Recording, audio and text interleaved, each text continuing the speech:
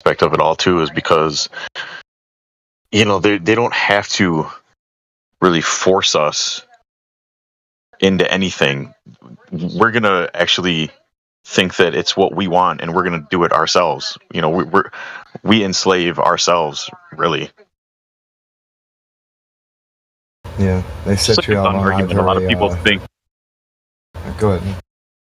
I was just gonna say I think about the gun thing, and people think, oh, the government's gonna come and take everyone's guns. I don't think that's true. I think that they'll come to a point where people will give up their guns freely. Yeah, I would say no, they're not, because people freely give them away, and then the few that resist will just be treated like some kind of danger. And then the rest of the they did the population same just thing. whatever, they'll go along.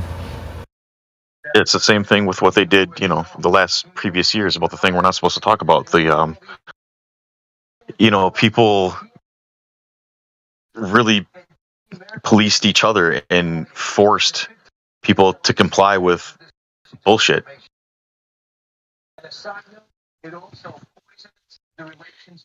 If you didn't put something on your face, you couldn't go here. We couldn't go there.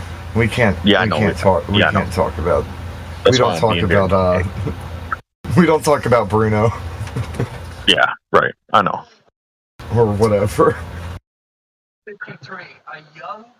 I think that was a song on some movie. I was trying to think of a different example to use that, but I know that's so hard. That's such a good one, but we can't. Isn't that crazy? We can't talk about something. We're supposed to live in a free country, free ideas and free thinking and free speech. I guess that's a lie too, huh? It always was.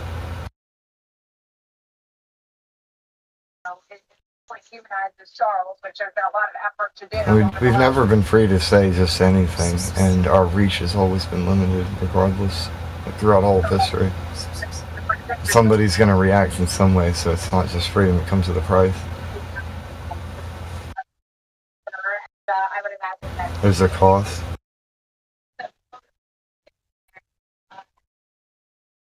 Sometimes if you want to be heard, you got to say it louder than everybody else, and you have to figure out a way to do that.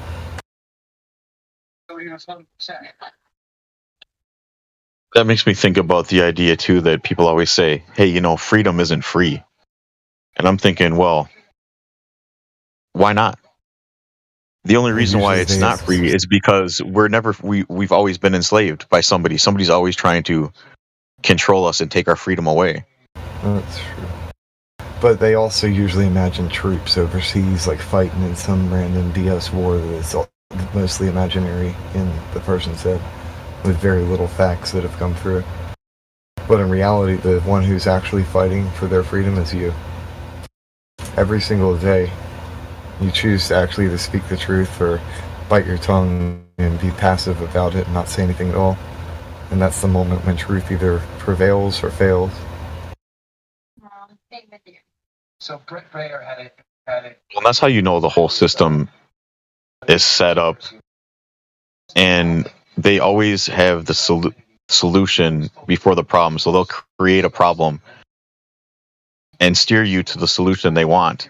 Like 9/11, for instance, they wanted to pass, all this stuff to constrict our freedoms, and they used somehow, Afghanistan and all these other countries to invade and go in there and do God knows what for God knows what reason, and tell us it's somehow protecting us. But yet it was our own government that passed the legislation and everything to take our freedoms away. So, people in Afghanistan didn't do that. They have nothing to do with that at all. So how is sending troops over there have anything to do with here?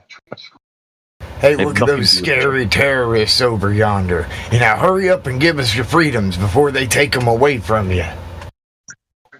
Yeah, it makes no sense at all. That's pretty much how it went down, though. Oh, damn. And right about that time, there was no child left behind. For the rest of their lives, same thing that I tell players on the football field. Yeah, financial independence is very important. My Oh, you hot mic in a bit through the background, man. It's a TV. Yeah. Chose the military.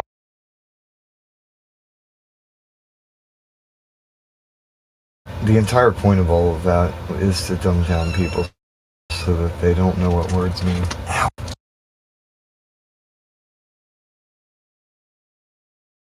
Really great.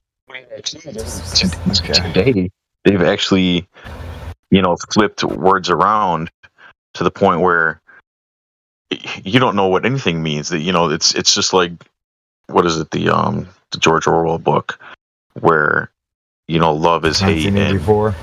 yeah, it's everything's upside down and backwards with language and words. Yeah, they've completely inverted the system.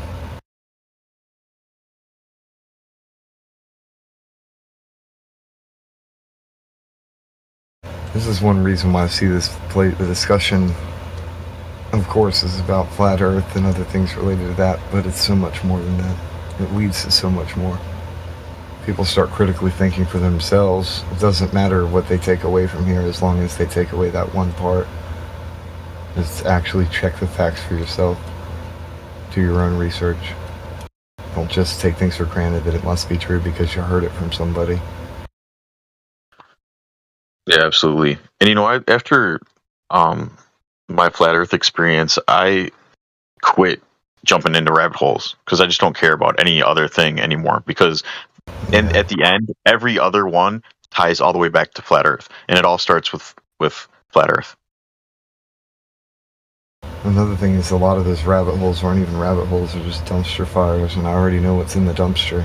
Why am I going to look in the dumpster to see trash that's on fire? Yeah. It smells horrible. But no, I'm good. Absolutely, yeah, absolutely. That's a good point. And it's got all the skeletons of everybody's closets are in there too. No, I'm good.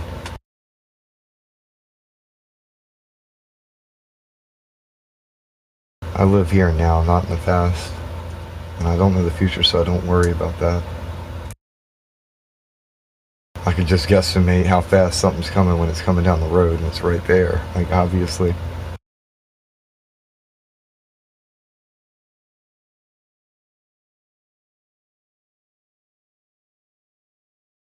I've noticed that most people, that's what they do. They either live in the past or they live in the future, and they refuse to exist here and now, right now, in this moment. And because of that, they're terror. The real terrorist is the propaganda that people absorb. It lives in their head rent-free. They sit there in fear of everything and do nothing at all. Just mindlessly obeying, thinking that that's what they must do because they're supposed to. Yeah, it's the prison of the mind. Yeah. If say somebody can get you enslaved up there, they've already got you. They don't have to put you behind bars or invest in any of that kind of thing. They already know that you're just going to do exactly what you're expected to do. And every government does that with their paper-thin laws.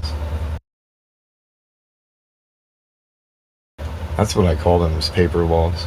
The true laws are the laws of nature, the laws of this reality, like laws of physics type stuff.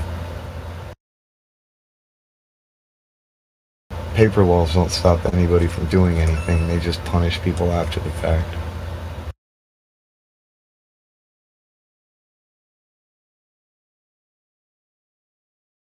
Yeah, it doesn't matter how many laws you pass. It's not going to stop anybody from just doing whatever they want to do at any given point in time. It doesn't work that way.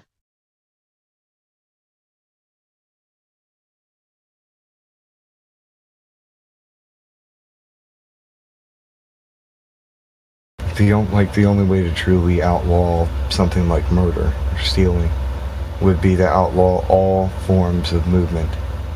Nobody's allowed to move or do any form of motion at all, just in case. That way nobody will die, nobody gets anything stolen from them. Nobody's allowed to go anywhere. Just stay right there. Don't move at all. Freeze tag. Freeze.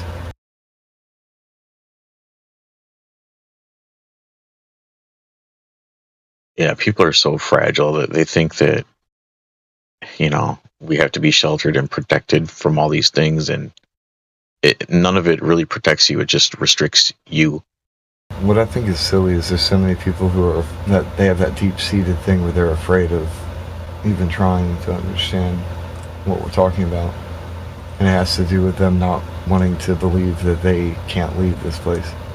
They don't want that claustrophobia. It's like this cosmic claustrophobia will set in on them, and yet most of them will never leave their hometown or their house. Most of them won't leave their own state or respective country. Yeah, that's very true. They're going to stay home and complain about how much home sucks while they imagine Spaceballs.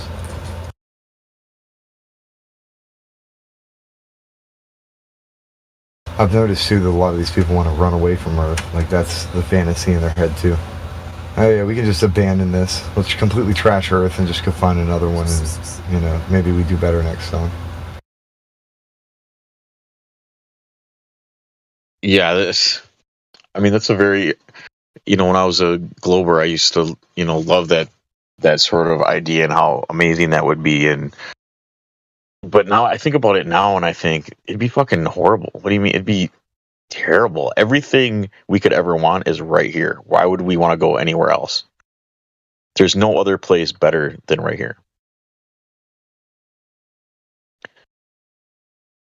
And just, it's from all those, shows and movies, it seems so great. And they go on these amazing adventures and see all these faraway places. And it's just a fantasy, unfortunately. People get so invested in it and wrapped up in it. Yeah. And they're told. I was just gonna say they're admitting that they haven't even been to outer space now.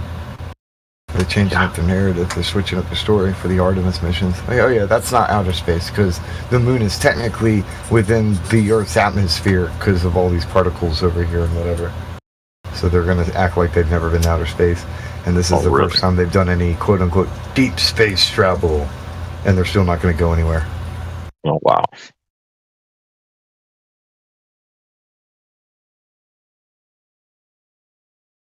I've heard so many people come in randomly and ask that question. Like, well, what if they do this?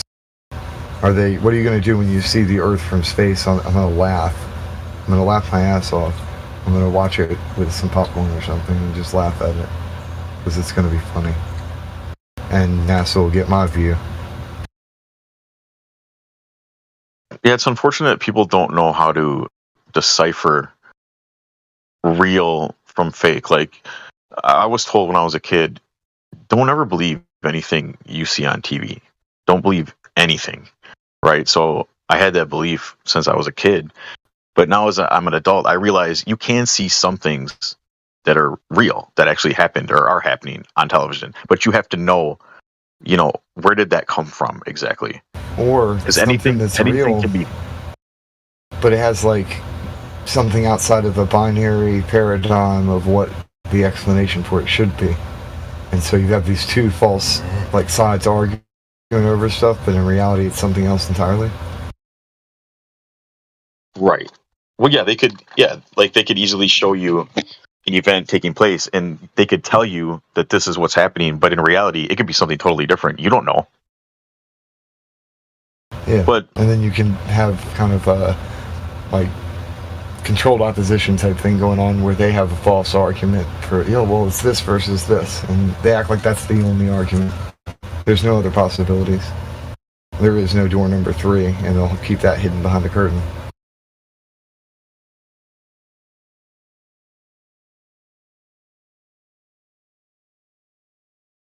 And then you end up with the left versus right paradigm and people actually investing all their faith into that sort of thing. And there's other options.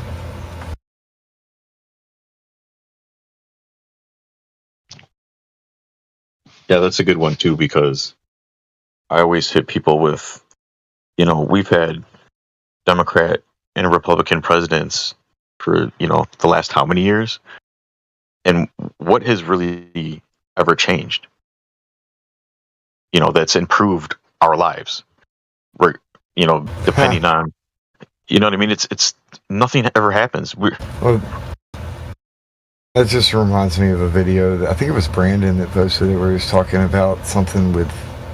It started off with people cross-dressing or whatever, or wearing, but then he started talking about the wig party because they wore wigs or something. What? Okay, but never mind. Well, the whole idea of it was politics just something. anyways, that's all a dog and pony show too. Yeah, it's a show.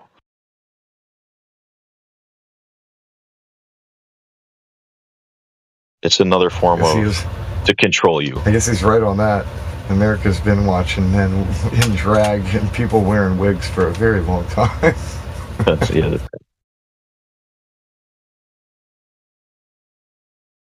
But the world stage is the show, though.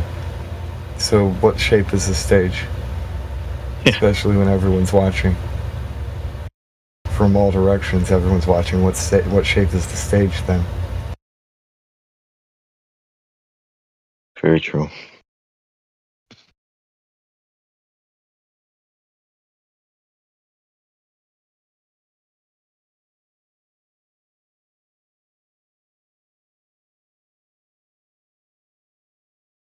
It's funny too when they try and make up the Pizza Planet narrative. That's one of the most common ones.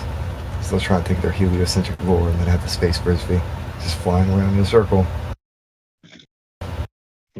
That would actually be hilarious. I hope that some Globey does that one day. Just make an animation of your fake, like, Zeus-looking cartoon god, and he takes the space frisbee Pizza Planet disc, and he throws it like a frisbee, and then it starts orbiting around your sun god. That would actually be kind of funny.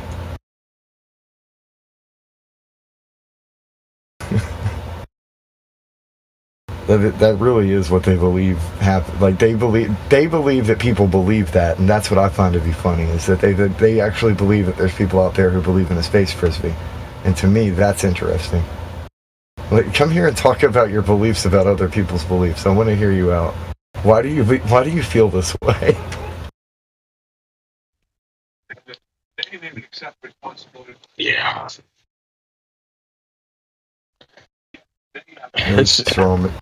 The straw men are unlimited. They have unlimited straw men.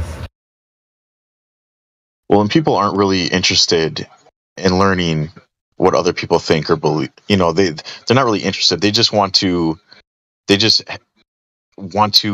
win whatever argument they want to start. They were told this, they believe this. They don't care about actually seeing it from your point of view, hearing what you have to say. Like, a lot of people that we talk to in here, they're not listening to the answers we give when they ask us questions. They're just waiting to spit out the next question. Yeah, they're listening just so that they can respond, and they're not trying to truly understand what the person they're not trying to communicate. They just want to respond. They want to verbally retaliate. Yeah, and somebody sees that picture of the pizza and thinks, "Oh, that's what all flat earthers believe." Yeah, and the funny thing is, it's kind of a cruel joke to even tell somebody that and then send them over to one of these legitimate places, like here specifically, and have them interact with folks here. That's pretty mean. That's mean to do to one of your friends. Anybody who does that to you and sent you here, that's mean. They sent you here ill-prepared. That's not your friend. They did a good thing, but that's not your friend. They sent you here ill-prepared. Anybody might hear this. Just do some research on your own. I've seen that happen is all. Oh, well, my friend said, let's go. Okay. This is going to be fun. Well, and you know what bugs me too is you can actually have a conversation with somebody that is very knowledgeable about the fact that government agencies lie to us. You could have a 9/11 truther, but they won't listen to Flat Earth. They will not hear you, and I don't understand why would you believe? They would never lie about that. I know why. Why would they lie about everything? Why wouldn't this be a lie also? It's why would you believe anything NASA says when it's the same, it's the same branch from the same tree. Or I should say it's a different branch from the same tree. That's what I meant to say.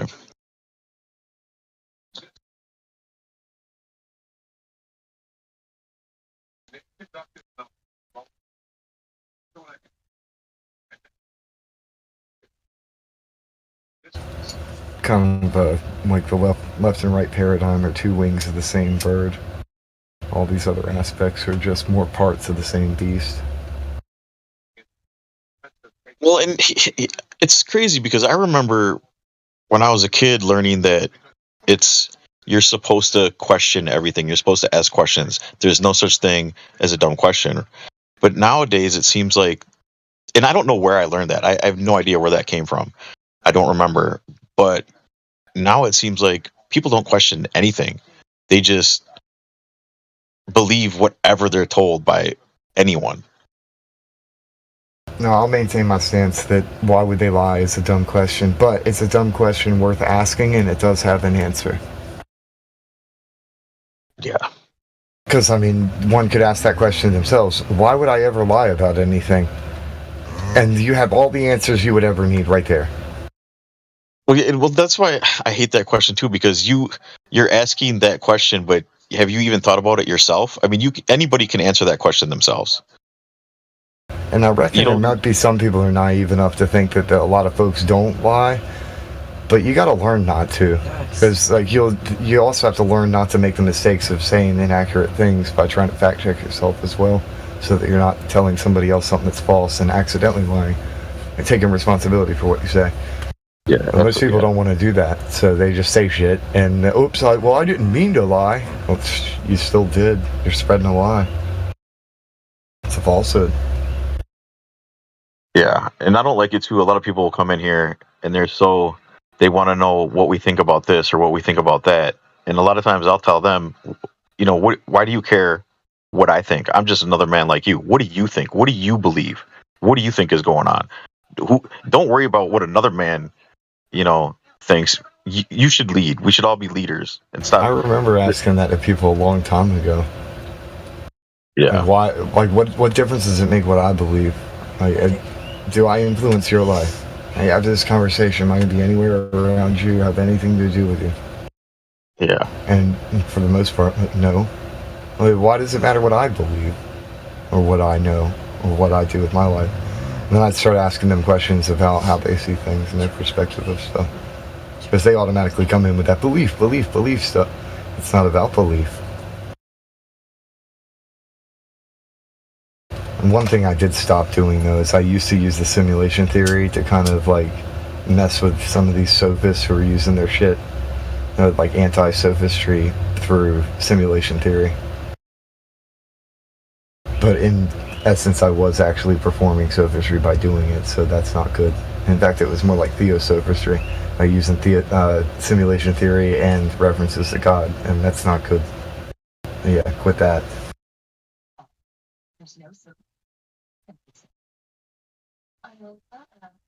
It's best just to stick with the truth. Because people ask you the question, like, well, what if we're a brain in the jar? Or what if this is a simulation? Or blah, blah, blah, blah, blah. Okay, well, you can just make up whatever the hell you want to now. Well, yeah, and if you're going to ask questions like that, then, what are you here for anyways? It pretty much nothing matters then, right? This is what they're saying. It's so silly. Yeah, it's intellectual nihilism.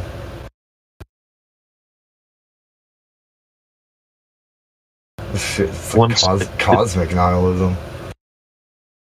It's an easy way to skirt around things too and not actually really think about whatever topic you're discussing. It's an easy way out.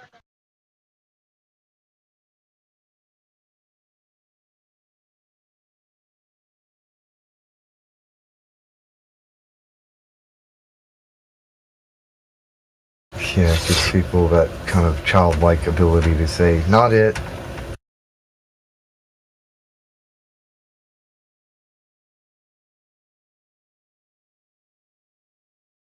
And then run away from responsibility.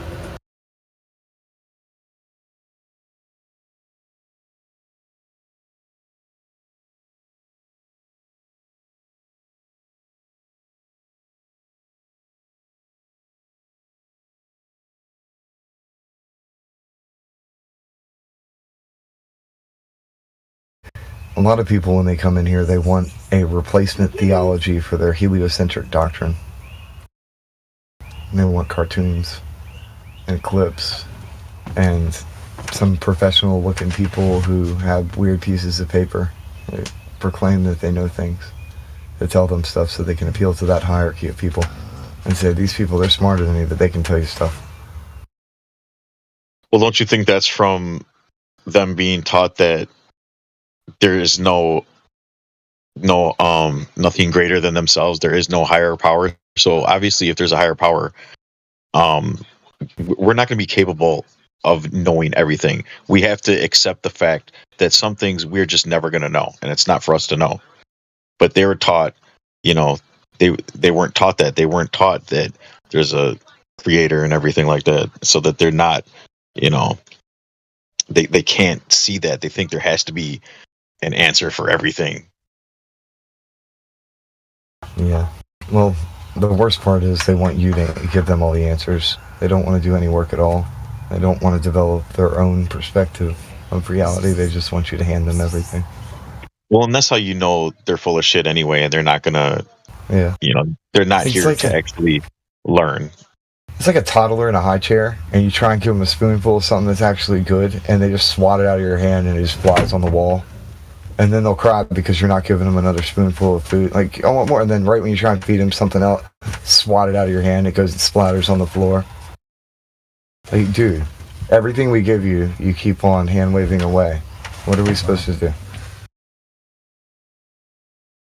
Yeah, that's really aggravating when you get people in here like that.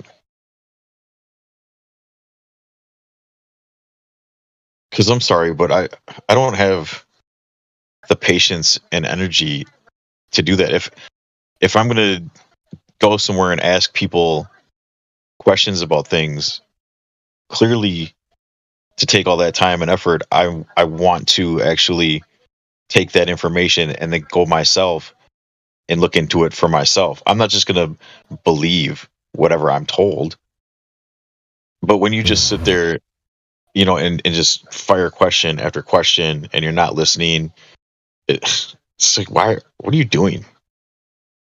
Yeah, it's like somebody handed them a sheet of paper with a whole bunch of different questions on it, and they just go down, well, this, and this, because they think that all of them are gotcha moments for flat earthers, and none of them work. Yeah, and it's just so silly. How do you have time for that? Like, and then you don't care. It's the same script from like freaking 2015, 2016, and it's just running off the same exact stuff. Dude, y'all need to upgrade your script. You need to update your shit.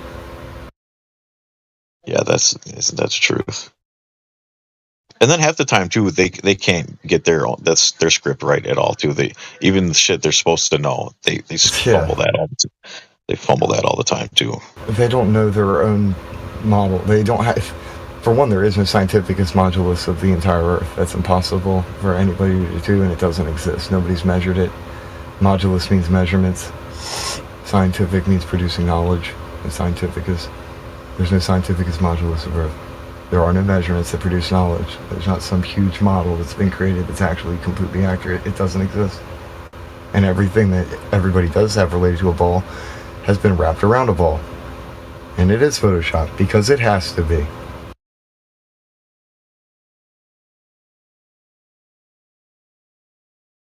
Yeah, and everything they've never actually, verified any of that themselves. They're just told it so they believe it, because this is what a professor told them, and he's a professor, so it must be the truth, right? So why would he lie? Yeah, especially if he declared it publicly. And so, I don't have to actually look into these things he taught me myself. I don't need to do that. I just need to, learn what he told me and regurgitate it without actually ever really looking at it. That word's funny to me because the root word of that is profess. So professor basically just means to declare publicly. Oh wow, you said something in public. Great job, professor.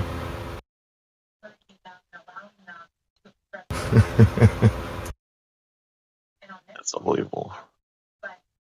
It's funny though. There's an interesting crossover between the word professor and the word prophet, too. How's that? A prophet's a before speaker. And you're either talking about somebody who speaks about things before they happen, or somebody who speaks before people, or declares things publicly. Wow.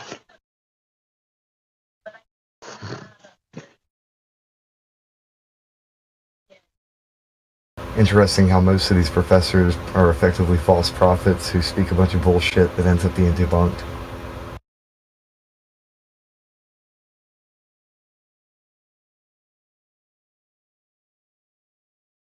And these they're like in the cult of scientism, and they openly proclaim that they are not in a cult, and they don't believe in any form of religion or anything like that. And like, yeah, there may be a god, whatever, but I don't. You are literally in a religion. You're literally engaging in worship. You're literally praising propaganda. Quite literally. Yeah, absolutely. It's just funny. And then they want to come in here and act like flat earthers are in a cult. Where's the cult leader at? And show me, like, anywhere in time where there's been a cult that encouraged people to think for themselves and don't just take the word of anyone and do your own research. Show me one cult that does that. I'll wait. Yeah, it's just trust me, trust us. Trust this information. Yeah. Most of the cult of scientism's shit, their sources, trust me, bro. You don't need to verify it for yourself. We've already done it. It's unfalsifiable shit, too, that you can't even verify. So, again, they'll just be like, trust me, bro. We go to big brain truth over here, trust me. Nope, don't look over there, that's misinformation. We're gonna have to label that. Well, and that just crushes them too, because you get these guys in here that think they're so superior because they have these big college degrees and they're so smart. And when you crush that and you point it out to them that everything they learned is bullshit, that's a big pill to swallow. You want to know an excellent test, like a litmus test for some of these big brain people? And find out how much they know. See how they react if you call them a sophist. They'll do one of two things. They'll either spiral or they'll try and correct their behavior in order to prove to you that they're not one. So silly. I've seen this in real time. It's funny. It's awesome. It was with a conversation with a doctor, and I was getting pissed at some of the shit he was saying because he wasn't getting to the point about stuff, and he was like, some of the shit he was saying was fallacious reasoning. I've been hanging out here too much, so I called him a fucking sophist. I called him a freaking sophist, and he shifted gears real fast. Like, nope. And so he had to he was changing up, backpedaling a little bit, and trying to encourage people to vote so that they can change the system so that his hands won't be tied. And so, he just got real about things. Like, hey, they kind of limit us with stuff, so go vote or whatever. Hey, he believes in voting, that's cool, whatever. You gotta put your faith in something. But it was just interesting to watch him shift gears, like the mental thing. I actually have respect for that, though, because he backtracked off the bullshit, and so that's cool. He didn't double down on it. So Nice. just calling somebody a sophist in person or over the phone or something in the real world, and not just on Discord, where a lot of people are just pretending to be whatever the hell they are. Like a lot of these pretender clowns that come in here and they're just trying to they know damn well that they're just trying to talk shit about a meme. A lot of them, they do. Because they know that that's not because they've already been told that we were talking about something completely different, and they'll still keep on doing it because they think it's funny to say the same thing to a different flat earther. So they're just regurgitating the same bullshit. They're trying to push, like a little brother pushing buttons. I had a conversation once with a guy in a bar that was college educated, and I didn't go to college. I went into trades after high school. And I was talking to him, and I told him, man, sometimes I wish I would have went to college, And And he was like, no. He said, you did the right thing. Trust me. He said, all college does is teach you how to lie. He said, basically, that's all I learned. Damn. Because everything that, they don't really learn anything. They learn lies and then learn how to, I tell got those something to lies. kind of yes and what you just said. So my last year of high school was actually the last month before graduation. I decided that I wanted to go into the guidance counselor's office because I'd already kind of befriended him a bit. And I wanted to ask him what the difference between a high school diploma and a GED is. And he said that there wasn't a difference. The only reason why they don't, and I was like, well, I think I asked him why don't they tell people that or something, but he might have just said it on his own. And he basically said that people would drop out of high school and it would interfere with their funding and stuff. And they want students to be in the high school so they don't tell them that they can just go get their GED. If you practice in middle school to get your GED, you can bypass high school and do whatever you want to. You've already got your diploma. Absolutely. Yeah, because why would you sit there for 4 years if you can just pass a series of tests? And I'm just saying, and this is like, anybody can look this up and fact check me, but it is what it is. You can bypass that system and go ahead and either have like 4 years to work on you or go ahead and do some college stuff. They do have internet courses now. I'm just saying, if somebody's going to go to college, may as well do it earlier than that instead of sitting through some dumbass shit, having to deal with crap. Just learn stuff. At the time when that guy told me that too, I didn't really understand what he meant. I really didn't. But now I think about that, and now I get it. Like, it totally makes sense when you see all these people that get all these degrees and then they get out and there's no job. Yeah. Everything they did was for nothing. So now they have to put on a happy face and act like everything they did was worth it. Yeah, and they still have to then lie to themselves and lie to other people that it was, actually meaningful. There are some degrees that are truly meaningful, though. Like, there's a reason for them. Sure, yeah. There's so many other ones that are just trash. Like, nobody needs that. Nothing is ever, all,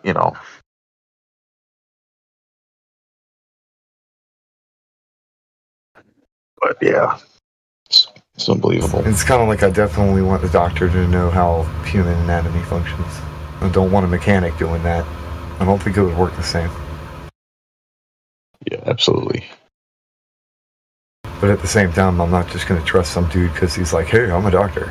Okay, but can we have a conversation about who you are as a person and what persona you're portraying? Yeah, I mean, what people do, what surgeons are able to do is astounding. It's amazing. It's awesome. And they do save lives. It's cool. I don't like the ego that some of them get because it's kind of like the pilot syndrome type thing where a good pilot will end up getting a big ego because I fly planes and blah, blah, blah.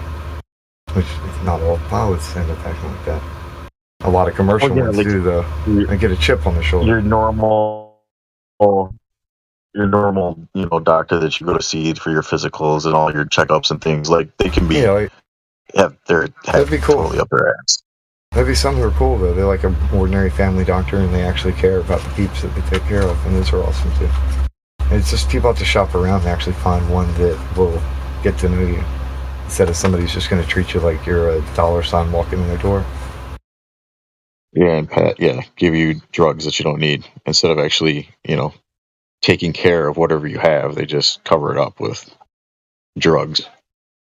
That's the bad part is, like, there's good and bad in all that, too, because some of these medicines are really good, and then some of them are just something that's being pushed by some lobbyists. Like, check out our brand new version of this. You had to make a new version because the other version sucked and it hurt people, and then you change one little tiny part and you re-release the same shit. And then you got other stuff that's tried and true, and it's been around for so long, and we know that stuff works. We know where it comes from and how it works and why. There's good and bad in all of it. Yeah, absolutely. And people, that's a good point too. People just think, well, he's a doctor, so he knows more than I do. He knows better than I do. But a lot of times that's not true. Like my dentist, for instance, every time I go in there, he's constantly trying to push like these fluoride treatments and stuff on me. And I just laugh and think, You actually believe that that's beneficial? You want me to put Look at this it like poison this. in my mouth? Say you go to a mechanic, right? And you're looking at it like that, like your body is what you're taking to the mechanic. This is a dental mechanic. So he's trying to upsell you for all the different shit that they've got. They want you to buy the expensive oil and get the really good, like, windshield washer fluid and all this other stuff. We'll wax your car for you too. They want to take care of all that stuff for you and do the upsell package for everything else, and then it gets charged on your insurance or whatever.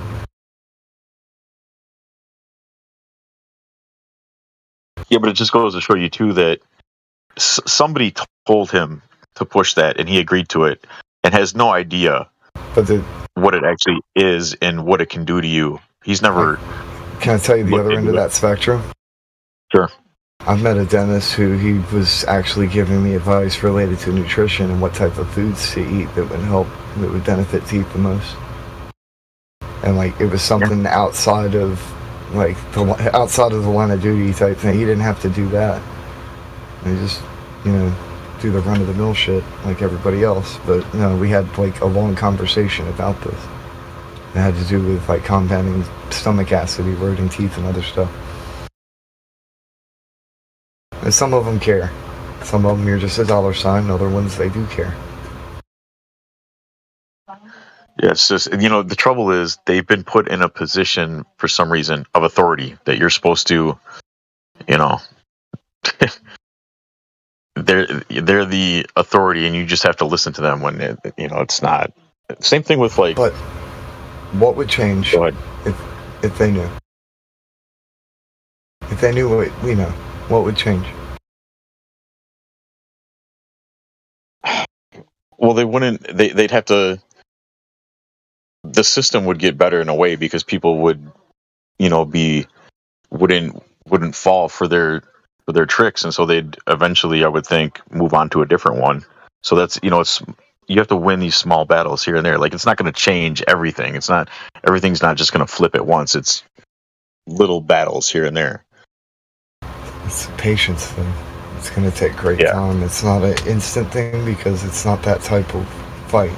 Like the violent take things by force, and we're not violent. So that involves slow and steady patience, having hope and faith, with spreading the truth, and then carrying on. It takes a long time to do it that way, but it's the right way to do it.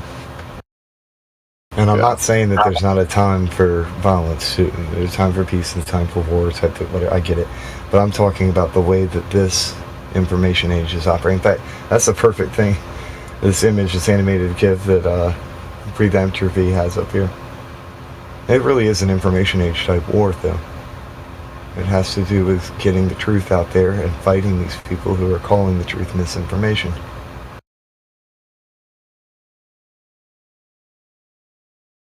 And that fight's not a physical one. It's not about hurting anybody or anything like that. This isn't that type of war.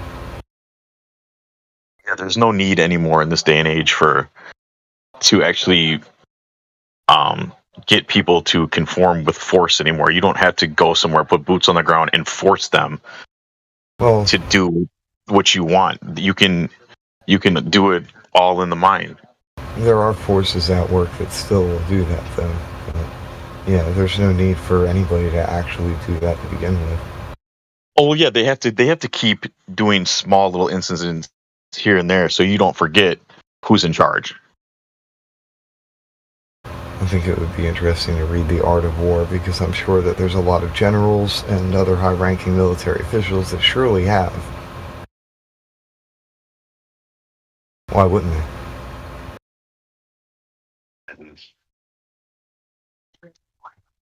And that's not to have any fear or anything. It's more like so that when things happen, one understands what is occurring instead of being terrified by the news.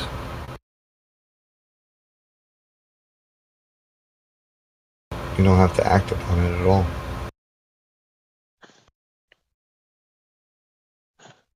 Well, yeah, it goes back to the whole fear thing. You can't let them control you with fear. Fear is negative faith as far as I'm concerned. And faith works both ways. So when you invest negative faith into things, negative things are going to happen because that's the direction people are headed. And positive faith, though, can outweigh negative faith, even when it's kind of like an underdog situation. But it just depends.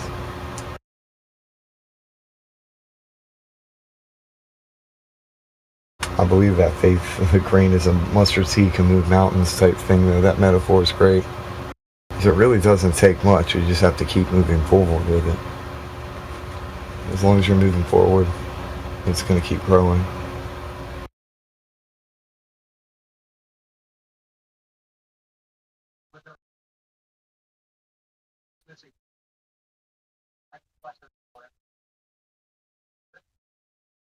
A lot of people come in here, they have a really arrogant, air about them. And they'll come and attack us, acting as though, oh, the flat earth is already over, this discussion's already over, it's dead, blah, blah, blah. And yet the population of actual flat earthers on Earth was growing. Just Discord's a very poor example of the actual true numbers. But people will come up here or go on YouTube and they'll think that this is a proper representation of what's happening. With all the censorship, how could you know? Yeah, it definitely seems like the scales are tipping a bit. There's a tipping point, and it's much lower than one might expect, but once it happens, that's it. That's what we've been waiting for. Unfortunately, though, I don't believe that even if we did reach that point, I think they already have a plan in place Probably. to make it be a non-event anyway.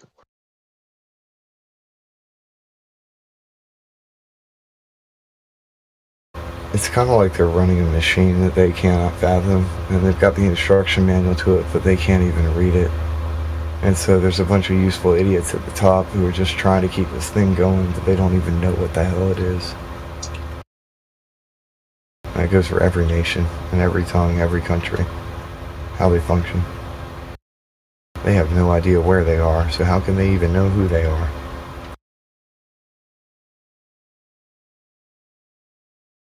It gets back to what you were saying before, like we were talking about the diminishing the value of people. And I think they're on this little insignificant space ball that's a happy accident of a giant big boom. Oh no, universe go big boom boom, make things accidentally, oops, me happy, me exist. Because universe big bang boom.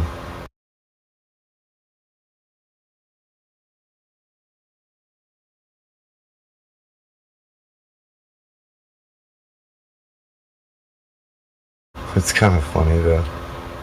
Most people, they'll get offended by color, shapes, and sounds. Color, shapes, and sounds piss them off.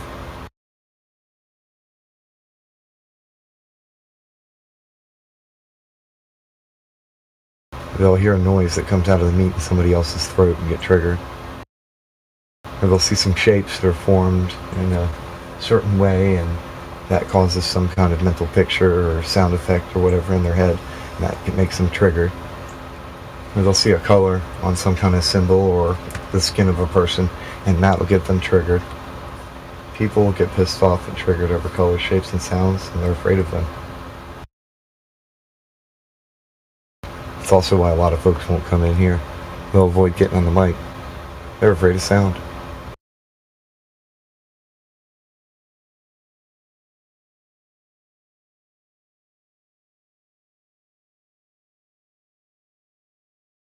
And one is operating in their feelings, though. I guess it tends to be that way.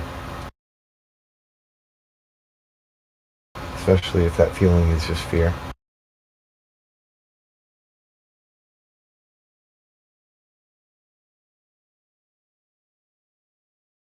I think a lot of these folks are projecting too, so they assume certain things are going to happen, and so they just never even come in here, instead of just trying. they've already been told a lot of, like, somebody get muted after being an ass, and then they'll go back to their friends and be like, they were mean to me. Like, dude, calm down. It was a mute. You weren't even banned. Just calm down. They love pulling that victim card out. Yeah, I don't even understand what moderation is. No, not at all.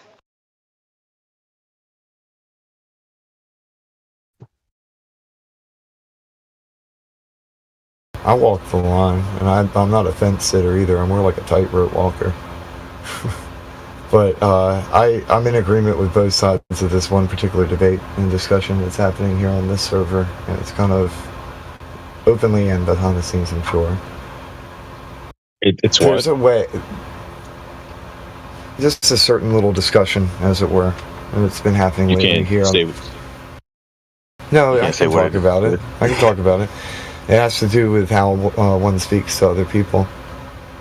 And there has to be a multifaceted perspective taken with this. It can't just be from the perspective of an individual, especially when it's involving both men and women, and then people of all ages and backgrounds and stuff. But there's certain people that you have to deal with them in a very rough fashion because their ego is going to get in the way.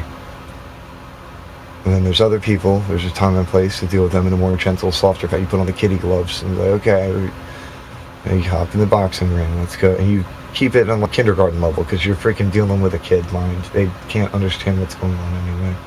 But then these other people, they come in with their sophistry, trying to surf around on their brains and shit. Those people, you can pull out the big boy boxing gloves on because they know what the hell they're doing. And they are causing confusion.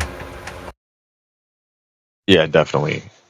The only thing I don't like is sometimes I think that a lot of people that have been here for a long time are very jaded because they were ridiculed for years, and now they want to take it out on somebody else. You know, and I don't like that. But some people do need to be.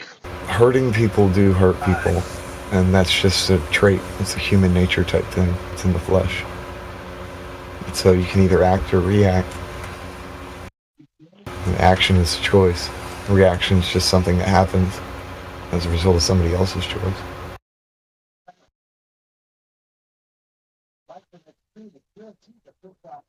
You don't have to make everything into a big deal either.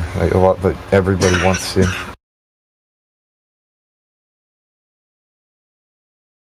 You notice a lot of them, they want to come in and fight, though. It's all about debating and arguing, and they think that winning is just making people get angry. Not proving a point, but just making somebody angry you've won. Well, yeah, and it seems like too everything gets lost then when that happens. It's no longer about actually what we're discussing. It's just about me winning. Yeah. It's and like that's another thing is there's a lot of dudes who've been like how can I put this without they were treated like broken women instead of like dudes, like boys and men. They're treated like, and so they're expected to behave in that fashion. And no. And so some of the rough conversation from the ordinary dudes who actually act like dudes, it hurts feelings. It's a little bit abrasive. Like, calm down there.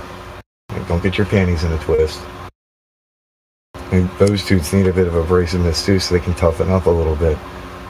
Peaceful times create really squishy men. And you need tough times for strong men, and we're heading for tough times. So some of these people that need to kind of get up, they've gotten really good at sitting. You know, that's one of the reasons why I'm so thankful that I learned about the truth of where we are and everything in the flat Earth, because it really, in doing that and learning all that, I was able to completely shed my ego and understand that it's okay to not know something. It's okay to be wrong about something. You know, it's perfectly fine. I don't have to get angry or upset or, you know, lash out at people. It's perfectly normal. It's fine. I don't get hurt over it. Yeah. Oh, I've tempered when in the my past I anger, would. because I've recognized Yeah. that it's not something that I should be ashamed of or try and remove for myself, but rather control, temper, and turn into something very specific. So I'll use it to defend people with, and defend myself with as needed, but really I don't really defend myself often. I'll be the first to jump in to defend other people though when shit starts happening. Like, hell no. I'm not gonna let you treat my friends like that. But when somebody comes in with this like weird mind virus sophistry where their brains are just wonky as hell, no, you're not about to start poisoning the well here like that. And then this righteous anger will come in. That's when I'll start saying some shit, or I'll start saying I'm gonna keep myself muted. Because that's me controlling my tongue. I gotta keep myself muted, or I'm just gonna, no. I might say something that I can't unsay. And it's not about being wrong, it's about, like, hurting people, like, cutting them on the next level. Or interfering with what the bros are doing. If they're already talking, I say something, I'll F up what they're saying. I gotta shut up. That's Yeah, I've been in here a few times when somebody will come in here and try to have a conversation, and people will, ridicule whatever they're saying and try to make fun of them or whatever. And I don't like that either. And I'll lash out at that person and say, something to the effect of, what are you doing? It's okay to be wrong. It's okay. It's if as long as you're learning, anyways. Yeah. That's the thing is, there's a lot of folks who will come in here, and their first instant thing is to say all flat earthers are stupid. Yeah. So, okay, well, we've seen what you posted in the lobby there, bucko. Would you like to talk in the VC? Then they come in here and start spiraling instantly. Like, we're trying to calm them down, and then they just make themselves look stupid. And it went, dude, you're looking pretty dumb right now. No, and they flip out because they don't want you to think that they're dumb, I guess. But if flat earthers are stupid, why would you care what flat earthers think about you? Yeah, I would never ever think, oh, I should go to a Globalist server and go in there and say, hey, all you guys are stupid. I mean, yeah, I would never do that. That's the thing is, stupid. You know how they say you can't fix stupid? I don't believe that. If you look up the actual etymology of the word stupefied, it basically means that you're struck so hard that you've been rendered senseless. Kind of like a bird smacking into a window. There's hope. You give them time, they'll fly off again. And you can fix stupid, but it takes time. Time and patience. And if you give up, I guess you can't fix stupid. You have to be willing to change and fix it. The one who's been stupefied has to be willing to change. None of us can fix that. It's how it works. They have to be the one who wants to change.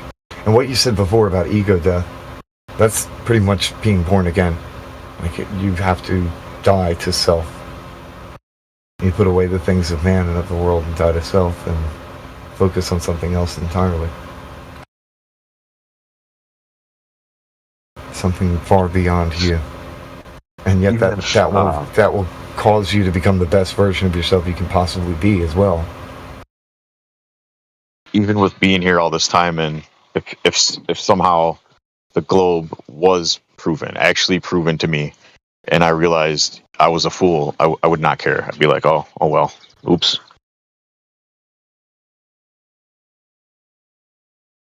It's not going to shatter my life.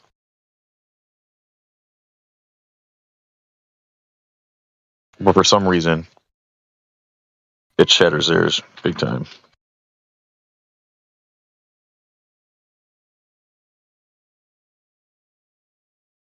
I don't understand why they care.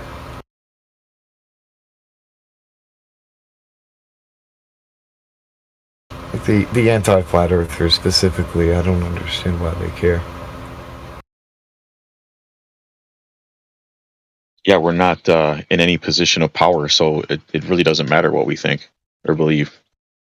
Well, by their own proclamations, what they claim, based off of their own claims. We're not even out there really forcing it on anyone. We're just here. If you want to come talk, you're more than welcome. Well, you could say that I'm kind of forcing my beliefs on anybody who can see me if I put something on my shirt, and they have no choice but to see me when I walk past them. I guess they could look away and try not to read it, but if their brain reads what's there, then it's already happened. Too late.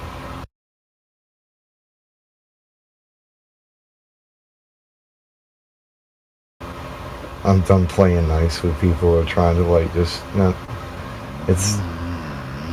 I don't really care what people think about me, especially if the people who are thinking some kind of imaginary strawman version of me don't even know how to think to begin with, let alone know the meaning of words that they use.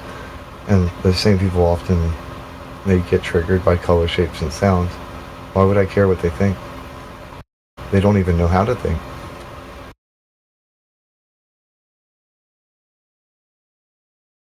Yeah, that is an interesting one too, because so many people are so obsessed with what other people think about them, and it's really pointless. Yeah, and not only that, none of them know what I've been through or how my life's been. They have no idea what's inside of my head, my experiences and perspective. So why would I care what they think? And when you meet people like that too, it kind of just gives you a leg up, and now who that person really is, because they're not really interested in knowing you. They've already made up their mind about you without even asking. And so that's not really a person really worth your time anyway. Yeah. They come walking in the room with their little pretend straw man version of you, and they try and set it on fire.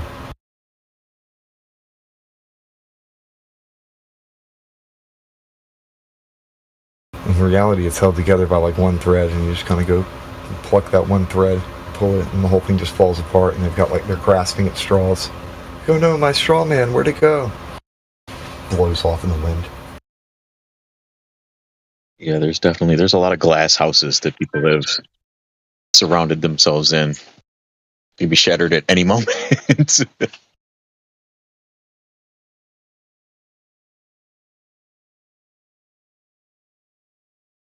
Yeah, and apparently now people are getting meteorite insurance.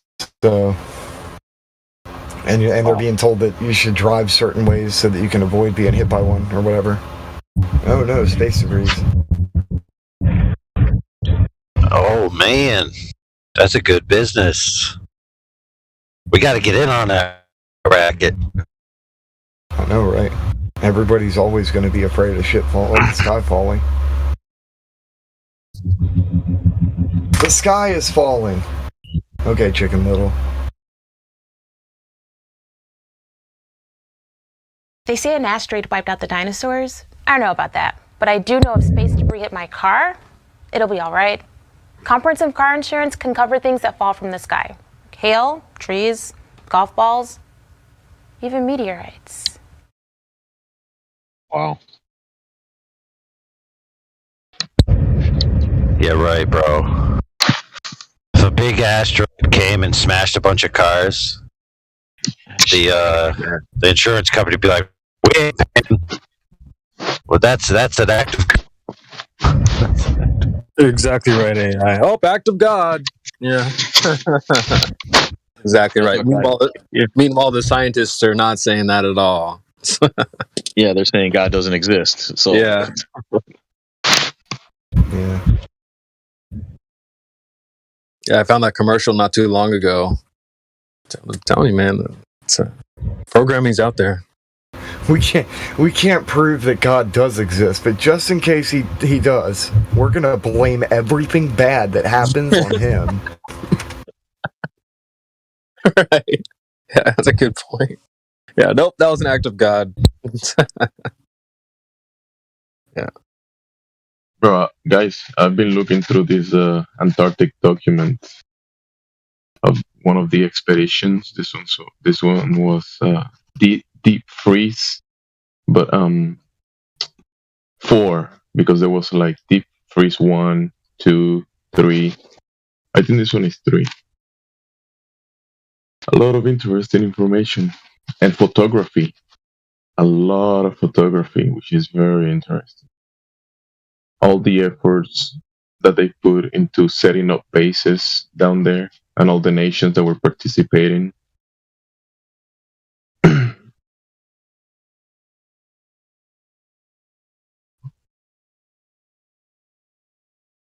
how many decades they put all the resources that they put. Found a lot of interesting descriptions. And one, look at this one.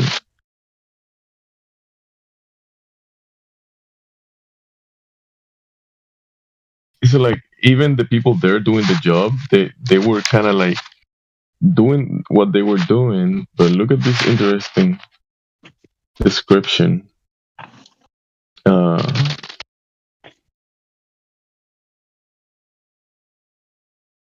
don't want to read the whole thing, but they after describing like, hey, if you are at the South Pole and you walk around the flag, one will change his watch. They're saying you're walking around the world, right? Because all the points are converging to the South Pole point. South Pole. But then they describe the pole is located on a great plateau more than 9,000 feet above sea level, probably surrounded by a rim of high mountains. Although it's peri-peri, peri-peri, what's that word? I gotta search that one. There's so many words that have to look for definitions in this document. Peri-peri is still largely unexplored, right? The nearest peaks are about 200 miles away, so one sees nothing but a flat plain of snow in all directions. Oh, that's interesting. Yeah, so you see the high peaks, but then between those peaks, you see hundreds of miles of flatness.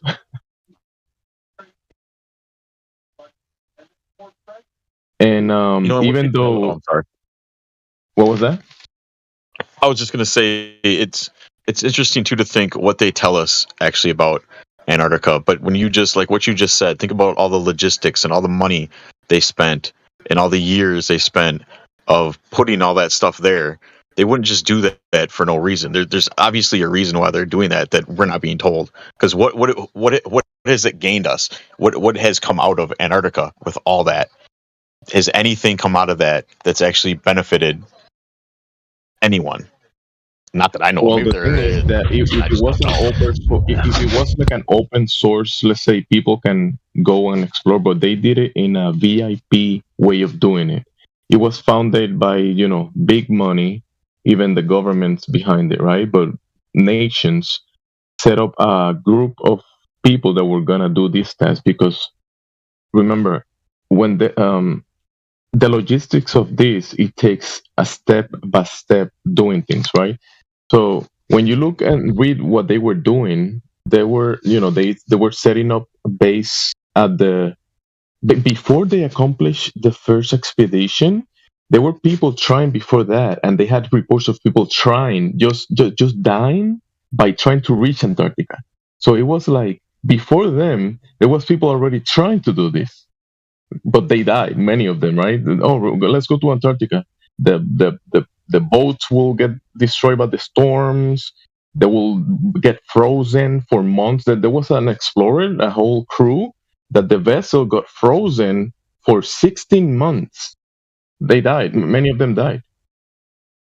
So you see, they had to get control, right? They had to get control of that area. I don't know. Yeah, control. Yeah, but the thing is, when you read through this, the vast area that they have to Operation Deep Freeze 3 took 2 years of planning, right? 2 years of planning, and then you see the vessel that they developed. They talk about the icebreaker that they developed. They developed one that will break through 15 to 20 feet of ice. They didn't have that before. They developed it just to go to Antarctica, right? To break through the ice easily and traverse, bring more stuff. Look at this description of the vessel. Look at this. Let me look because I took a screenshot. This people in the vessel. This guy talking about story. It's super interesting actually. Never heard a story like this, but just fine. Sorry guys, I've been reading through this document and there's a lot of interesting stuff actually. Oh, that is super interesting. It's telling too because there has to be something there that they know about in order to have to. Because why would they care if people were just trying to go there on their own and explore? There must be something. So look at this. Look at the effort. Look at this machinery that they develop, right? So, let me.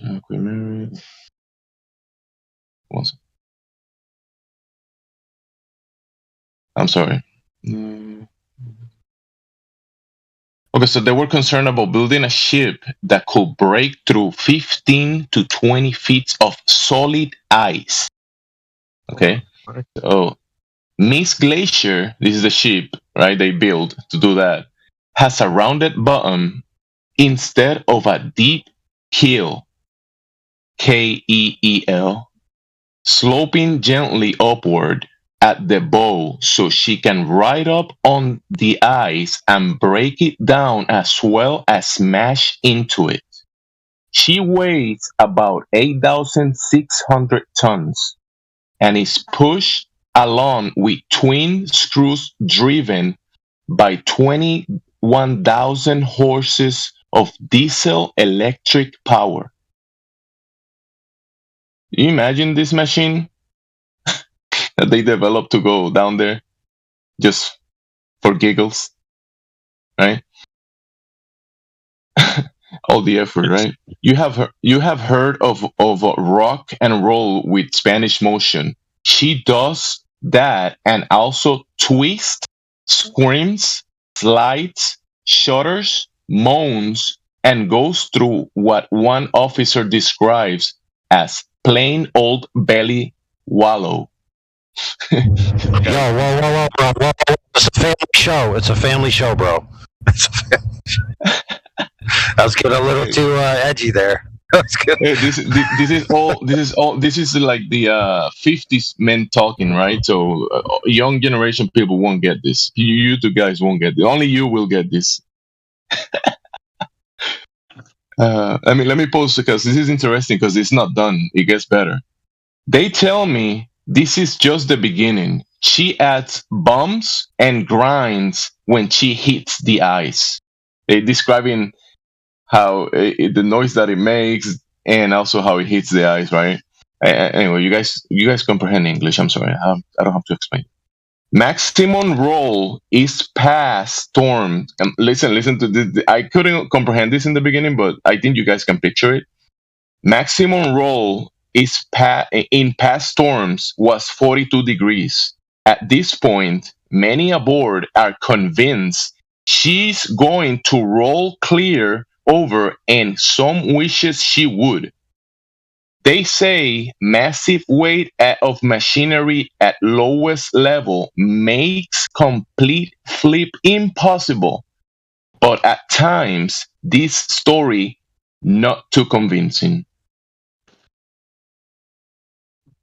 Talking about during the storms, the vessel flipping around left and right, 42 degrees is the maximum they measured. That the ship is going like about to flip on the water, the vessel, and some people in the vessel saying, "I wish it will flip." This is kind of cool. That sounds terrifying.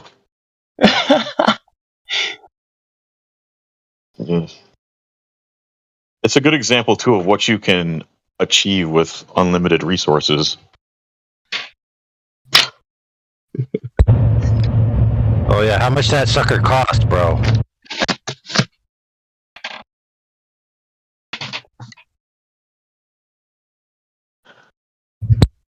Look at this instrument that they had at the they were recording the mountain range that is called, I forgot. This is let me read it again. This is 500 miles south of New Zealand. This is the southbound on the glacier. It's mountains, and they're using a device air ice. This is on an airplane, obviously.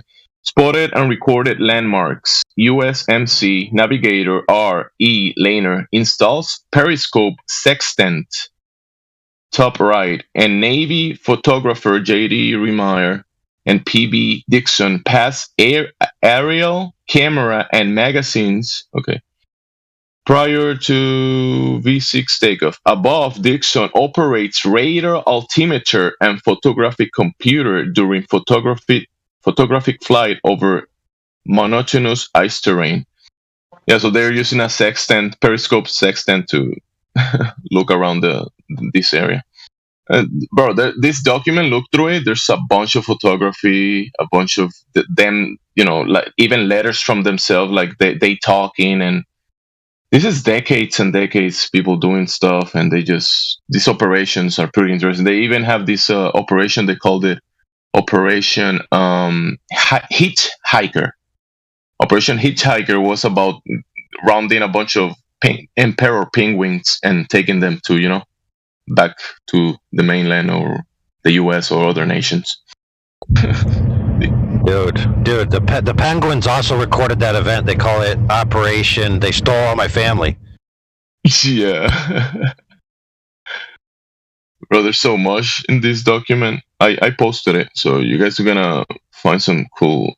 Oh, there was some lake. Oh, let me read it. Let me see if I find it. It's behind some of these ranges. They describe a lake, and it says that there's plant life in the description. Sounds good, Jesse. Sounds what? Sounds good, man. Cool story.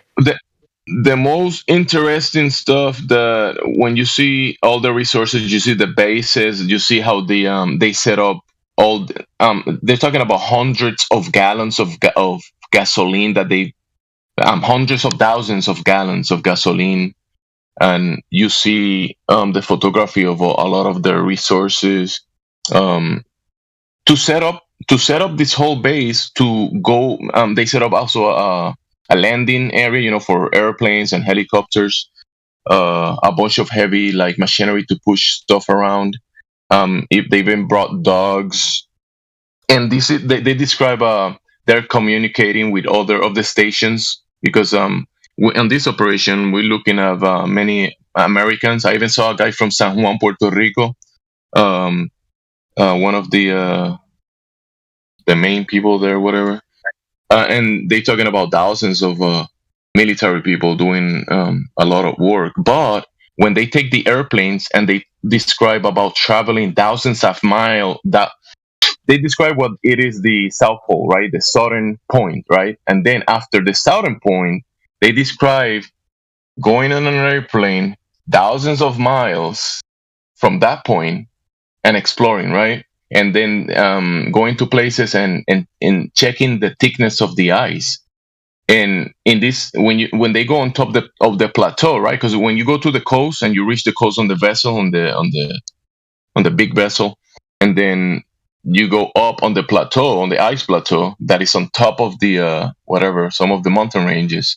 They say they drill like some areas there's like 1,000 feet of ice. Some other areas it goes to 9,000 feet, and the highest point of ice they say they drill is like 14,000 feet.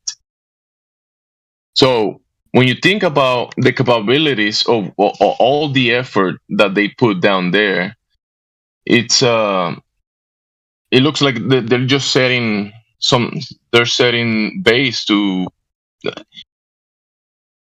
I imagine just to up to this is like 60 years ago. They doing all this. Imagine up to today. I mean, I imagine some of that ice, hundreds of thousands of miles of ice they're describing, and also valleys that are below sea level, and peaks that are so high up, 9,000 feet, 10,000 feet.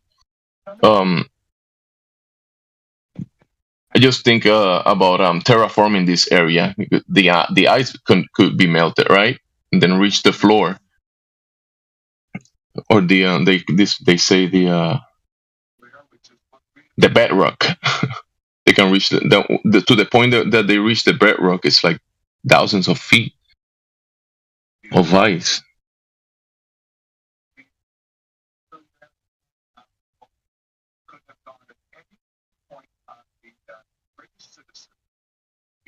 She bringing the penguins back. The photography about that too. But what would be the purpose of that, though? Why would that? I think that to this day, if you have a perimeter around a certain area, but I think man wants to explore, right? Back then, all these men that put all this time and bro, look at these people. They spend years, decades. I mean, what's the purpose of that? Men want to do things, right? They want to accomplish things. They want to put their names and the photograph, their family names in the books of history, accomplish things. I mean, but that's not what we're talking about, though, because those type of men, those explorers, are not who is in control down there. Yeah, they have money behind them. Yeah, they needed the money. They even speak about how much money they needed, and a lot of the effort that it was put, how many the approval. And how they have to, it's not a one-man operation. We're talking about many nations doing this. And we're just looking at the history of one group of people, the U.S., right? The U.S. government doing it, and they giving us what they gave us, this photography and this information. And the men over there doing the stuff. And when you look through it, you see a lot of logic behind it when you put the practical stuff, right? The airplanes, it makes sense. The sextants and the distances, they're just exploring around. In their minds, like I was trying to point out in the beginning, like they were saying, "Oh, if you walk around this point, you are converging all of the directions of the earth, right? That you're going around the earth in this circle, around this flag." And this guy talking about that, he's describing like he's in a globe and he believes this, right? And even though they're doing that stuff down there, in their minds, yeah, I'm in a globe doing all this work, right? I'm saying that is a mentality that you guys were talking about when I was listening of the Globers, that is even in the minds of explorers as well. Yeah, but the information of the information, everything that was, all the efforts, all the equipment that was taken down there, and all the decades that it was for something. And it's obviously that we're not being told exactly what it is, right? I mean, well, yeah, because it has to be, because it's been going on for what, 70 years now. So clearly there's still a reason to be there, and they discovered something that they've never told us, because all we're told is it's just this, ice. Well, if it's just ice, why are you still there? Ice can be melted. Don't forget they had like a bunch of world leaders go down there with the Pope and a bunch of weird religious figures to do something down there. I don't know. Yeah, could have been an excuse for them to like be romantically involved. Who knows? Your guess is as good as mine, huh, AI? That's right, brother. Think about all that effort over 70 years and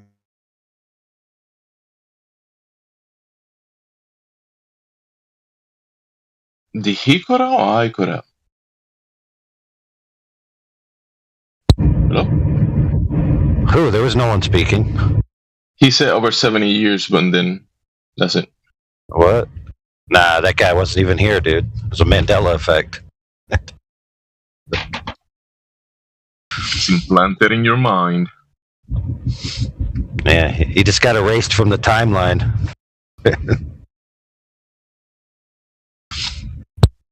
But there's value about the photography, and you see there is good information. It's just that, I mean,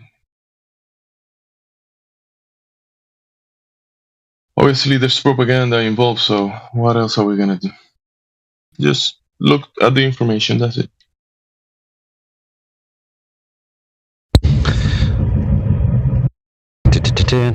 Look, it's also possible that it's a gray op, which means the entire adventure, they know there's really nothing to do. They're just creating this idea of a hidden agenda or secret that you then start to speculate on, and then later on they come out with this discovery, and then because of all of the the base that they set up, you just believe it.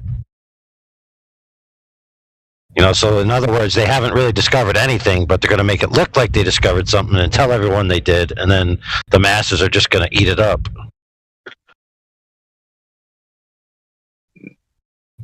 Haven't been able to focus describe the Mona ship.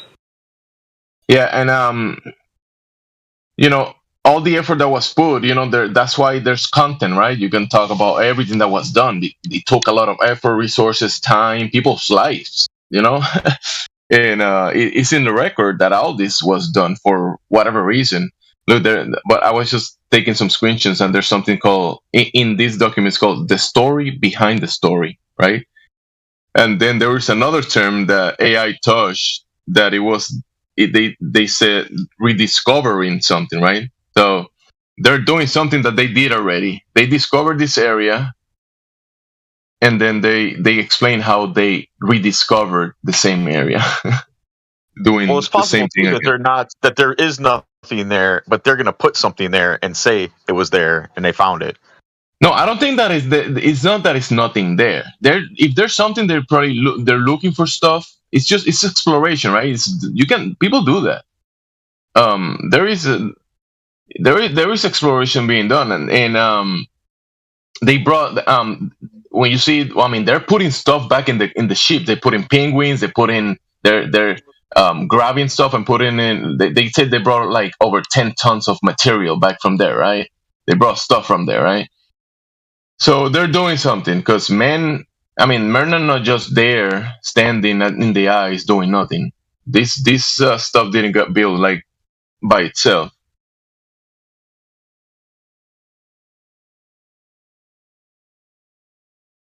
But it's for not. It hasn't helped us much, right? That's it. But the thing is, also like when you see all the time that they took, right? The time consumption of it. It took them decades and decades and decades to explore certain areas and to go back to the same area. It took them a long time, whatever, right? The expansion of the land. You see all the nations setting up bases and then communicating with faraway bases in the Antarctic area. It's like when you think about it logically in a map, the area when you go south, you can only get like there's more area expanding. So it's vast regions is probably empty as they're looking at, and it's all ice, all empty. That's what they tell us. That's it. That's all we got from it. Men went explore, and now they're doing scientific research there, and that's it. That was the whole effort. We got photography. Oh, they also explain whenever you pause the shore, that the shore area, they say it's very stormy. Like there's a lot of wind, cold temperatures, and everything. During the winter, it's mostly like that, and then during the summer, you see many photography of them on top of the ice, but just walking around like it's springtime. Is they're not wearing the full cover that you use during the winter. It's almost like it's in spring, and they explain.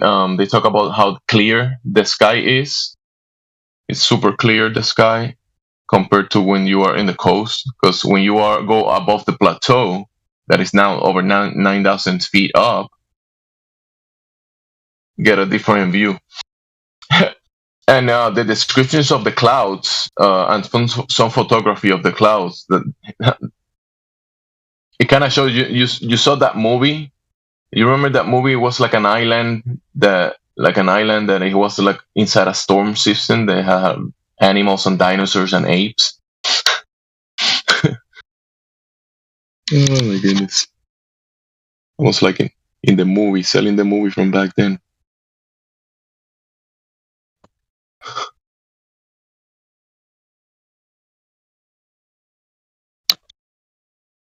See all the equipment, so many different airplanes, aircraft, helicopters. But you see, thousands of men. but that's what's made it quite hard to swallow.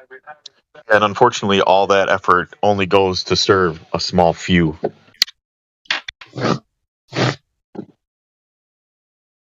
Oh, and I think this is one of the oldest record. Oh, that's like what they say it is in the document. It shows a time lapse.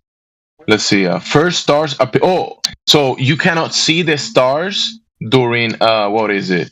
Before March 31st. There is like too much light, so you can't see the stars, right? And then after March 31st, which is the beginning of the year, right? I mean, I'm just probably like making it, adding stuff myself, but look, first stars appeared March 31st. As days went by, more and more propped out. Daylight problem of getting accurate fix was gone with return of the sailor's friend. I don't know what that means. Below 24 hours exposure shot through Aurora Dome shows perfect concentric circles traced by stars as they made complete circuit. So this is one of the oldest, of recent photography. I don't know how to describe it, but it's in the, this was done in the 50s, and it's a photograph of the circle of the time lapse of the circles of the stars. But the cool thing, the interesting stuff is that it's saying that you cannot observe this before March 31st because too much light. So when you are over there in that region, when the sun is closer, that is summer over there before March 31st, and then after March 31st, the sun start moving towards us, towards the what we call the north here, and it's gonna be summer here, but it's winter there, and then there is more night, less light over there, so they can see the stars 24 hours. No, they can actually see the stars 24 hours. Because I got to interrupt you real quick for a second because I'm just thinking that it sounds interesting, but at the same time, isn't this information we're getting from the same people that tell us we're on a globe? So how much of it can we actually, no, the same people that build your car and your house, the same people that build your house and build your car and build your watch, they can believe they live in a globe, but we can still build stuff and do things and observe things. We can still I can't go to Antarctica and observe this thing you're talking about the stars and stuff. So that's all the only point I want to make. Bro, it's interesting. Think about it. Think about it logically. Don't worry about the globe. Don't worry about they believing in the globe. The observation, and think about the. You know how March 30th, April 1st, like people talk about the new year, is actually about that time of the year. March 31st, April. That is actually like when we see the movement of the sun coming closer to over here, springtime, all that stuff, right? So when you are over there in that region, standing over there on the ice, on the plateau, there's no speculation about this. This is the movement of the sun. This is what happens every year. This is no speculation about this. So when you're over there in that area, that is during the summertime over there, because in if you go to the peak of Chile at the south, to the closer area to that region of the world, it is when it's winter over there, it's summer up here in the northeast. Okay, so you can see a full circle over there, 24 hours of the stars in that area of the world, but after a certain region, after a certain date of the year. Just like it, I mean, I know you. The government sent the information we cannot see. The government said it throws the baby with the bathwater. Everything. Don't look at anything, bro. Everything is fake. Okay, bro. Well, everything is fake. What I'm trying to say though is, what does this information mean to you? Where are you going with this? What is it? What do you think that means?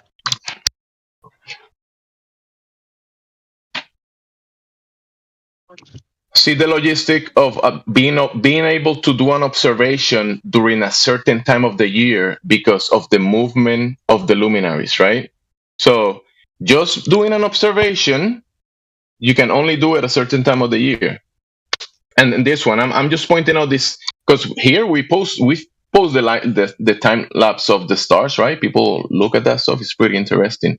In this region of the world, you can only see it at a certain time of the year because during 6 months of the years, it's always daylight when you're standing there. You see daylight all day long, so you cannot see the stars. But when the sun moves away from that area and moves toward the area that we're in, you can see the stars over there, which is is pretty interesting. I mean, you saying I can't say that? It's not important? You don't want to hear it? Whatever, dude. No, that's not what I'm saying at all. You're So what are you saying? I'm trying to say something and you're saying, bro, it doesn't matter. Well, because you were saying that these observations they took being on that ice. Well, that's great. They can say whatever they want, but unless I can go there and observe it for myself, it's really meaningless. It's meaningless if you go there and observe it. If you go there and observe it, it's meaningless to me. So why talk about it, right? But no, the issue is though, none of us are allowed to go there. But I'm not talking about that. I'm not talking about the Antarctic Treaty. I'm not talking about the government and the aliens trying to get you and take your money and give you the vaccines. I'm not talking about that. Okay? I'm talking about the the actual movement of the. You see the movement of the sky, right? The sky. We take that into account for food, for the time of the year that affects us. This is reality. I'm just pointing out that this observation that they did over there can only be done at a certain time of the year. I don't get what's the big deal about it. I mean, why not say that? That is an observation that can be done, and it's possible. Well, I guess what I don't. Why not say it? This is what I don't understand. This is what I don't understand. So you're saying where I am here, I make a certain observation, right?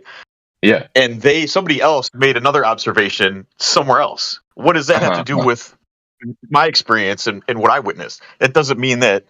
What does that have to do with Antarctica?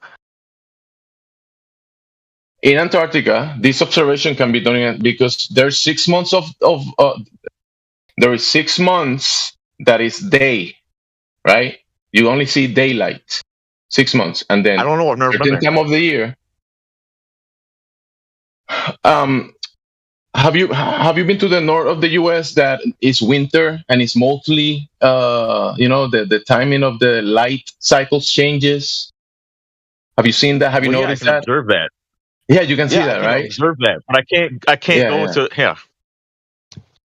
And that's it, and that's why I'm bringing it up, because you don't know that, right? I'm bringing this up because this is what happened in a certain region of the world. Just like if you go to the north at the same time that you can see the 24-hour lapse in that region of the world, you can see the 24-hour night cycle that you cannot do on other parts of the world, right? You can do it there. See the 24-hour night cycle of the stars and do a time lapse of the 24 hours.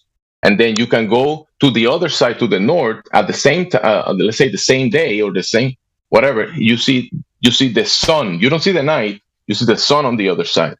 And this is just an interesting observation. And we can talk about this. And you don't have to say, bro, but I don't kind of pay my taxes because of this observation. Bro, I'm just bringing it up just to talk about it. Is that okay for you? Yeah, all I'm asking is what does it mean? What's the significance? Is there a purpose to it? Like what? It's an observation that can be done. And it's interesting. Okay. Is that good enough for you? Sure. I mean, yeah. I don't really care. Is it good enough? So why? I mean, if you don't really care, why? I mean, why are you comment about it?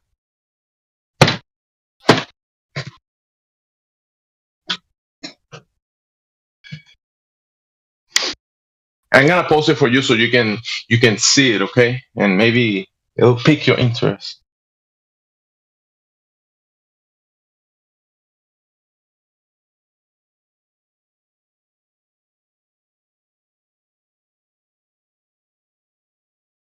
There it is. There it is.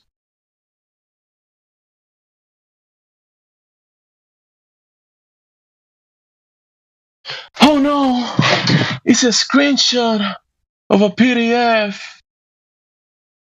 Oh no. Just sharing information for you silly guys that want to talk shit about everything everybody else does. You can talk shit about this. I've been looking through the PDF, reading through it.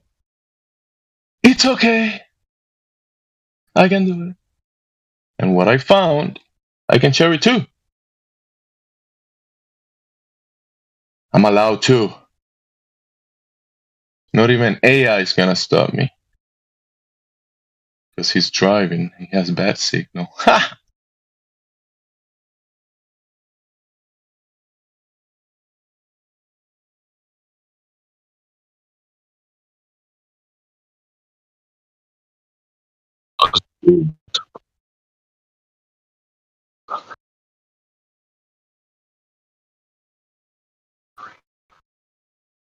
Seemed like you were getting a little defensive there. Maybe that was my fault. I don't know.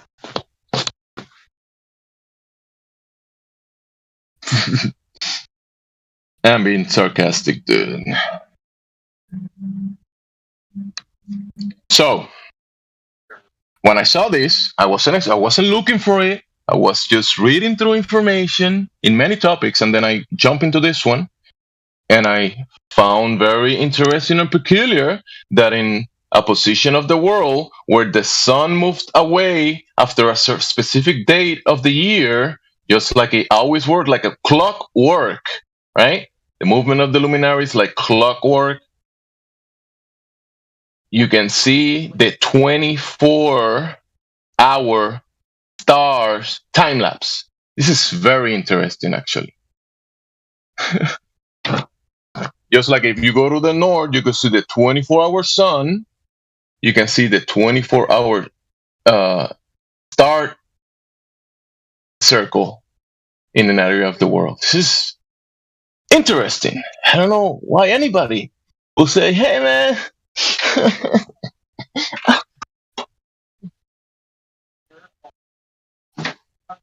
Well, it's simple. This is from the government, bro. Well, it's very simple. You can't verify anything that they claim in that document yourself. That's the problem I have with it. Sure, I can make observations, in other places, but what does that have to do, with what they claimed? They can say whatever they want. What does it mean? That's you're missing the point. I'm not them. I'm not making their claim, right? I'm not making their claim. I'm just talking about an observation that someone over there. You're saying that, they're making a claim of the globe. I'm not talking about that. I'm not. I didn't say that at all. You have. Yeah, they're the globe claimers, right? Yeah, sure, they are globe claimers. I'm just saying. But even if you're a globe claimer, right? Even if you're a globe claimer, you can actually go in the real world. Oh, I believe I live in a globe. I'm walking on the globe. I have a camera, and I'm gonna go to the place, and then I'm gonna do observation. Okay, I believe in a globe. I believe in a globe. I believe in a globe, right? I believe in the globe, right? But I have a camera. And then I go up and I do an observation. And I post this observation. I still believe in a globe, right? But I posted the information, and there's a photograph about this observation. You're talking about two observations in two different places, and one of those places you can't go. So isn't it meaningless? Oh my God! Yes, yeah. So because I can't go, you're saying that it doesn't happen because I can't go. So you're saying there's no people in Australia, there's no people in Argentina that can see the 24-hour... No, I can go to Argentina. I can go to Australia, and I can verify that myself. Can I go to space? Can I go to space? So because people are talking about space. Does that mean... Who's talking about space? You have space in your mind? Are you like in love with space? Are you pushing it so much? No, because you're talking about... You're occupying space right now, right? And I'm very glad there is a space between you and I. There's a space between you and I. Oh, sure, yeah. So what space are you talking about? There is space between you and I. I don't understand what you're getting so hurt about. I'm just trying to make a point, and I don't understand what are you trying to do? I'm trying to be honest. I don't know what you're trying to do. I wasn't trying to do. I was just posting information about an observation, and you didn't like it because you can verify it, and since you can verify it, who cares? I don't care. I don't care. I just don't understand why you're trying to talk about their observation, but yet, we can't verify that observation ourselves. So what we can actually verify that there is a movement of the luminaries that happens specifically at certain times of the year. In this is what I was talking about, because they put the date that this event happens, and there is a different, and that region of the world you have six months of daylight and 6 months of night. This is how it is. It's not my fault. This is how it works. God made it that way, maybe. It's not my fault, okay? It's not your fault. Not based on your opinion, not based on my opinion. And some people went over there where this actually happens. There's 6 months of darkness. This is not an argument. This is not a debate. There is no, I know, but no, maybe there's no opinions about this, okay? So, okay, my point is, what does that mean? What does that tell us? What does that tell us? That there is that you can look at. This is what it tells us, right? That you can look up and see the stars for 24 hours without the sun being bright out of your eyes, and you can be in a place of the world that happens, that you can be looking at the sky and see the stars for 24 hours. I mean, what's wrong with that? Well, there's a problem with it because you're saying you can do that, but actually you can't do it. Can do it? That there is not a spot in the. You're saying there is not you can go there and observe this. You're saying I can go there and observe this, but I actually cannot go there.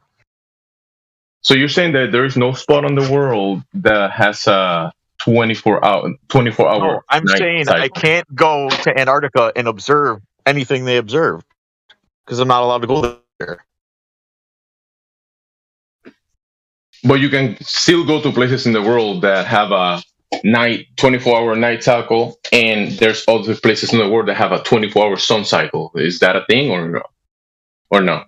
Yeah, but yeah.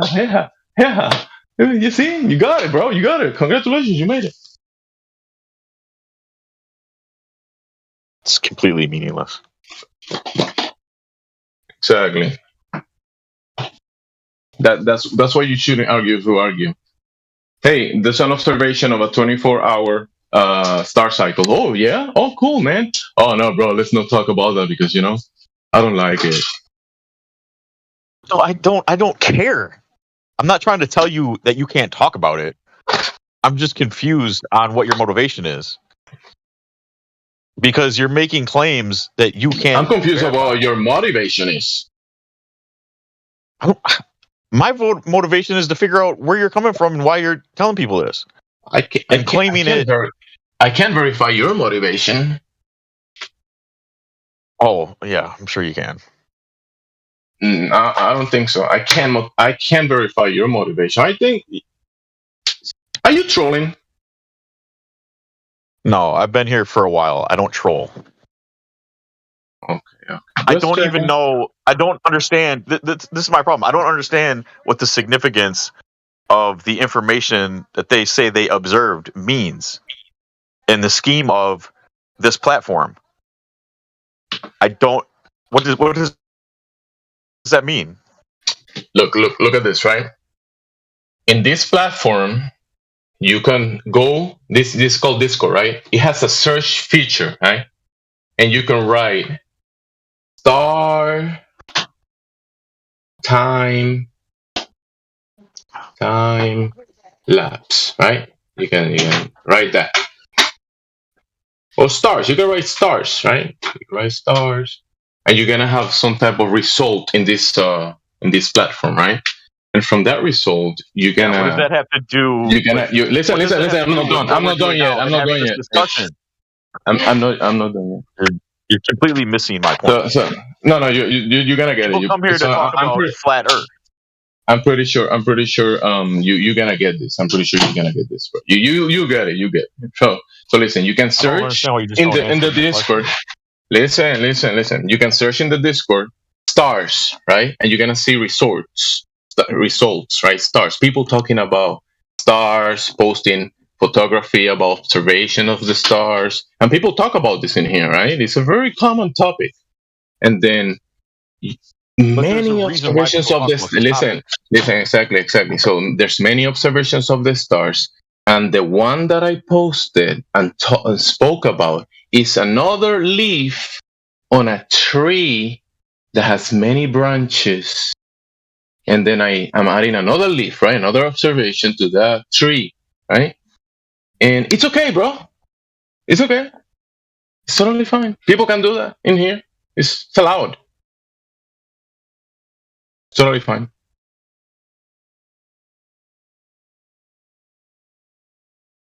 Just letting you know, bro.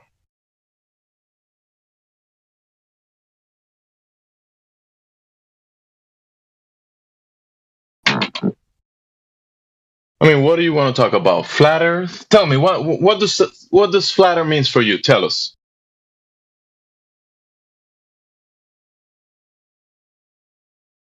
Come on, we're here to talk about flat Earth. Tell us, bro. You have like a romantic relationship with flat Earth or something.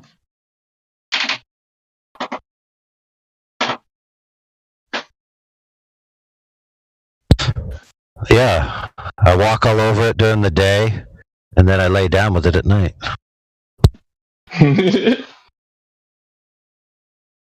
You better have a good relationship with that flat Earth. I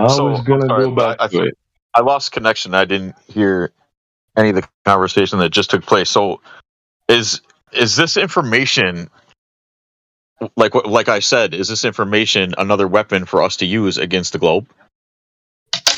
Weapon against the globe? What would you need a weapon to fight fantasy? Well, that's what we do here all the time. We use their information. You do that. When you say we, try to speak about yourself, okay? Don't say we. Right. You're right. There's no we. But we use the information. Okay, God damn it. Bro, I tell you that it was okay that sometimes we bring topics. Stars are part of those topics. And whenever, oh, man, look, I found this about the stars. I was reading through a lot of information. And then I found this fact peculiar that during a certain time of the year, you can do a certain specific observation on a specific spot of the world. I mean, there is really no big deal about it. It's just an observation. That's it. And it's being shared just like other people share other stuff. That's it, bro. Oh, that's great. I was just wondering if it has some bigger significance. That's all I was trying to ask you. And you kind of wanted to be a jerk about it, so that's cool. No. A $500,000 term life policy for only $18 a month. We can help you save 50. Yeah, but you never answered my question. I'm sorry, what was it? That what does flat Earth means for you? What does it mean for me? Yeah. It confirms my place on this earth.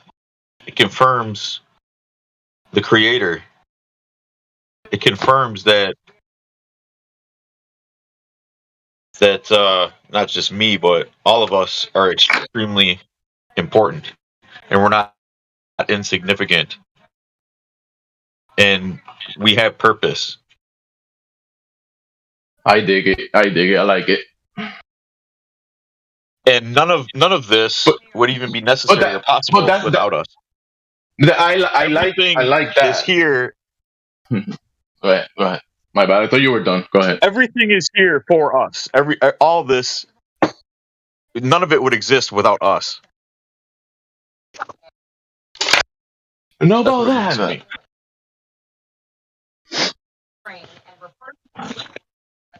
Because remember, you gotta remember this part. Like when I was talking about the stars and the document that was done by who knows who, right? There's probably a name somewhere.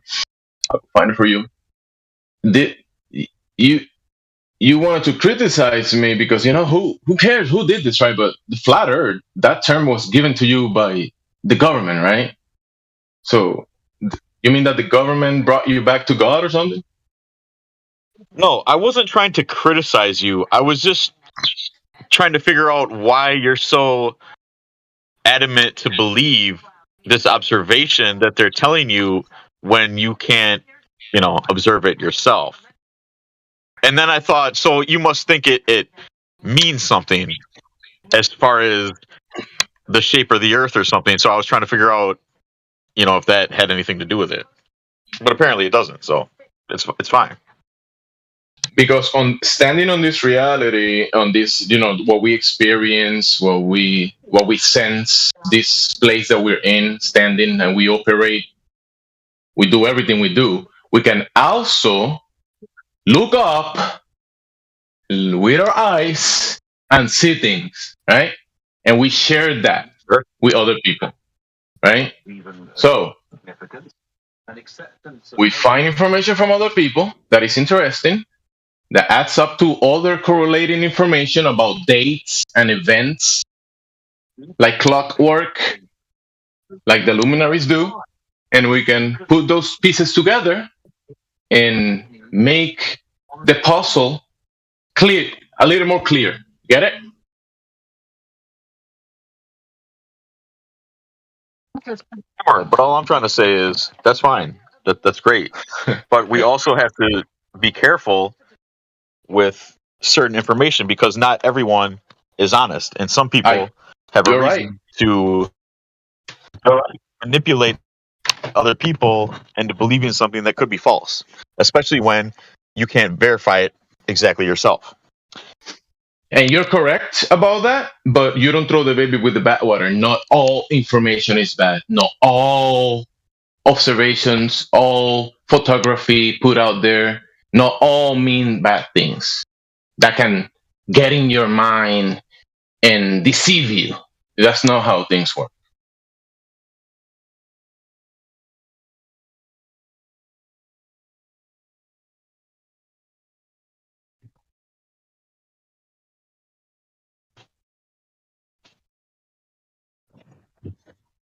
But it's okay.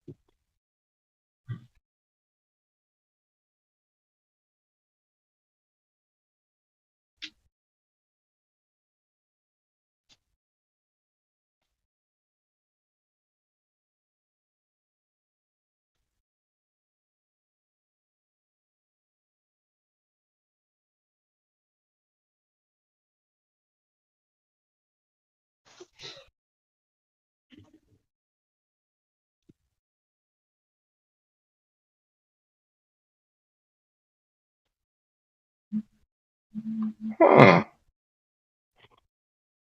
What's that? Breathe? Breathe? Let me see. Breathe? What's your name again?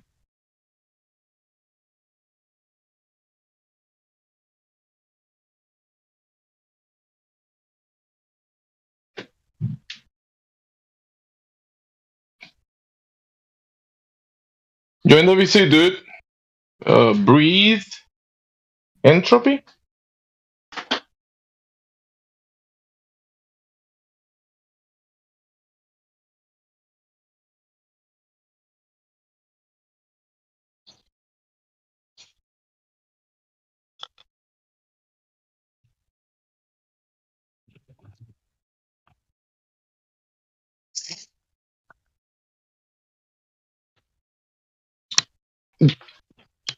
what was your name, bro?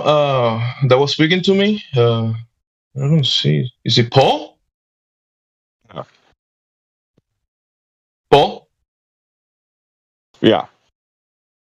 Can you not hear me? Yeah, Paul. Yeah, Paul. Yeah. Cool, man. Hey, yeah. Just we just talking here about this stuff. Anyways, you know that I flat understand Earth, that, and but we're I think we're standing. We're no, real quick. Okay, go ahead. I'll tell you after. Go ahead, bro.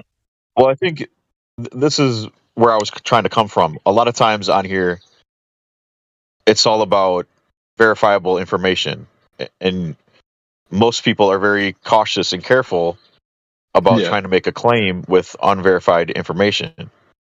And government documents that they can tell us whatever they want. So when you're trying to use that to make a conclusion that it means one thing or the other, that's all I was trying to say. Well, I could come to some conclusions, obviously, right? We see something and, it might mean something, right? For me, it doesn't change what I'm doing down here, right?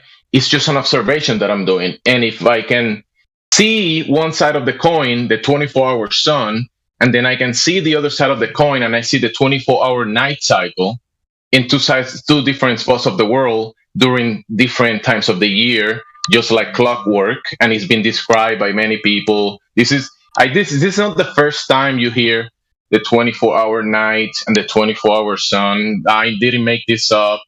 Other people have done it. It's been well documented. I mean, come on, bro. But the thing is also, in this flat earth, right, the reality that we experience, we do take everything into account, all the reality, everything we do day to day, obviously, right? But then when we look up and we observe the luminaries, that doing those I get your point. We have to be careful and with the information and everything, but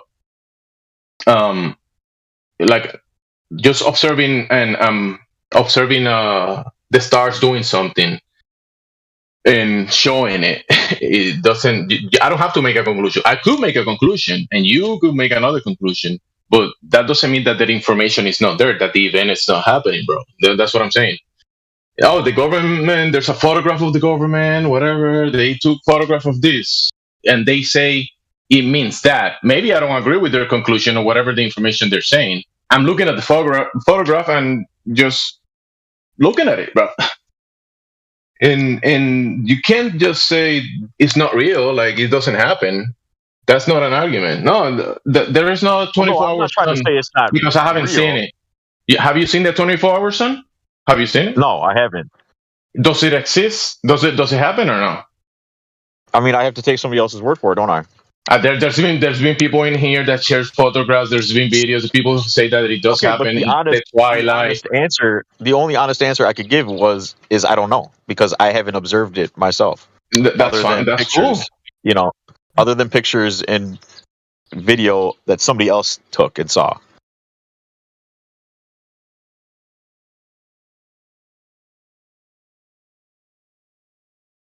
Earth.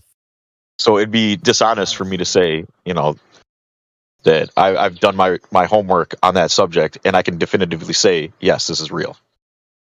Because I'm being honest, I haven't.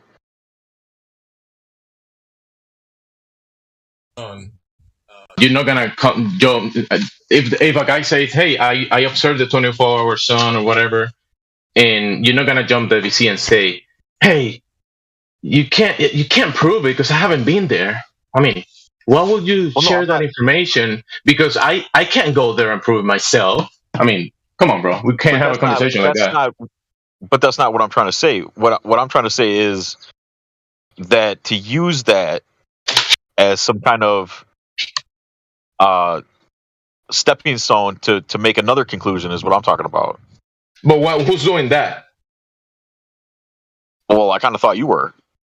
Like, what's the conclusion that I made? That it somehow has some kind of significance with the the cycle of the clock. You're trying to say that it somehow solidifies something, and that's what I was trying to ask you, but you were being very vague about it. So not solidify, like I said, It's an observation that is time based. Like during the time of the year, we do certain observations of the movement of the luminaries. And it adds up that when the sun is moving away from that region, the night cycle, the night 24-hour night cycle kicks in that region. And there's no debate about this.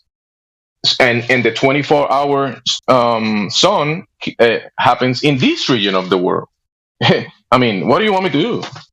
Well, okay, if there's no debate about it, then so what's the point? Why does it matter? What does it mean? What does it say?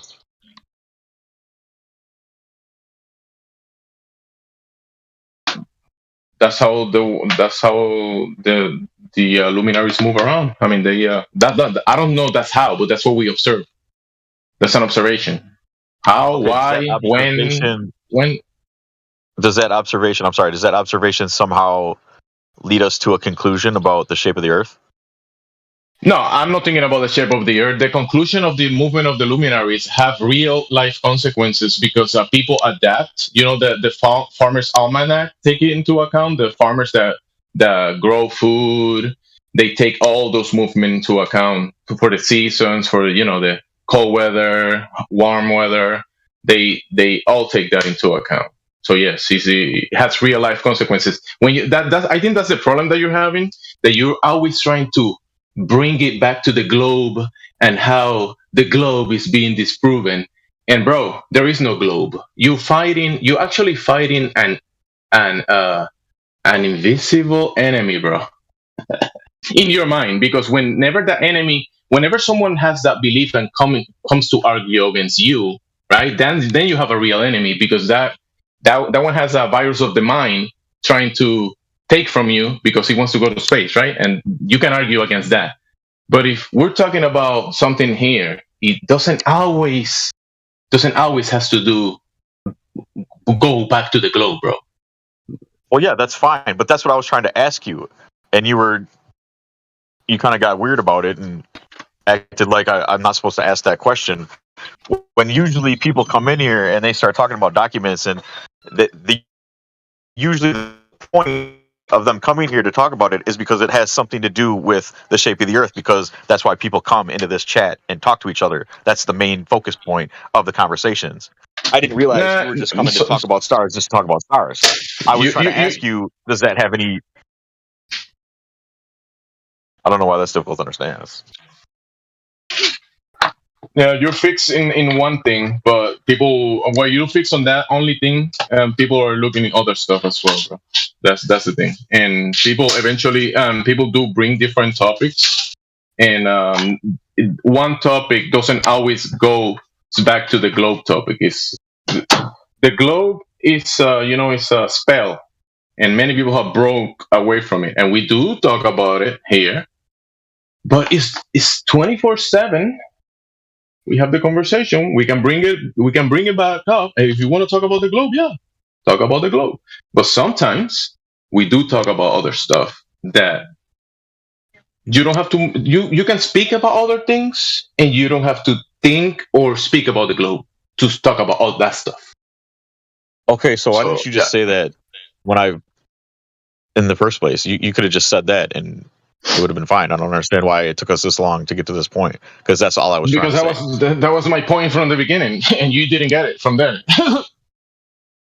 No, you didn't just say that, though. I was specifically trying to ask you, does this have any significance to the shape of the Earth?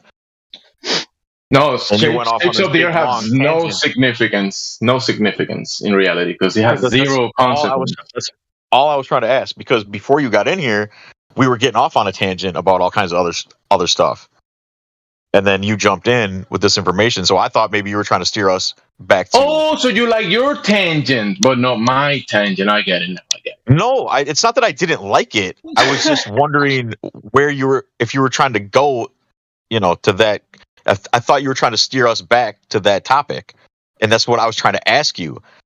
And that's why I said I don't care at all. You can talk about it all you want. I'm just curious, did that have some kind of significance to you about the shape of the Earth? That's all I was trying to ask you. Nah, I mean, significance about the shape of the Earth, that's why would I think about that? that's like a waste of my let's say my brain power. I do think about the shape of the earth, whatever, because on the debate concept. But when I'm looking at information, when I'm looking at observation, when I'm out there doing things, I'm not thinking about the globe, bro. Sorry to tell you. Just letting you know, bro. No, I do hear it because I come across it. Oh, globe here, globe that. People say globe, blah blah blah. I do get that. And you guys were talking about other topics, and then someone brought up like a globe mentality, and I was speaking about that as well, about people kind of thinking about the globe. But I was trying to move away from that mentality, globe thinking, and that's why my observation, like what I was trying to say about the observation and the movement of the luminaries causing a phenomena, which is the 24-hour sun, or the six on that region of the world, 6 months of sunlight or daylight, 6 months of daylight, because it's not always sunlight, because you don't see the sun for 24 hours. You do see daylight, and that daylight doesn't allow the 24-hour stars observation because of daylight, right? So I'm pointing out that at a certain time of the year, after that daylight moves away from that region, you can see the 24-hour night observation. And yeah, that's it.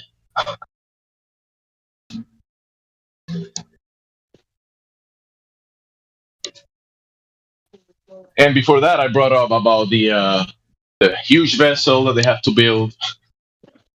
A lot of resources going there. People talk about resources and all that stuff in here. And yeah, there you go. It's a topic that is well spoke around these communities, and it's people talk about it, and maybe guys don't like it, but it's okay. It's okay.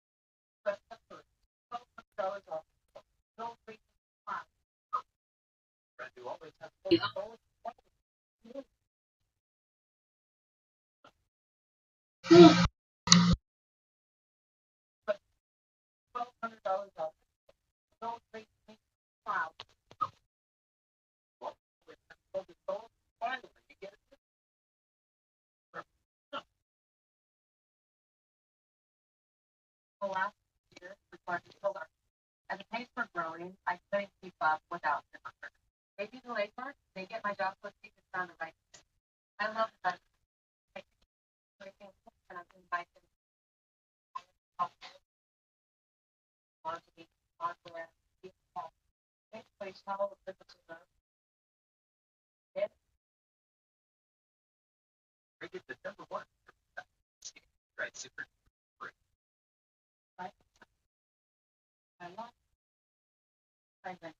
I love it. If you're big and enjoy a spot out for $19.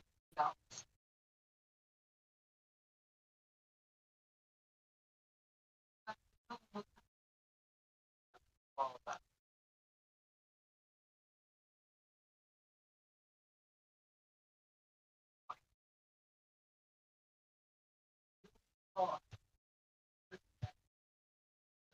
First on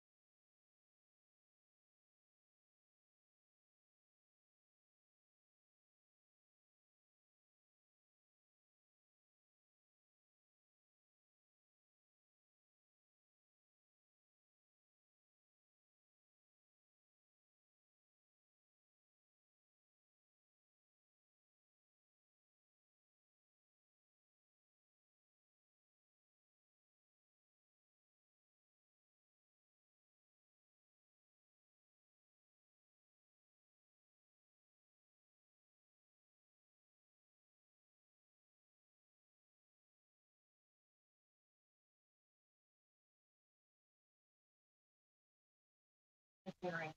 The Secretary Alejandro Mayorkas, DHS, where less than a mile, other Democrats, calling the administration out, saying that they were not prepared for the end of Title 42. He kept saying they had a plan. They had a plan to send in 24,000 CBP officers. That wasn't. They had a plan to add 2,000 contractors. That wasn't enough. Now their plan is to send about 1,500 U.S. troops. Is that going to be?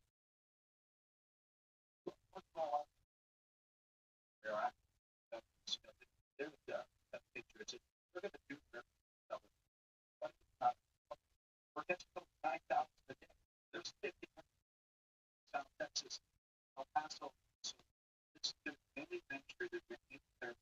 We can leave well, they really don't have to be so we have Congress and stuff, but they're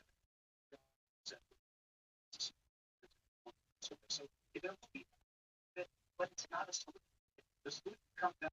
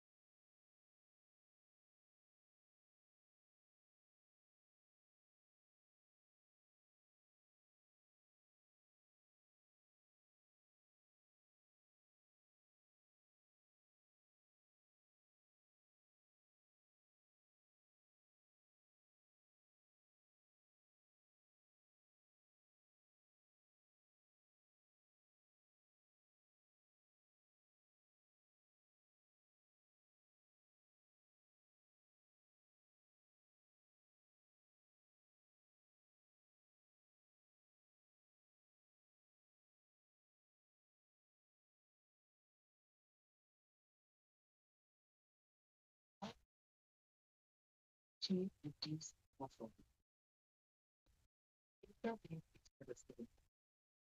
Well, that really killed all the conversation, didn't it?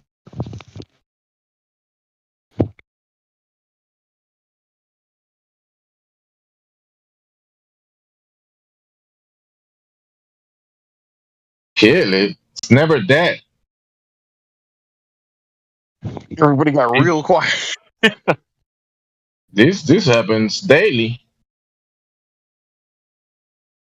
Did you People think that just I was trying to troll? Did you think I was some Glober trying to troll you? nah, I don't think so. Oh, okay. Bro, we've spoken before. I've seen you here many times. I'm not using you, but I'm a little pointing out the example that this happens sometimes. That people bring a topic that is interesting, and there's barely anything to talk about. We just kind of like laughing about and this, and someone brings something, and it's like, no, you can talk about that. Obviously, you didn't do that. You didn't do that. But people try to grab other people that want to let's bring a topic and talk about something. I wasn't bringing a topic. Before I mentioned the night cycle of the stars, the 24-hour night stars, I mentioned 200 miles, flat plains, and people love that. Oh my god, flat plains! Oh yeah. You guys got excited about that part.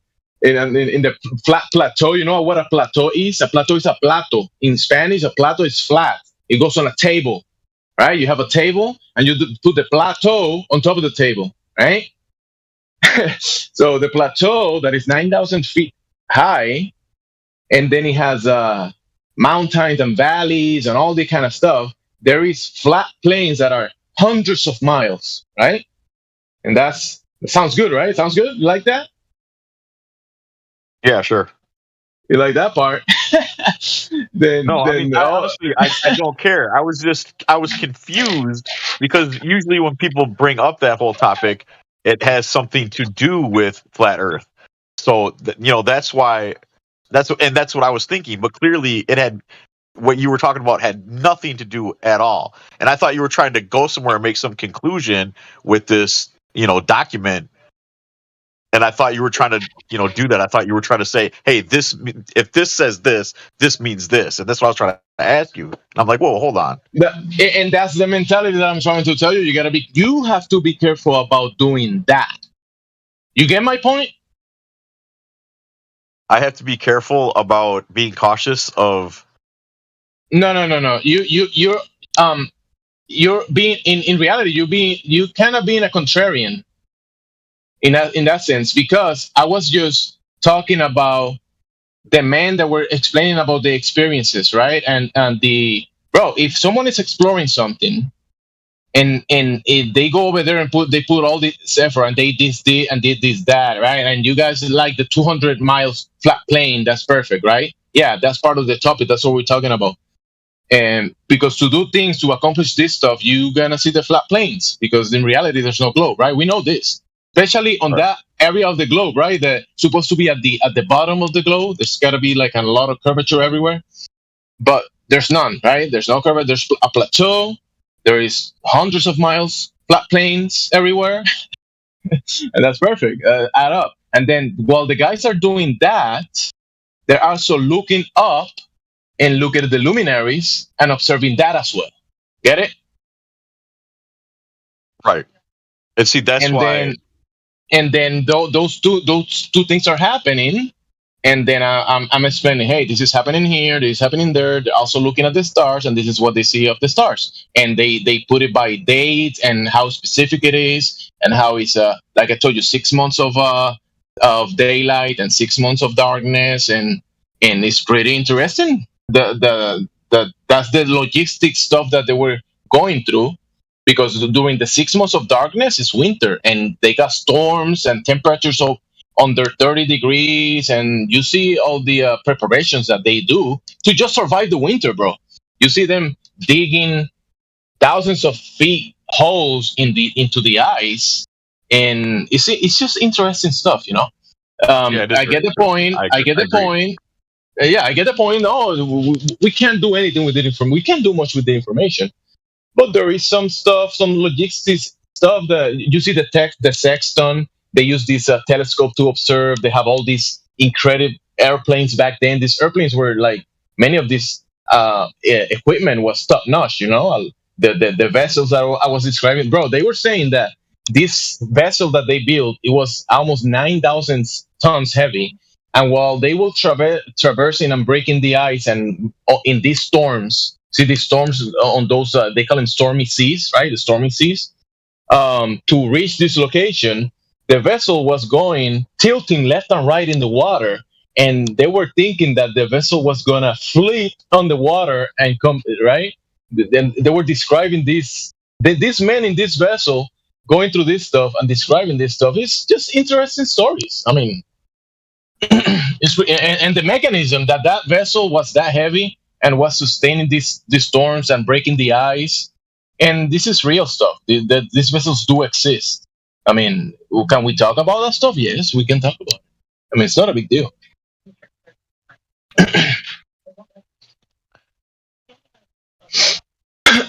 It's actually a big deal. All the effort that they put down there for what? That is the question. For what? We don't know. We can speculate about that part. We can speculate about why, what they did. Yeah, speculation about that. But the information and the logistics of it, of how you pass through the stormy seas, you break the ice, how you put all that effort. That's stuff that is real. The dogs are real. The penguins are real. The helicopters they took there are real. The airplanes are real. The mountain ranges are real. The 200 miles flat plains are real. I mean, why not? Well, yeah, and that's why I said it's interesting that so they've been doing this for 70 years, and what has it gotten them? And as far as we're told, not much, right? But I'll tell you what. It's actually a VIP section. They probably have like a huge terraform area. They probably have like buildings, cities, houses, that kind of stuff. Because they did set up a huge perimeter around the coast. Man, it wasn't the U.S. Many nations did that, and then they did bases innerland, like dozens of miles, hundreds of miles. And when you see, bro, this took decades. You're talking about, like you're saying, 70 years, right? They did Operation Deep Freeze 1, Operation Deep Freeze 2, 3, 4, and I think beyond that they probably did more. And to today's date, when you see the VIP people that go there, we're gonna go to Antarctica for a couple of weeks, for whatever months. I mean, it's probably some type of VIP section that they got, and that's it. That's most likely the control resources, because this is a vast region of the world. Think about it logically. If you're gonna make a circle from a certain area and you're moving away from that circle, right? You move away from that circle, you make another circle around that circle. The circle outside is what? Bigger or smaller? I'm sorry, what was that? If you're making a circle, you're making a smart circle, and then you move away from the center from that circle, you make a bigger circle. Yeah. Right. So the regions that they were reaching away from our circle, our inner circle that we're in here, right? They move away from that circle to a really, really far circle away from us. So we're talking about vast regions of land. The ice, I don't know if it's ice or whatever it is, right? They report it's all ice. I have my doubts about that, but we can still logically talk about it a little bit, because that circle definitely gets bigger when you move away from it. Does it? Or not? So maybe it's just my ignorance, because I thought maybe you were trying to connect it to the whole flat Earth thing. I thought that you were saying that these observations, so this totally solidifies the calendar with the stars, the clock, and everything. And so, what I was wondering, so can you not have that on a globe? Does that not work on the globe? I see where you're coming from, but I don't think like that. I'm not thinking about the globe when I'm thinking about when when I'm looking at the luminaries doing, or I'm looking at the ground, looking at the sea, I go at the coast and I see 13 miles to my left, 13 miles to the right. I'm not thinking about the globe. You know what I'm saying? I'm barely thinking about the globe ever. And when I'm looking at people doing stuff and doing observations and taking photography of things, I'm barely ever thinking about the globe. So yeah, I get where you're coming from, because this is the conversation. But I'm not here. It's early in the morning, right? It was early when I started talking about this, and I was listening to you guys talking. I wasn't looking to debate anyone. I was just sharing this information that I was looking through and talking about it myself. And I thought you were doing that because it had some kind of significance to that topic. I apologize for assuming that. It's all good. You don't need to apologize. I mean, we just talking because I heard you guys talking, and like AI opened his mind. He was talking about Glovers or whatever. And the thing is, the first topic that I brought up about the 200 miles plains between the mountain ranges, they were talking about, if you do a circle around the southern South Pole, they're saying they have this flag that means that you are at the South Pole, geographical, right? And they're saying that all the points converge to that point, and they were basically globe talking at that moment, right? When the guy that was describing this, I'm not talking about the guys doing the mission and doing all this work during those times. It's the guy kind of like describing this stuff and putting his globe idea in the PDF, right? And that's the information. That's the stuff that we gotta be careful about, right? Like you were saying. Yeah, I agree with you.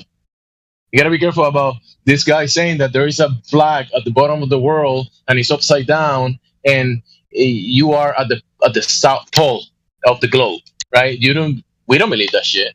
I get it. You don't have to tell me anymore. Other people do believe that, but I don't. So when I'm speaking about this stuff that they did, like I'm saying, I'm not thinking about the globe, bro. I can filter to that stuff really easy.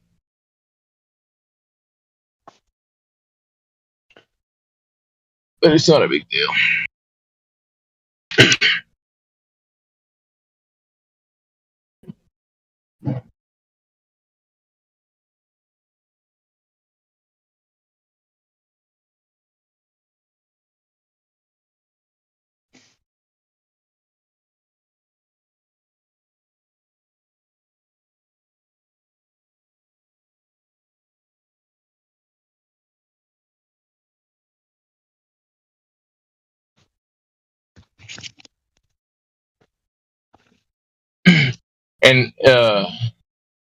And I'm cool having the conversation and everything. You see, and I give you a little bit of attitude because I'm very sarcastic about this kind of stuff. But I'm trying to point out that if I'm presenting information and bringing a topic, I don't want the next guy trying to, with a little stick, saying, "Hey, you," that hitting me with the stick, like, bro, what are you talking about? Like, I get that, but I'm talking about the information. Let's cover this real quick. Let's think about it. Obviously, like people like you are gonna have questions, but don't try to just argue for argue. No, like what you're saying is wrong because we cannot verify it. I'm like, bro, that's not my point.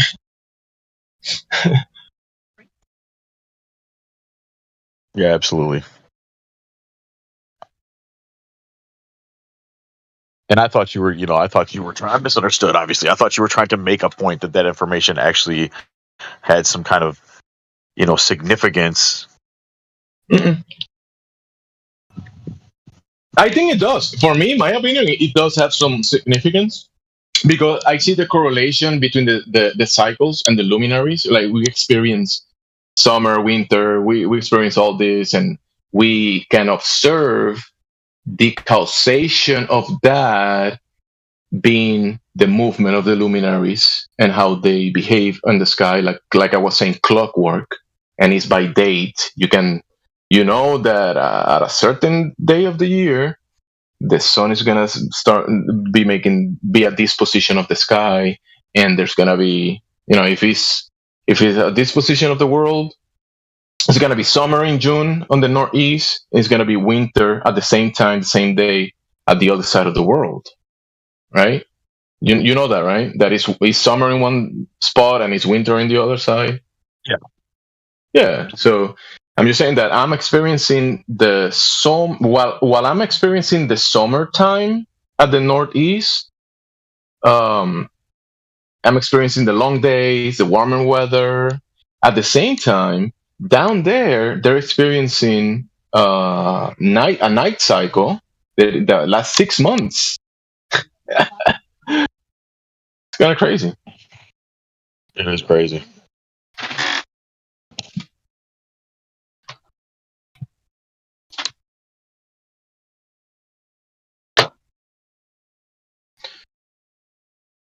But that's, it's all good.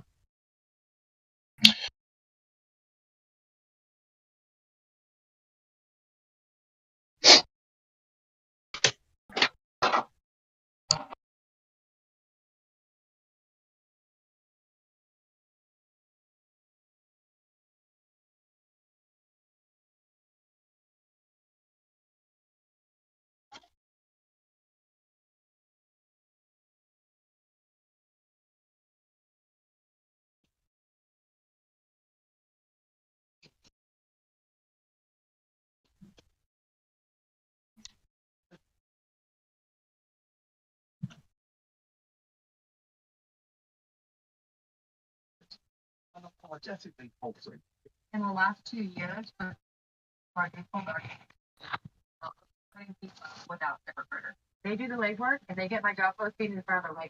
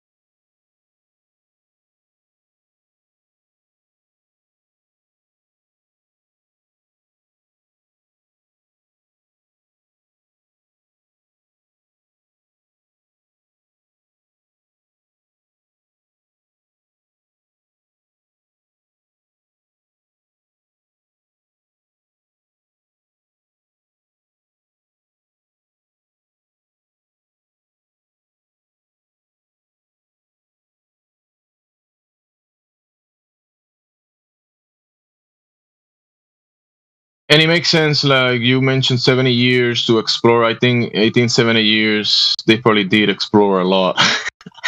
Because, like I was saying, the bigger circle will make it's a lot of land or water or land. They describe here the Ellsworth mountain range. It's like 500 miles beyond the South Pole. So they describe the shore, and then there's a mountain range near the shore that is 500 miles from New Zealand, right? New Zealand, the island, everybody knows New Zealand. And then 500 miles from New Zealand, you travel. They say travel, break the ice, just like a glaciers ice that they have to break to reach the shore. And they reach the mountain range 500 miles away from New Zealand. And then from that point, from the shore to the South Pole, it's hundreds of miles, if not thousands of miles, to the south. What they put the flag, the spot they put the flag. That is the limitation of the globe, right? The globe reached this spot, and that's the button, the furthest south point, that spot right there. So they mark that because that's what the globe says in the map, right? And then beyond that point, they travel 500 miles the other way to unknown land, and they describe the Ellsworth mountain range. That it's a mountain. The highest peak is like 9,000 feet. And behind that mountain range, there's a lake, and it's located in the dry valleys of the north side of the mountain range near the northeast. And the lake contains abundant plant life and may be the southernmost lake in the world. It may be, right? It may be the southernest lake. It's 480 miles from the South Pole, 340 miles inland. So that's they did travel a bunch of areas, and they took a bunch of photographs of many places, and it did mention plant life as well. So that's pretty interesting. Plant life can mean fungus, fungus on the rock that you barely see anything, or it could be something else. Fungi, could be some plant life that is on the rock or something. Doesn't necessarily mean forests or anything.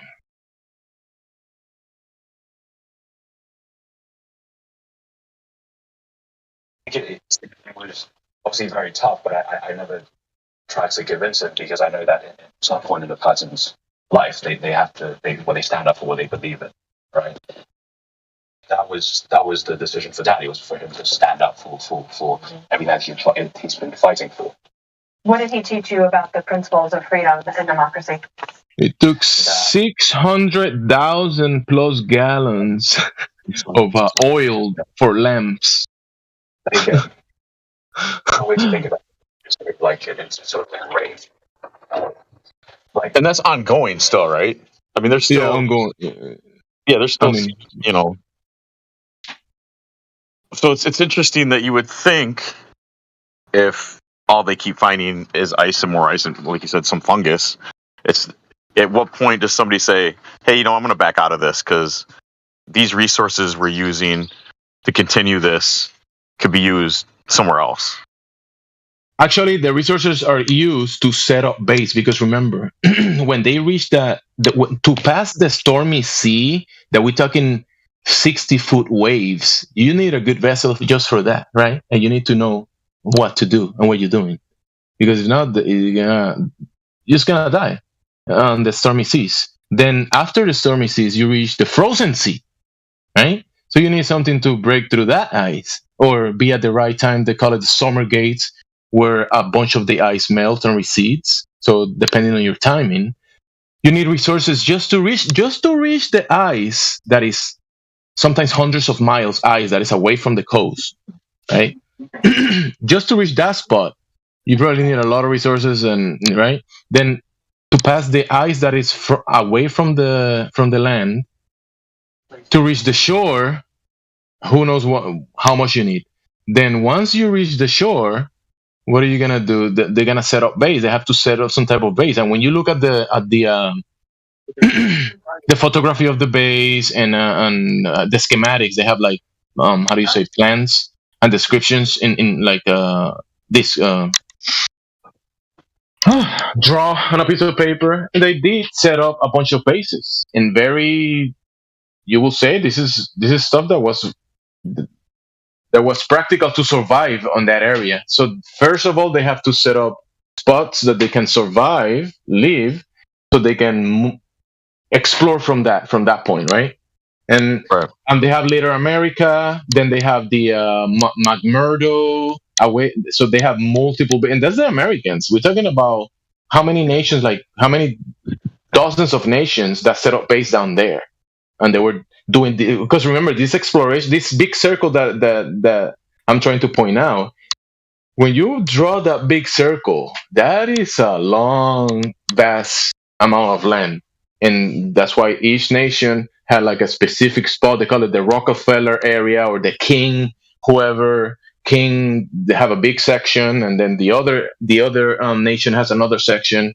They all set up bases, and they did their own thing. Exploring inland, hundreds and thousands of miles inland. There's a lot of photography about it and whatever. So all that resources, that was your point, the resources to set up the bases and keep people alive. That's a super effort. That effort is just crazy. And then after that, they did the exploration. Remember Admiral Byrd, and during his exploration, they declared that they found these warm lakes or whatever, and there's video about that. And once you have water and fungi, I mean, you could probably terraform some of that area. That's why I'm saying that there might be like a VIP section, right? That's why didn't Byrd say that he saw an area that they thought was about the size of North America that was rich in natural resources? And that's why some people might want to lock down the area and not allow other people to come, because you can set up a VIP section where the special boys can go, boys and girls. Well, and that's what's so interesting about it too, is because somehow all the nations agreed to, I guess, share it amongst themselves. Well, we don't know because they don't really tell us. They don't. When they say nations, that doesn't mean you and I. That means them. No, yeah, right. I understand that. Yeah, definitely. Yeah. Definitely. Then you have the Pope going there. You have the vice presidents or presidents, and you have very high banking and money institution people, like billionaires and trillionaires that just, hey, we're gonna take a cruise to Antarctica. Then you see helicopters picking them up. Like when they go on the cruise, and the cruise, these huge vessels, right? $1 billion sea vessels. And then when they reach the shore, they got helicopters picking them up. Where they going to they get in on a helicopter from the sea vessel on a helicopter towards the land. Yeah, to look at the land or whatever. Or maybe there might be something else. I mean, do you think the Pope is gonna go there just to freeze his toes or something? Yeah, I mean, there must be. I don't know. It's just speculation, but yeah, why would he? If there isn't some other special significance, what is he going to do there? Seems strange. And maybe just want to see the penguins. But that's. I know we're speculating, but it's not a big deal. My opinion is that I brought this up because of the flat plains that I read in the document. Imagine, right? You are at the bottom of the globe. We're thinking globy right now, right? You are at the bottom of the globe. Upside down. Upside down. Then you reach the shore. You go to the plateau, plateau on top of the table, because a plateau is a plate, plateau. And then that plateau is thousands of miles of mountain ranges, and between those mountain ranges, you find hundreds and hundreds of miles of flat plains. And you're in a globe. So bizarre. Yeah. And when you read through the manuals, the people actually doing the stuff down there, you see them describing these spaces and the logistics of it, and you can make sense about some of this stuff. Obviously, when you get the propaganda version, you get the TV version, the movie version, and the whatever PDF or document version, and it will have information in it that will stray you away, right? Oh, we're going to the bottom of the globe, and once you're already thinking in your mind, oh yeah, this exploration is to explore the bottom of the globe, and once you make it there in real life, you think you are at the bottom of the globe.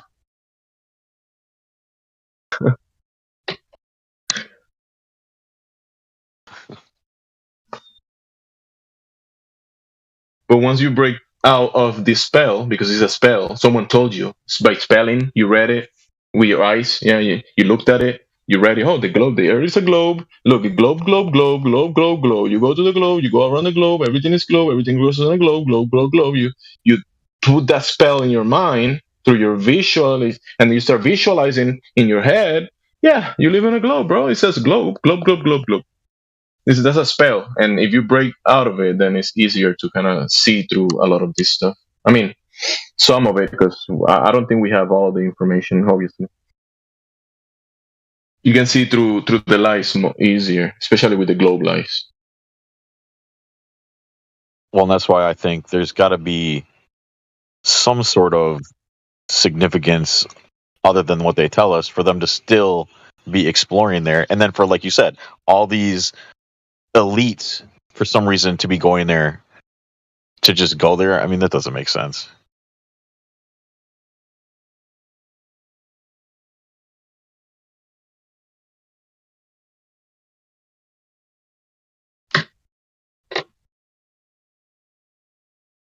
Or you could put a fence. You could have a farm and have a fence for the chickens, and then outside of that fence, you have another fence for the sheep and the goat, and then outside of that fence, you have another fence for the cows and the horses or whatever, right?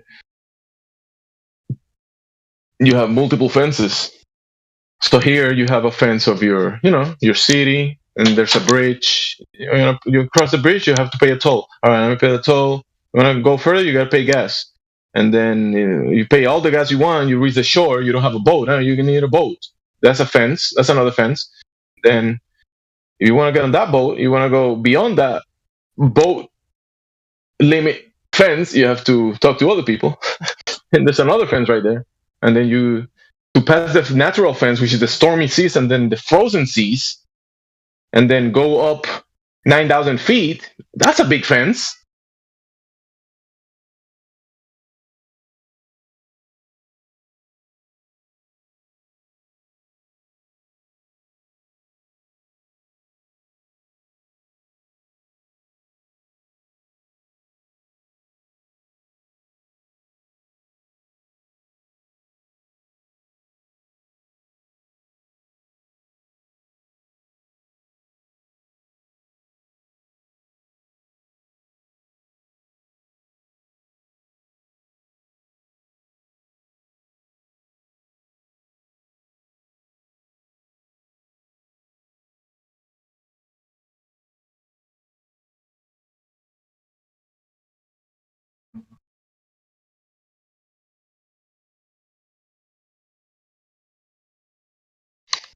What do you think about my fence analogy? Is there?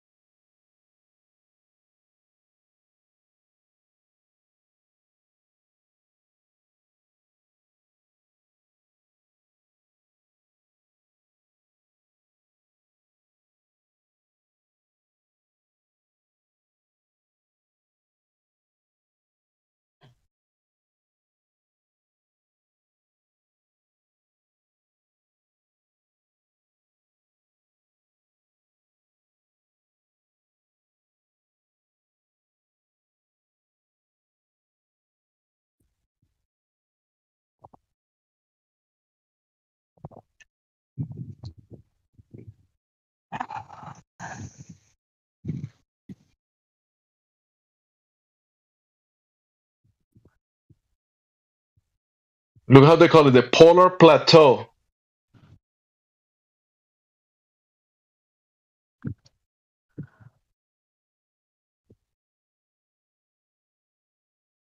Let me look. A plateau. Plateau? A plateau? A plateau.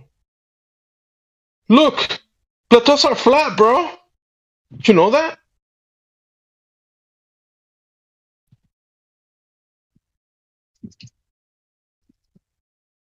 Can you visualize thousands of feet of ice and getting on top of that and being on top of that ice, and it's thousands of miles or hundreds of miles or whatever?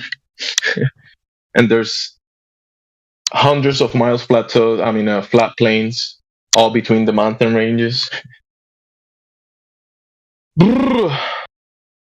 Yeah. Yeah, that's...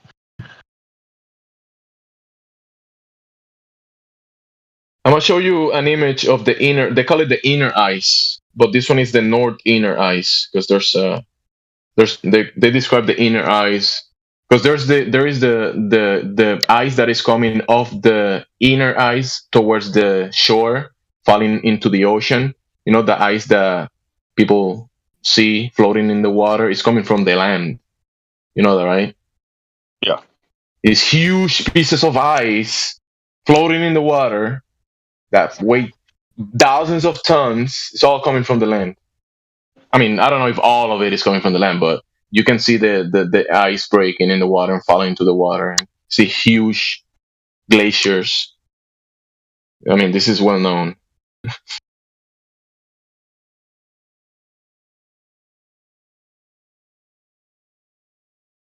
But that's not actually significant in the fact that that's actually the land changing permanently and eventually all that ice will be gone? Isn't it just the cycle of the seasons, and come wintertime all that ice will be back again, and then in the summertime down there it breaks off again, and then Yep.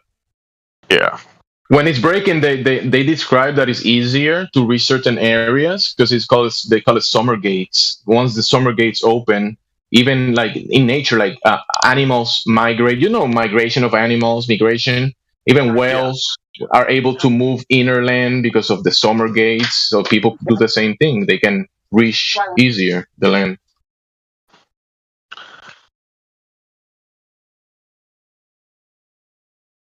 Let me find this. Because remember, let me see if I find it because I know this photograph is pretty old. I have it somewhere.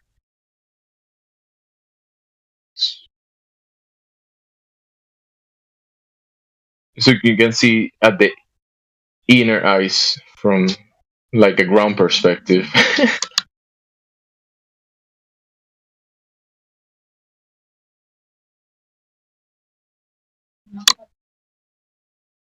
They in the many measurements that they published side whatever, the highest ice, what they claim it was like 14,000 feet. You said you posted a picture of it in the live stream voice text, because I don't see anything. Yeah, no, I haven't posted yet, but I'm gonna post something.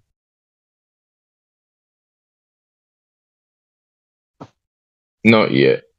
I was posting stuff earlier, but these ones are more related to the Antarctic area. Yeah. I think this is probably. Oh, yeah. During the summertime, during the springtime, it kind of probably looks like mostly like this. Even ice in the water, but from the inner ice. Let's see.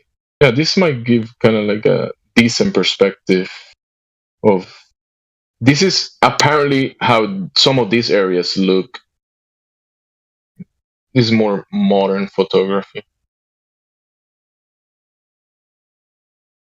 You've probably seen stuff like this before. There's so much photography about this. There's so many landscapes that they're so random. But there's another one that is very impressive. Let me see if I find it.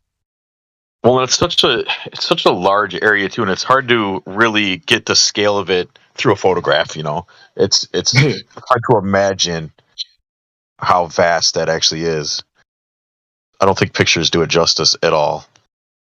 Yeah, exactly. So imagine the big circle, and add this little photograph is a little pixel of that circle. So imagine a coastline that is the huge How large is the areas that we live? Like in this circle that I can go around, this is a lot of land and a lot of water everywhere, right? And I can make a circle, and I can traverse the U.S., Europe.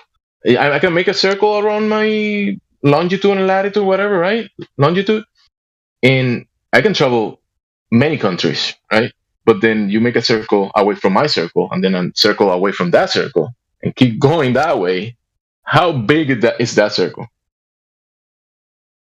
The further it must be just breathtaking to see and witness with your own eyes. And I guess you could make that argument. Well, that's why all these rich people go there. It's just to witness all this. But then I gotta wonder, well, if that's all it is, why can't I go see it myself? Why don't they have guided tours to take you all over? Oh, they do, but not. I don't think all over. It's probably so much. Imagine how much. I mean, that your life. I mean, people think about these soldiers that went down, or whoever, these contractors that went down there, and they spent decades just exploring. Are you gonna take a weekend to go down there?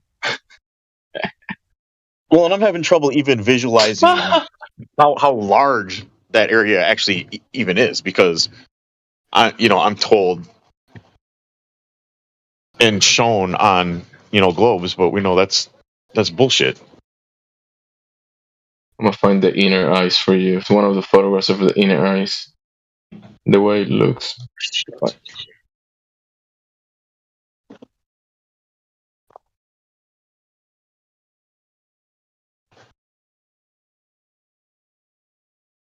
Yeah, I found something.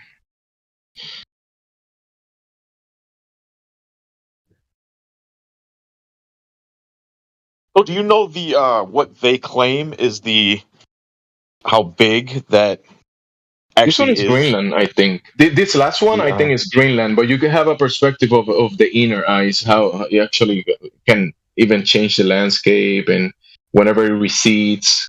I mean, it's just you see that one. That one is in Greenland, I think, but it's still you can see. Imagine that you getting on top of that, and on top of that, you can see other mountain ranges, and you can see hundreds of miles of ice.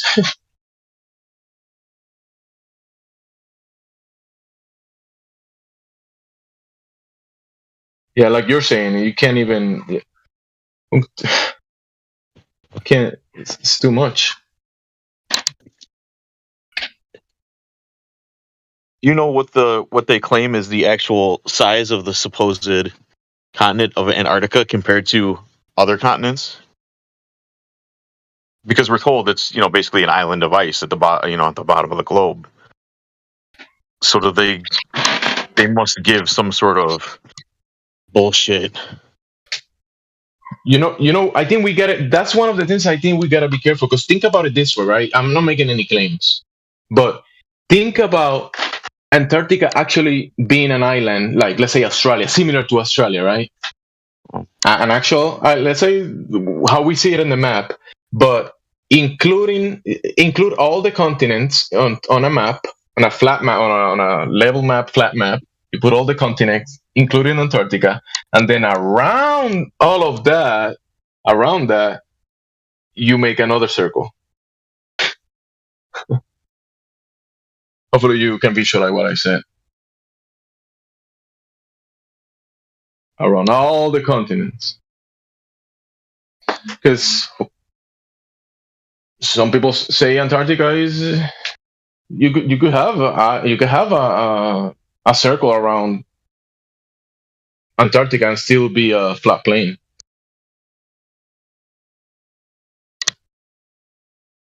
We don't really know if Antarctica is 46,000 miles, like a circle. That's one of the claims that I will say I feel okay to say that, but I mean not really, because we don't really know, like you were saying earlier.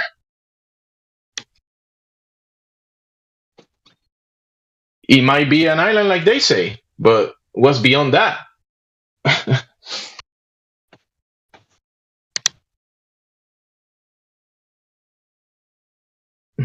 That's the thing. No, Antarctica is not an island. Blah blah blah. Fly with that. Those are claims. I don't know that. Do you know that? Do you know if Antarctica is not an actual island or a continent? Like like it has a. No, yeah, I have no idea. I don't know what exactly. But we can still let's say a group of us go and we get in a vessel and we go to the shore and we reach Antarctica and we can all walk whatever we want. We're probably gonna just eventually get old and die and not discover much. Who knows? Yeah, it's a possibility.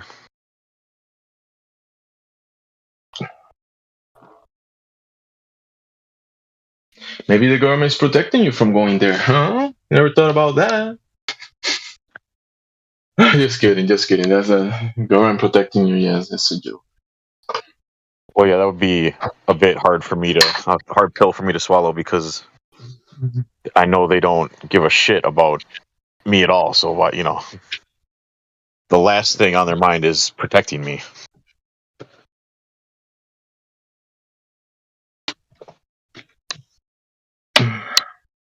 You never know.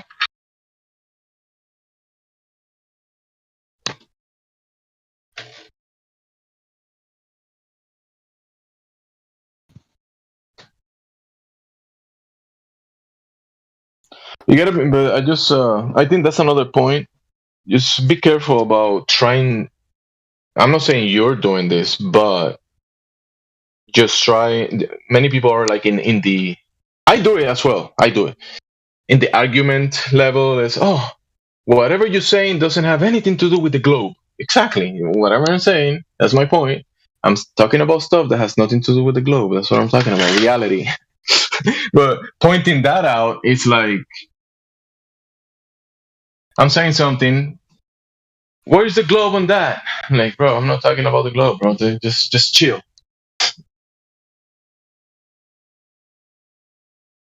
Because I see a lot of people jumping each other just because globe flag globe flag.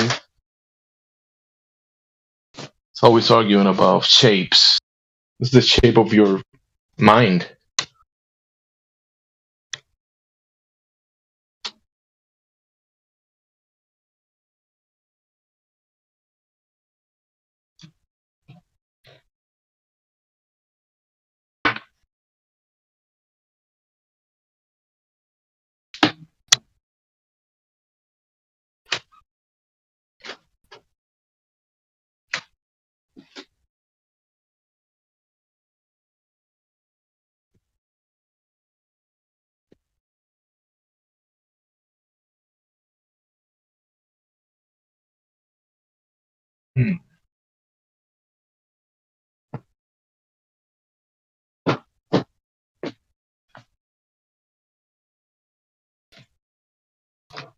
Bro, do you saw the circles that because this is I just want to bring it up hopefully because we're more chill now and this is I think this is the instrument.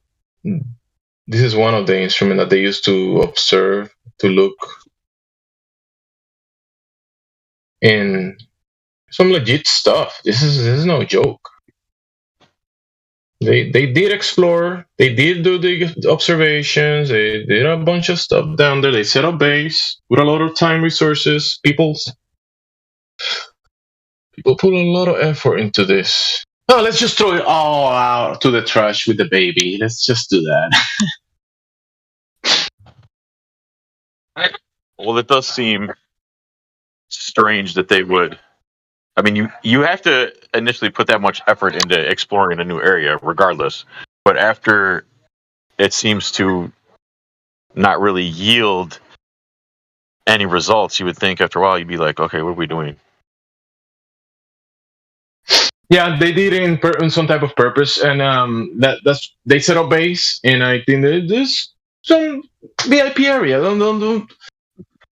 I mean, that's just me speculating, but I'm almost certain of it because they were digging like the ice to reach the floor in many areas. So I mean, if you do that, and when you look at even you can look today. I think it's China. They grew up like a.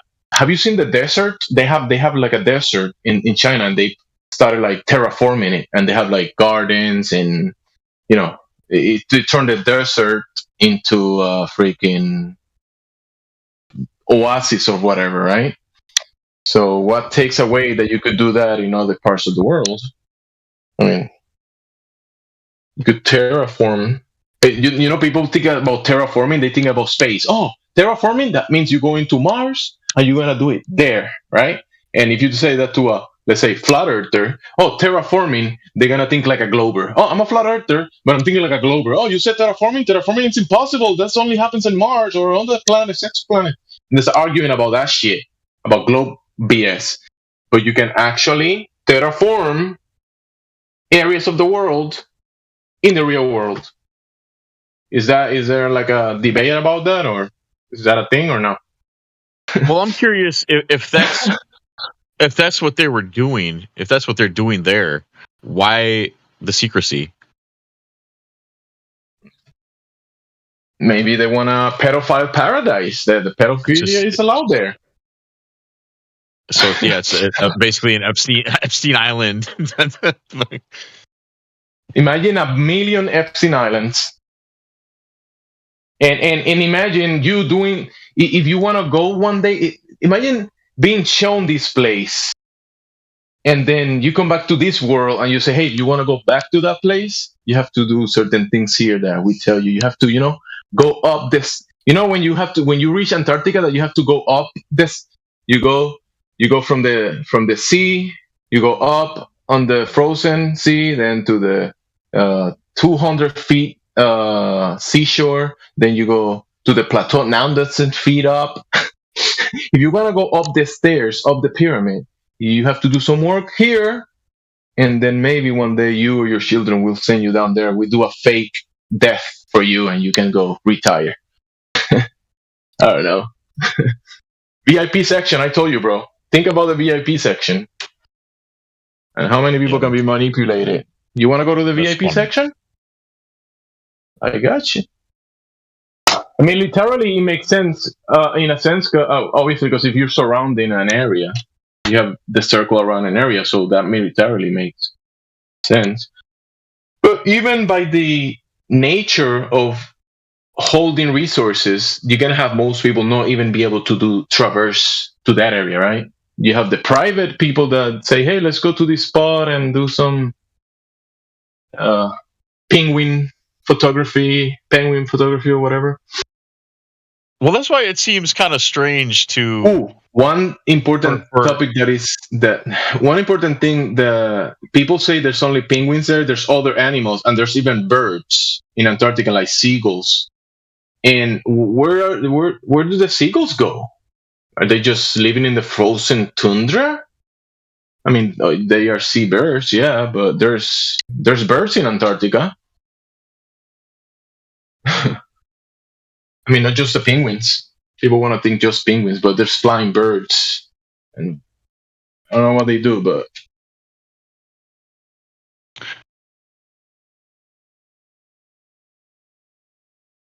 I think the VIP section makes a lot of sense, especially when you put all the variables together.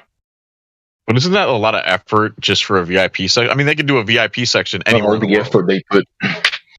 They could do it anywhere in the world and not have to, build giant ships that have never been built before to break through the ice just for a VIP, I don't know. Anything's possible, though. What do they care? It's,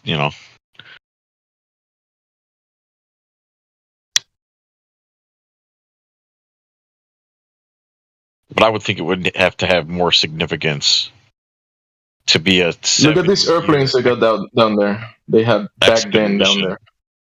These airplanes are no joke. Those are big fucking planes. These things are huge. Yeah, it doesn't matter. Flat Earth. Concentrate. Flat Earth. Flat. Glum, glum, glum. Don't worry about anything else. Sounds like that's a tricky way of thinking. Well, don't people say that because that's the majority of people's thinking of why they're doing all this is because for some reason they are protecting the globe lie. That if you go there and explore like they have, you would realize that it's not a globe. I think that's what a lot of people think in their head, that they are protecting that place and going through all this effort to keep other people this is from, It's probably just propaganda, but this is interesting as well. They call it the USS Glacier. Led 3 attacks on polar ice cap. What does that say? The USS Glacier led 3 attacks on the polar ice cap. That's interesting terminology for a war vessel. Who were they attacking? This is Stalwart vessel, which is the largest icebreaker in the free world, the most powerful diesel electric ship ever built in America. Serve as the lead ship in 3 major phases. It's possible that they also use this like propaganda to sell this machinery to, in the private sector or maybe militarily. Oh, look, we reached Antarctica with this boat. You want one? It's $1 billion. Wow. Sounds like a good marketing.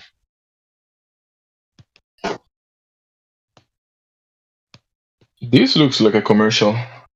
I'm pretty sure you could probably find some companies that paid for some of this stuff as well. Definitely looks like some type of commercial. Did I post it? Yeah, I did. The most powerful diesel electric ship ever built in America served as the lead ship in 3 major phases of Operation Deep Freeze. Into the glacier is built might and maneuver. Ugh, that one got me. Maneuverability. Yeah, I got it. Maneuverability. Speed and statelessness. Yeah, stateliness. Oh, well, when you read a lot of the many of these 50, 60, 100 years old documents, find a lot of words that are barely used today. The wording on the literature in the past, I will say it was more specific and in a way, I want to say complex, but more broad. Like people were a lot of terminology that people don't use these days. Yeah, the language definitely has been very dumbed down.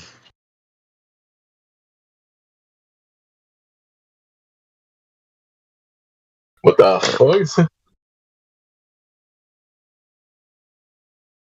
And aboard her rides the pride of the Ingalls, men who designed and built her. That sounds kind of gay, but gay means happiness. The Ingalls, men who designed and built her. It's pretty funny.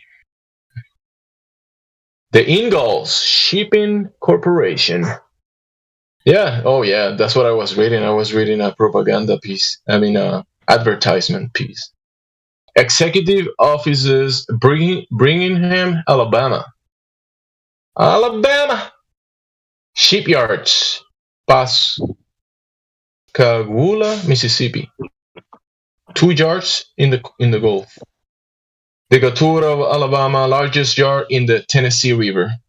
Yeah, definitely some hard work there.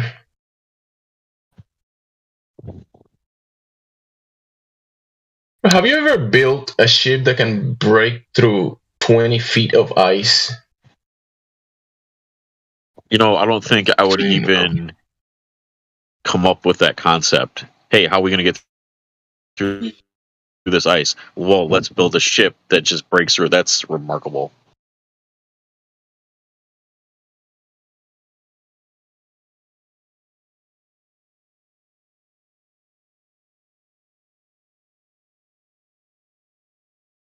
These guys didn't do anything. It doesn't matter.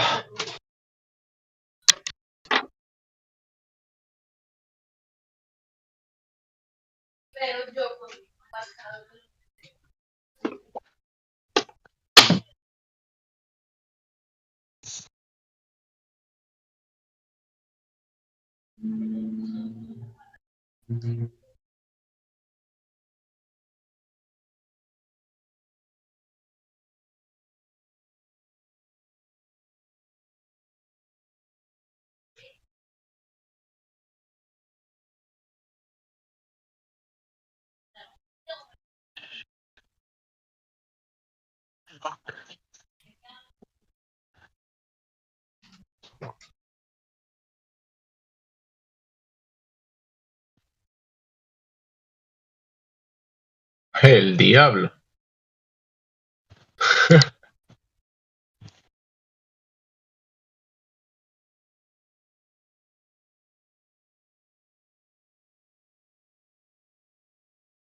This is just crazy.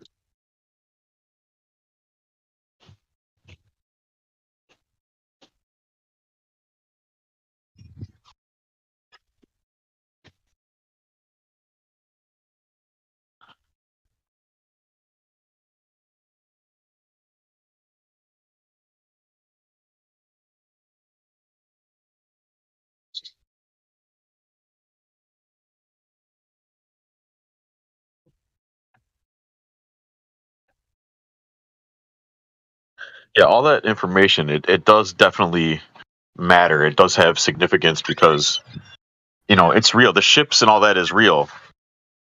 But everything else is unfortunately just speculation because we don't know really, what's going on down there. We have no idea. We just only know what they tell us. So unfortunately, that aspect of it doesn't matter because it's just speculation. But the fact that we know apparently that they are building these ships and they are going there, the Pope and all these people, they're going there for some reason. We just, why, we don't know.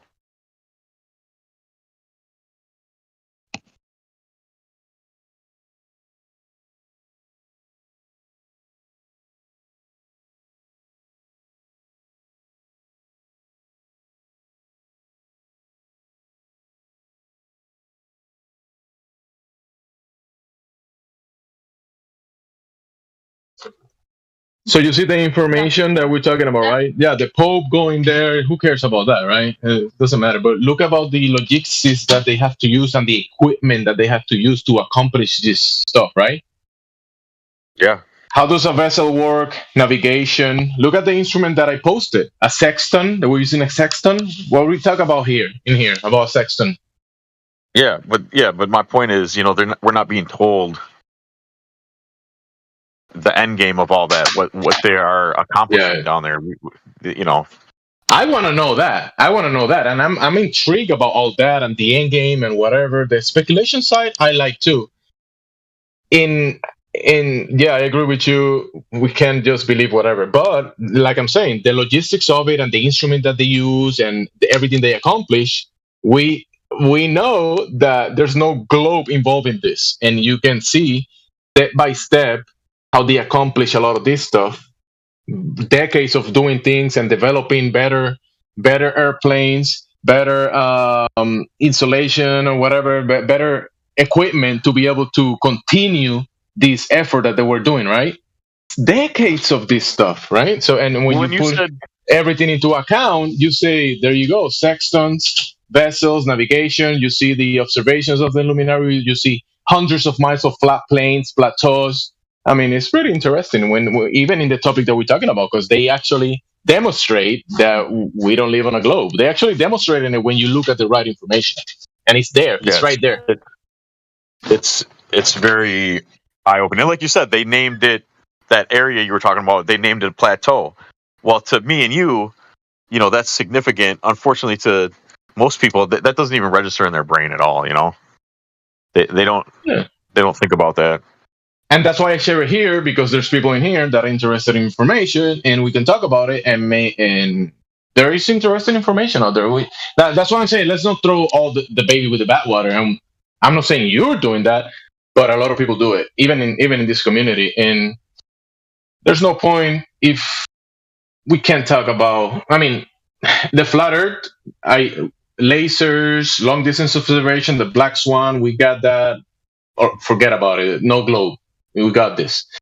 Then we can also make the look at the information that is available about these feats, and the observation that was done while doing that. Like I was pointing out, the night cycle, the 24-hour stars circle that we don't see that anywhere here. I never seen it myself here. I always see day and night, day and night. That's what I've seen day and night.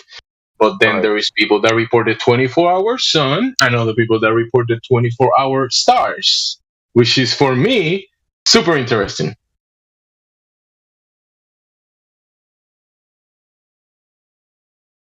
And that's it. You gotta have fun doing this, right? Oh, definitely.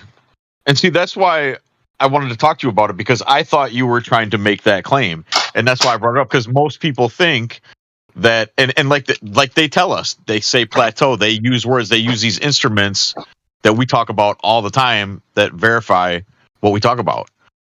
But Exactly. And they throw it in everybody's face, but they don't. They don't tell us that. They show us this and still say globe. So that's why I thought you were talking about it. Mm-hmm. Yeah. Oh, okay. Exactly. So that was my point. That's why exactly I brought it up, because you and not you or the other guy and I were talking kind of like the globe mentality, and I was saying, look at these guys. They went with a globe mentality. This guy's describing with a globe mentality that he's on a globe, but he's looking at hundreds of miles of flat plains. But he's on a globe. That's right. And I'm like, that's kind of funny, and that's relevant to your guys' point.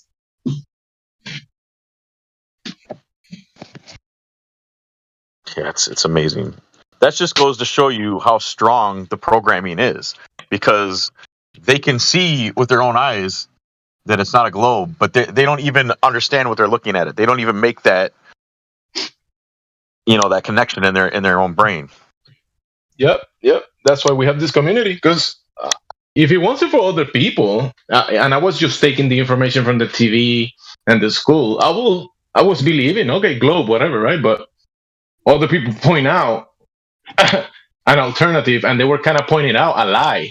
And when they were pointing out the lie, I was like, oh, someone is lying. Okay, let's find this. Let's find about this. And then when I saw the evidence, and I was like, oh, okay, there's something here. That's how you find truth. But if you found some truth, but that doesn't mean you found all of it, right? So then, just because you found that truth, that doesn't mean there's no other stuff that you don't know, right? There's a lot of stuff that we don't know. So if someone presenting some information that you might maybe not agree with, just look at it and then make up your mind, right? Listen to the information, look at it, try to see that picture from that point of view. And we do this in here all the time, right? That's what the community is for. So people have the conversation and hopefully come to a logical, comprehensive conclusion about things. My bad. And I wasn't attacking you earlier personally. I was just being a little bit pointing out for you to realize what you realize, right? My point. You get my point finally, right? And you did back then. It's just that you also wanted me to get your point, and I get your point as well. Yeah, I think we were just miscommunicating. We didn't. Yeah, it's not a big deal. No, I guess it's not a big deal at all. Good thing that the good thing that we were able to get on the same page. That's great. Thank you, bro. On the same page. Yeah, I appreciate you. Likewise.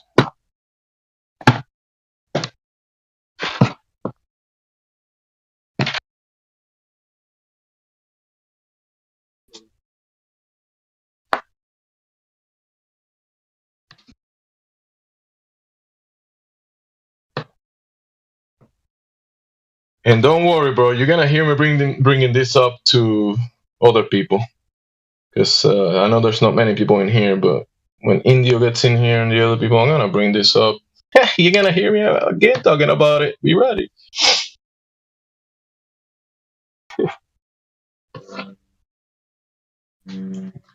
Just to show it to the guys. I always bring different things to the guys,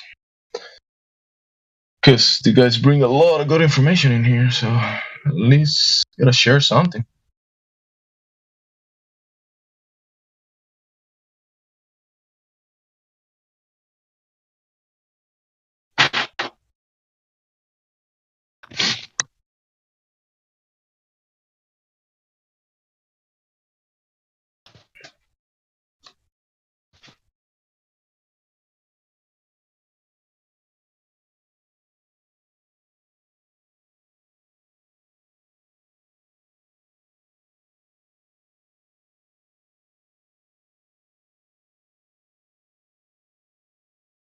Too bad, bro. Too bad it's not Sunday because I was gonna go speculating even deeper. Hey, what's up? I mean, have you been listening to the conversation, Ethercrest? Have you been paying attention? Just sat down. I just woke up, man. My schedule's a little off. I stayed up too late last night, so I passed out. Bro, you only slept a couple hours because I heard you like an hour, 2 hours ago. I think I heard you. I know. Go back to sleep, bro. Go back to sleep. I can't. I actually tried, but I just can't fall back to sleep. Is there any light? Did you see light? Can you see your wall or your roof? Can you see it? Yeah, but there's no way to create a dark place. Yeah. That's why you gotta take advantage of the night. Yesterday, and then it caused me to. Yeah, I know. Well, yesterday I was feeling bad. Took some medicine that made me sleepy. It causes drowsiness, and I fell asleep and ended up waking up way too late to go to sleep. I ended up chilling here all night. I left here like about 6 o'clock in the morning. The morning shift clocked in, and I'm like, all right, I'm out. And then I ended up passing out. So you did got some sleep before. That's good. That's good. So, good for you. Huh. Yeah, I got a couple hours. I got like an Indio nap. I think I got like 3 hours of sleep. Indio nap.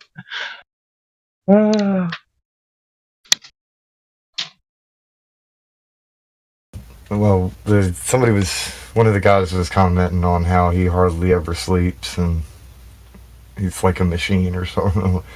Yeah, I know that feel though. Like you just can't sleep. There's things to be done. Back to accomplishing shit.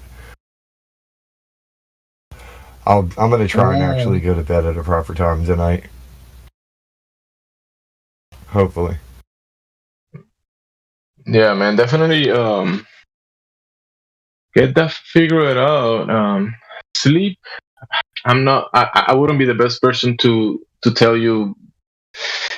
I mean, because I'm like you. Actually, last night I did sleep for over 7 hours, I think now. So I did got some good sleep. But the 2 or 3 nights before that, I was only sleeping like 3-4 hours. So yeah.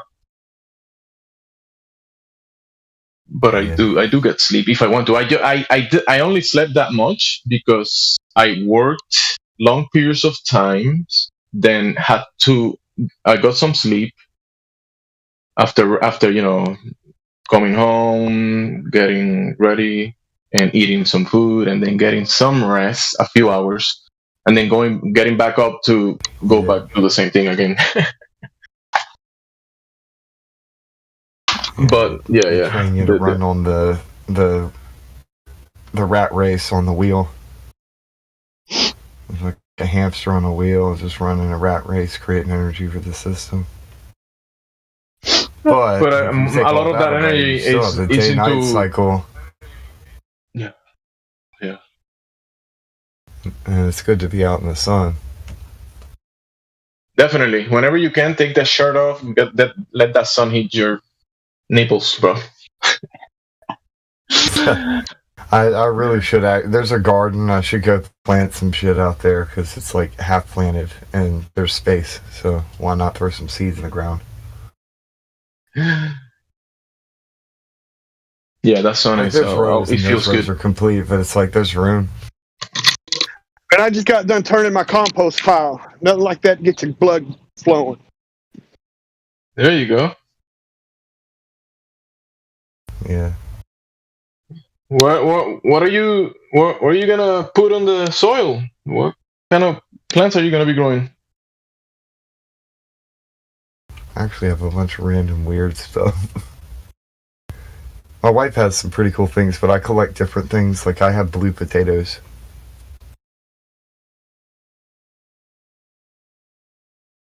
Supposedly Blue they have potato. antioxidants like blueberries have.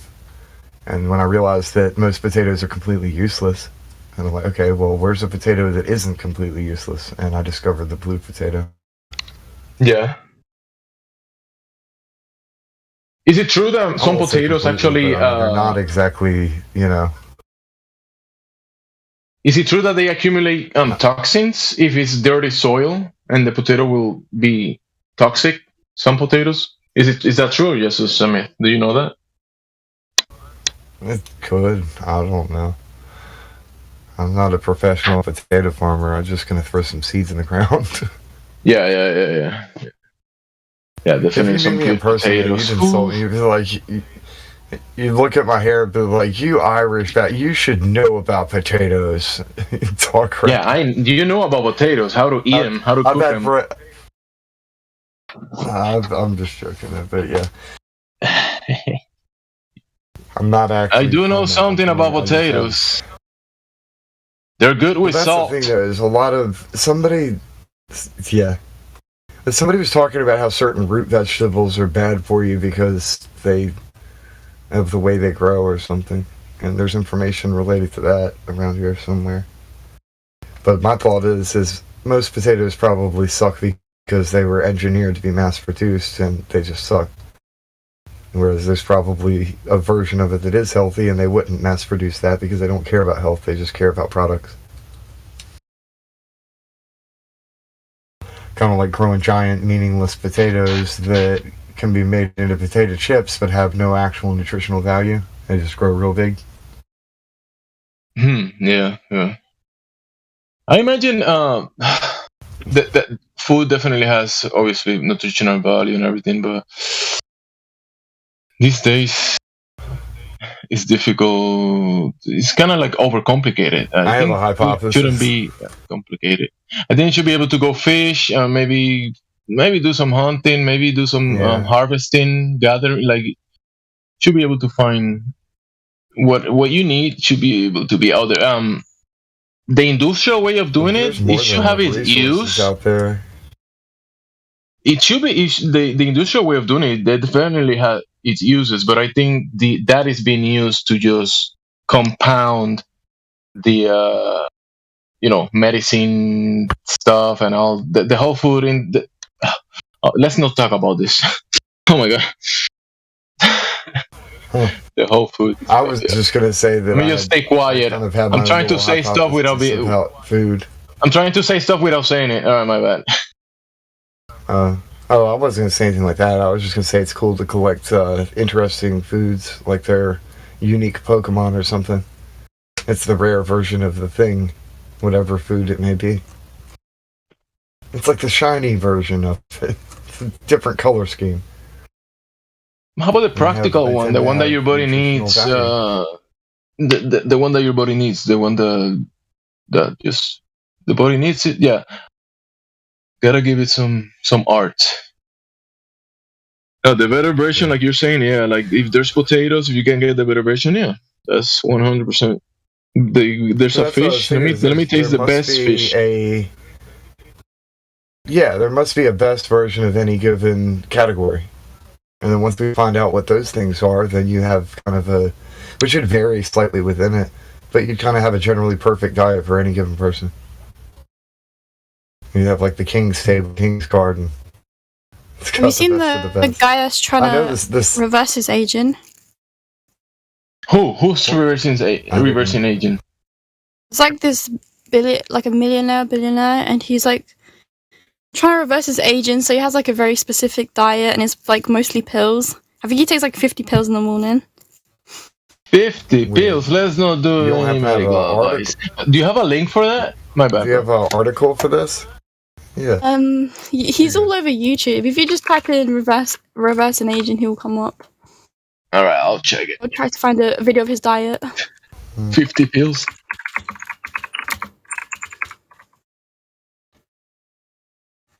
I got reversing type 1 diabetes. Is that one?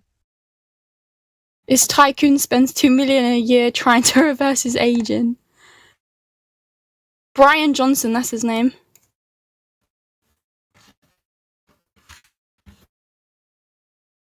This I is hope he figures out the CBS. one thing that no man can figure out.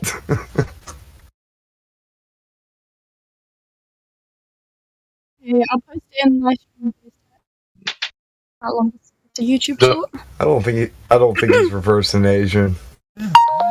Don't be too surprised if in the coming years some companies come with, hey, we have this product that will slow your aging. Don't be too surprised, because That's what I was gonna say. They're gonna be playing God. slowing it.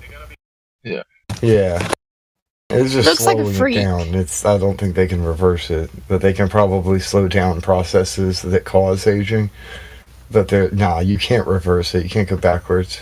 The time has passed. The cells have already been corrupted to what they are. But most of them do. When they start the doing body's those weird programmed to do a mods certain themselves. function, work a certain Yeah. way, and if you can continue that function, it will not reverse or stop death, but it will, in a sense, stop aging. In a sense, Yeah. Let's slow it down. Yeah, he's probably just slowing it down. But that's his like obsession. He wants to reverse it. That's his goal. Yeah. It's not even about making him younger. It's about making him look younger and feel younger. So if they can get those two things down, It's about I don't think making. that He wants to be internally younger as well. Like he wants his organs to go back to how they were when he was younger. Isn't that what they all do? Like all of these celebs who are trying to slow down or reverse aging, all of them have been trying to do this. I think it's They get, like the plastic surgery and all the other stuff. yeah, but that's all I cosmetic. just saw. It's not genuine. I just saw. Look, forgive me. Go ahead and finish. You're good. If it's about cosmetics saying, I and get looks, what I you're think he saying. looks horrendous. I think he looks like he's wearing a mask. He looks creepy. Oh, jeez. I It looks just like he's saw made out them of getting like 1, 2, 3, 4, 5, 6, 7, 8, 9, 10, 11, like around 12 plus vials of his plasma out of his veins. Do you think that's gonna make him healthier or extend his life? Taking his plasma out, his blood, and he wants to reverse aging doing that? I don't even want to talk about all of this stuff because I got 1,000 things Yeah, to let's say, not and do I it. know I can't say any of them here. Yeah, let's This not go conversation there. sucks. There's so much thing. Yeah, it's not go there. I just can't. Yeah, I only I'd love brought up to. I'd because love you were to, talking but about I like just the can't. perfect diet and that kind of stuff. You're like talking Yeah. about what's the perfect, And I'm Don't not some of saying these it's rich like folks kind of somewhere also pay between. young people? I'm sorry. That's exactly what I wasn't gonna say. Oh, we're not. What did you say? I know where you're going. I know where you're going. I know what you're about to say. With now. Yeah, I've heard. You're trying to say he has like I've seen theories, a but proclivity to youth and youthful people? no, I don't know why you don't want to say it, but He's selling a product or a brand. they pay younger people, like healthy young people. They actually pay them to go on a certain diet for a while and to reach a certain level of healthiness, and then they do a blood. I don't know. Is it a transfusion? They actually connect, an IV. Yep. And somehow that's supposed to, I guess, I don't know what the reversed aging product. I don't know if it reverses it or just keeps you healthier for a short period of time. Ooh, I want Well, they also mention they also mention a trigger term called vegan meals. So there you go. They're selling something there. Vegan meals. That vegan meals. That sounds like something when I go to the store and I see a section that says vegan meals. Hey, didn't I saw that on TV with that guy that says that he wants to be younger? Let me try this.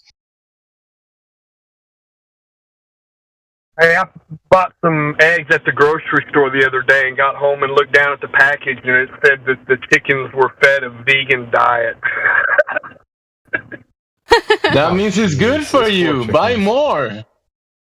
Well, it says vegan fed chicken, so I don't know if it was technically a vegan diet or if the chickens were fed vegans. I haven't figured that part out yet. Hey, at least you're That's interesting. You're supporting veganism. That's the whole point. Hey, every cow I've ever eaten's been vegan. Exactly. Oh, you don't know about the insects they eat and the rats and the chickens?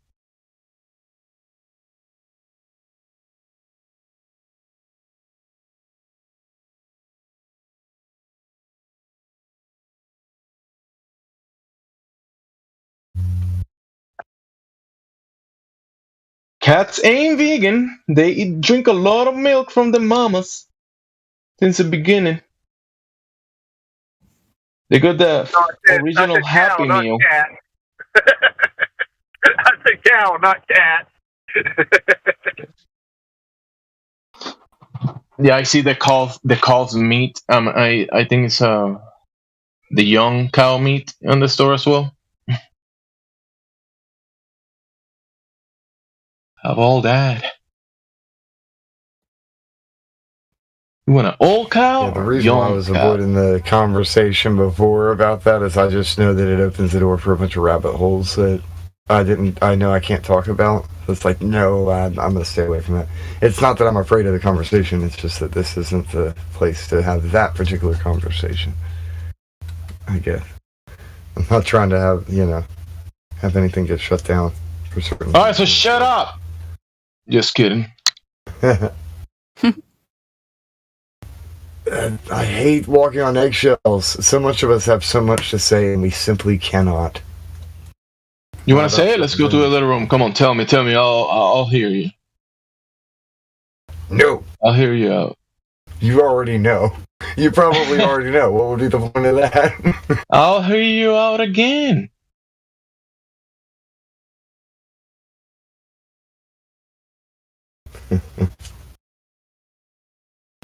The technocracy is real. They control the information. You have freedom of speech, but not freedom of reach.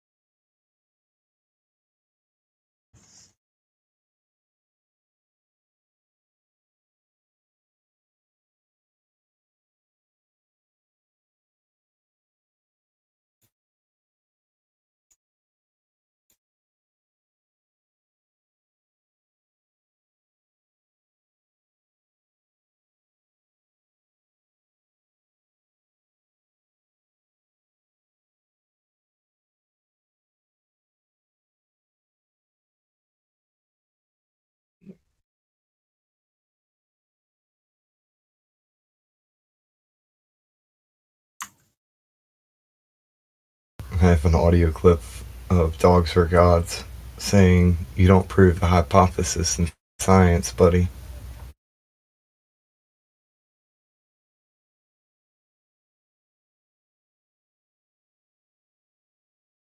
That dude has no idea what hypothesis is, or he's just being inflammatory, trying to be triggering, trying to instigate.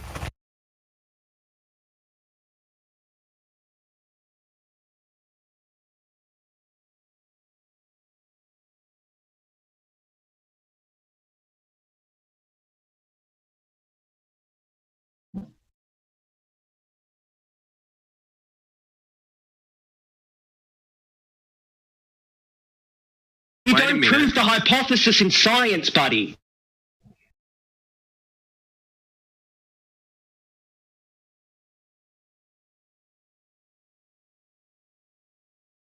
If that guy actually believes that. The who? That's dogs are gods. He said you don't prove the hypothesis in science.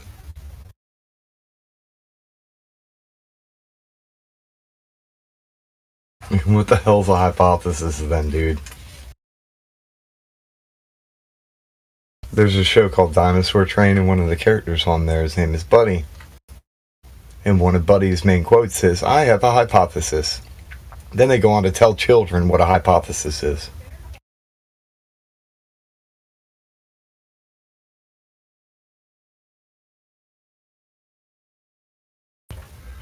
It's kind of weird that you can go back to using like kindergarten, first grade level stuff on some of these idiots because they don't know how anything works.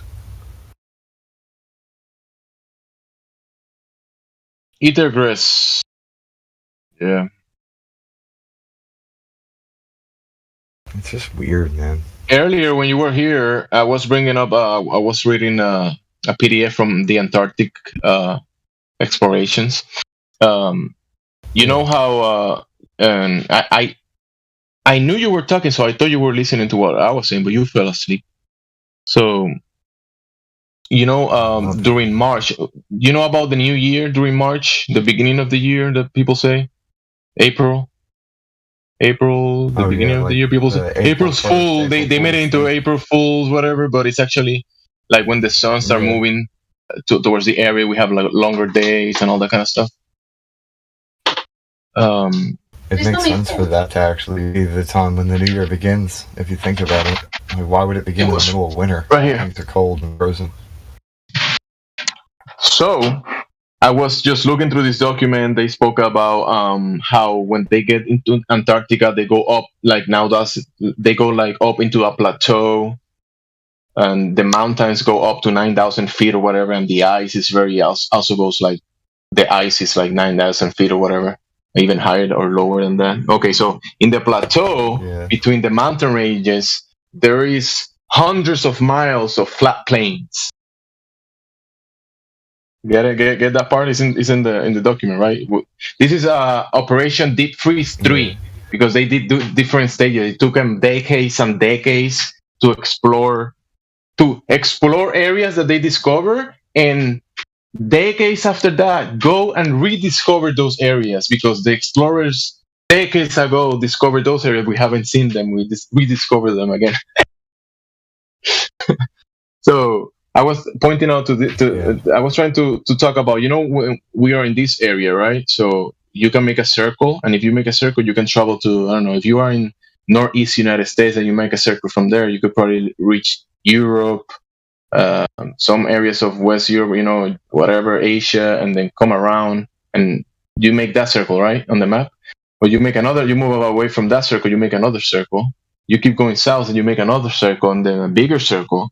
You go to the furthest region south, you make a circle that is bigger than all the other circles, right? That's a lot of land, right? If you're in a landmass that can make that circle. So, oh no, that wasn't my point.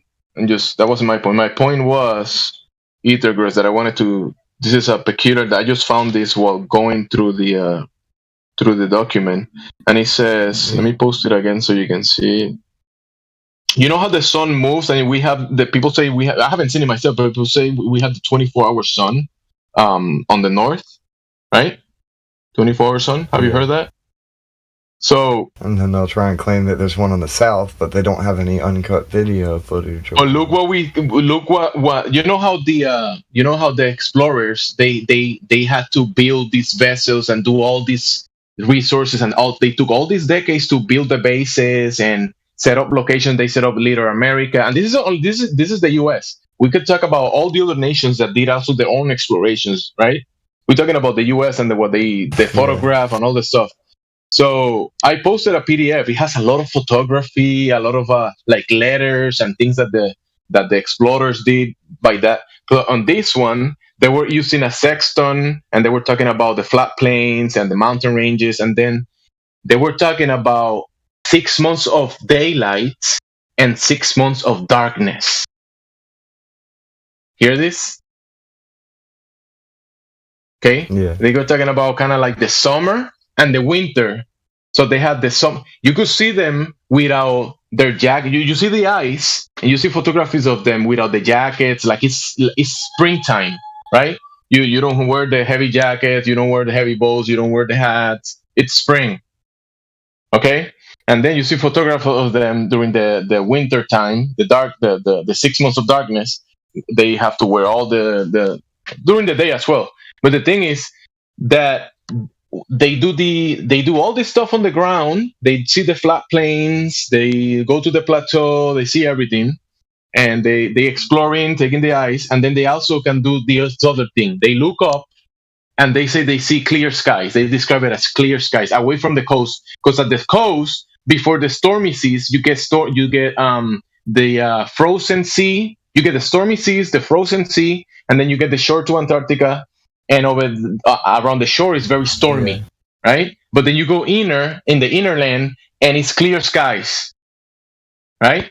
And you can see something that is called the 24-hour. Instead of the 24-hour sun, you see the 24-hour star trails, because it's 24-hour dark. Get it? Yeah. And isn't that interesting?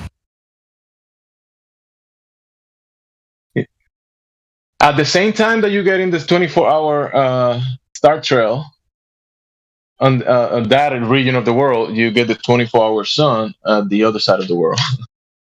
You see, the sun is moving. It's summer at that side of the world and winter on the other side of the world.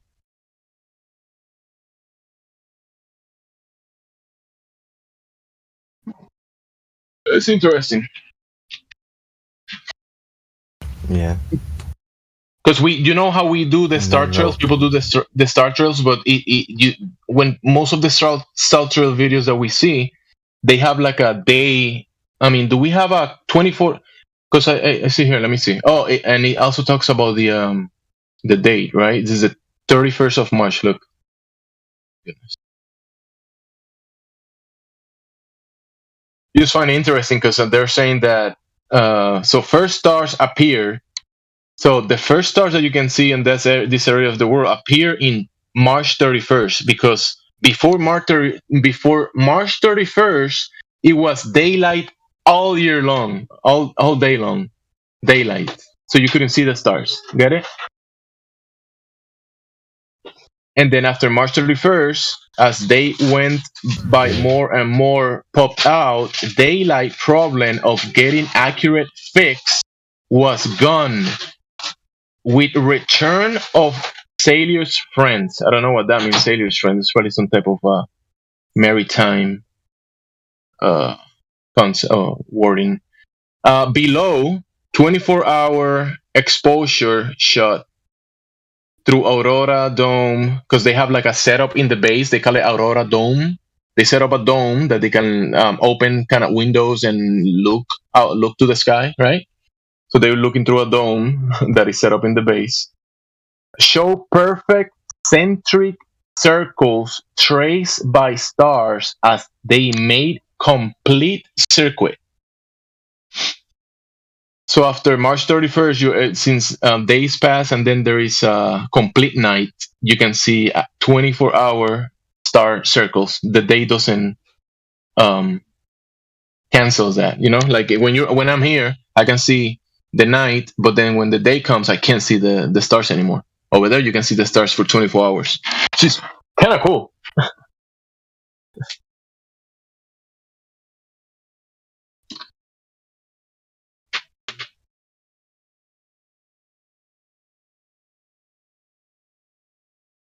Oh, I did. I'm still here, man. Sure. Yeah, look, I posted for you, so you can just. This is what I found on the PDF, right? And I heard this before, but I didn't see the actual photograph of it. And this is the photograph that they posted about the actual circles of the sky above. in that region of the world.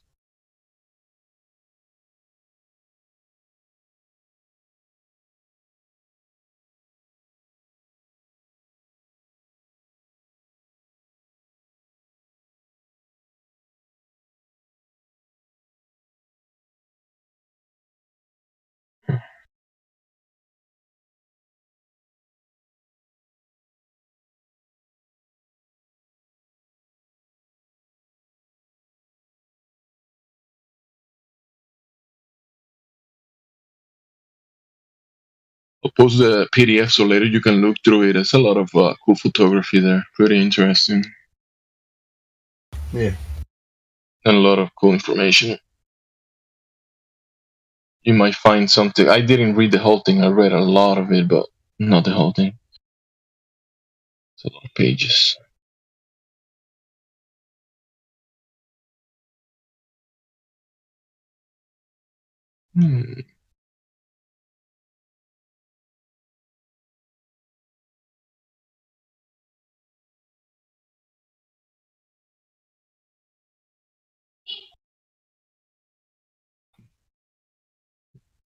It's called Deep Freeze 3 Task Force. Or whatever. It's 47 megabytes. Forgot about that.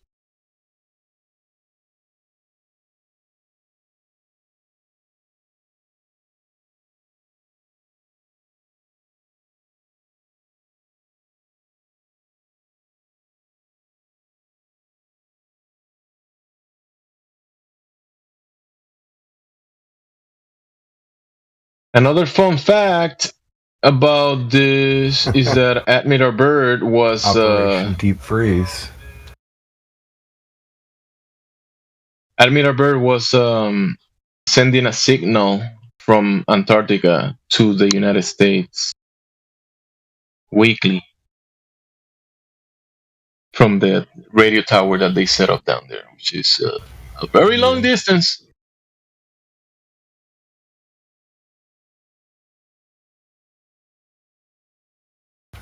Says the expedition was filmed by the U.S. Navy and Walt Disney Studios. Says that. Operation Deep Freeze. Not the 3, but just the first one, which likely they were all connected. There's 3 of them. They had, there's a bunch of recordings, right? It will be interesting if there is an actual file. How do you say? Well, how do you call these places that you save files? An almanac somewhere that you could see all the videos, actually, like the whole, everything, all the information all the videos that they have from there. This link's just a Wikipedia thing, but still, it's interesting. It mentions the U.S. Navy and Walt Disney Studios working together. That is very interesting fact. Disney's been involved in making propaganda since the beginning, so that's not a surprise. 1955, 1950. And that's the thing that when you look at the photography and the cameras and all this stuff and the food, you get back then they had good equipment. So yeah, Disney was with them. That's funny. Had good equipment back then. Yeah. Yeah. So they basically, because remember, there's the public side and the private side, right? So they recorded and did all these recordings for the missions, blah, blah, blah. And then they make an edited version of all that, and we get the public version, right? Because you don't get all the footage, do you? And then the public version also has, we live in a globe, and globes, we're going to the bottom of the globe. You get that version. But what about, if you go down there and you do decades, we're talking about decades of people spend their lives doing this, right? Decades. How many years Admiral Byrd spent down there, right? Whatever. And you see all these people going down there. setting up base and doing whatever they were doing. I mean, Yeah.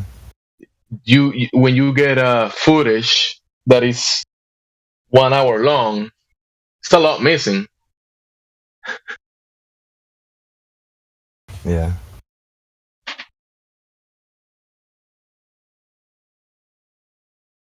So yeah, we get the Disney version. That's not a surprise. I think it's not surprising we get the Disney version, huh? Yeah, it's expected.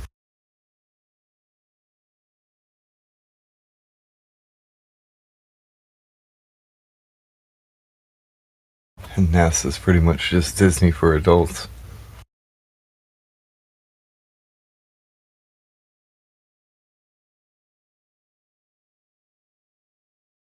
But you know, the guy recording, right? The guy doing the recording, that's his job, right? But the pilots and people building these bases and putting all these, 600,000 gallons of oil lamp.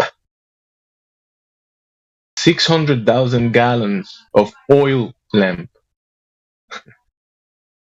They had like hundreds of thousands of gallons of fuel, gasoline. I imagine it will be the same thing, right? Oil lamp. You probably use that fuel to do both things.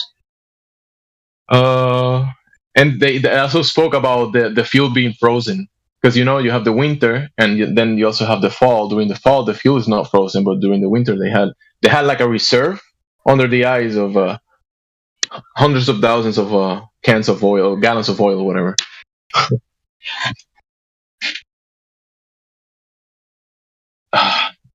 The other thing that I thought you were gonna find interesting, it was the vessel, because the first expedition had a certain type of the first people that went to Antarctica, there's even stories and records of people going there and dying, their boats being frozen in the ice and not be able to traverse because it's frozen. The water is frozen. How are you gonna traverse? They call it the frozen sea that opens with the summer gates. So a long time ago, some people went there. There's many old photography, but some of the people that tried died. Then the United States started doing the military version of that. Send Byrd and all these military people there to do what they did. The vessel that they said they wanted a vessel that could break through 20 feet of the ice. And they were talking about how while they were going through the sea, the vessel was like swinging left and right. You know how the boat is in the water and there's a stormy sea, huge waves, and you're inside that thing. That's so funny. And they were saying that they were thinking that the boat was gonna flip upside down, like it was gonna.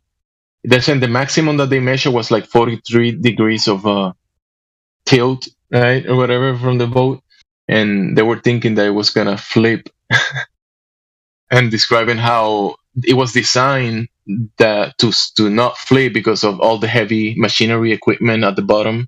We're talking about 9,000 pounds of a sea vessel.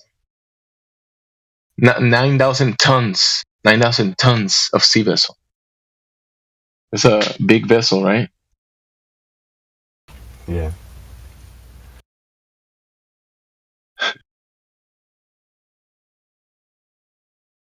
That is so funny. It's trippy though. These places are not really inhabitable to begin with. They're roughly. I think they are terraformable. They can. You know how China grabbed a desert that it was like a dry desert or whatever, and they terraform it and have gardens and do all that. When people have that's I was trying to point out earlier to the other guy, and I thought you were here listening, but you were sleeping. And you know how if I say terraforming, people think, oh, Mars, globe. They have this mentality that if you say a word, they start. Even if you're a flat earther, you get some words. If I say terraforming, some flat earthers will say, oh, no, that's that's space talk, right? Terraforming Mars or whatever. But when you think about the actual terraforming here in reality, you could grab a place that is dry land or it is not, you cannot grow plants there, and you can fix it, terraform it to make a garden, right? Is that doable? Is that reality, realist level, or just imagination? I'm sure where there's a will, there's a way for anything that's here on this plane. There you go. So then you get this, right? So yeah, could definitely terraform areas. So who knows? Maybe they can do it. I'm not saying that 100%, but it's probably doable. One interesting thing that I found when I was reading is this one. Look, there's a mountain range called the Ellsworth.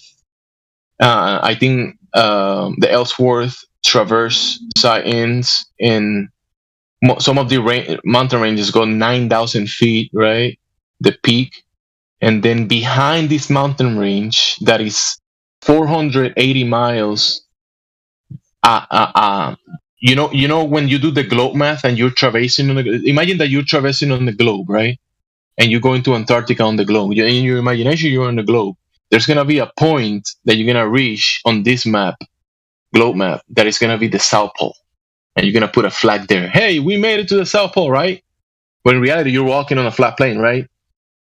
In your imagination, you are at the bottom of the globe. Following me or no, bro? Yeah, on their thing. So then you reach that flag, and then they explaining about a mountain range that is 500 miles away from that point, and behind that mountain range there is a lake, and it's located in one of the dried valleys of the north side of the range near the northern end. Lake contains abundant plant life and may be southernmost lake in the world, 480 miles from the South Pole.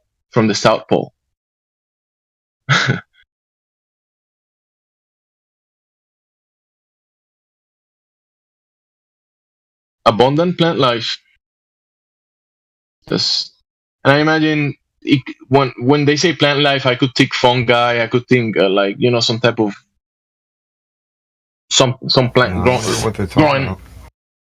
Yeah, it doesn't have to be I'm not saying it's a forest, plant life, whatever. But they say an abundant plant life, and they're talking about a dry lake.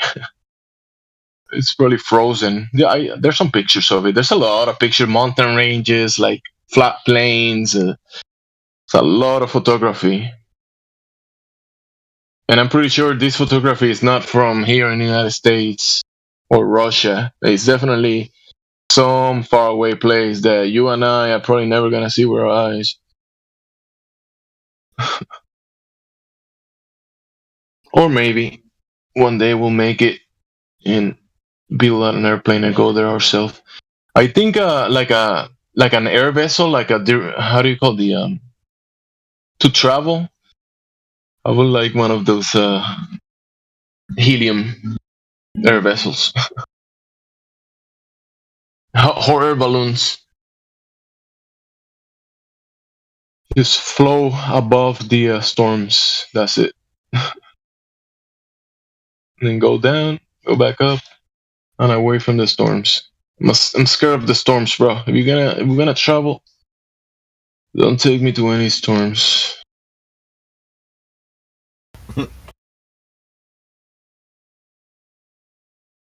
Especially that way, down south.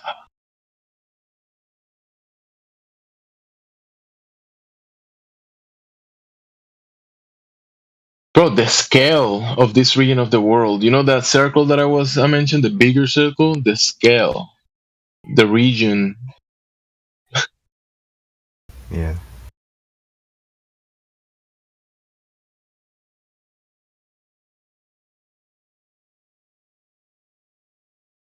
It's bigger than your house. Yeah.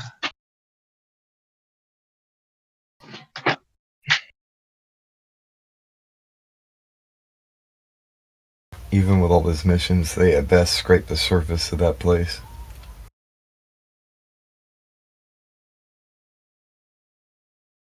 I mean, there's so much under the earth that they couldn't have possibly seen. Mm-hmm.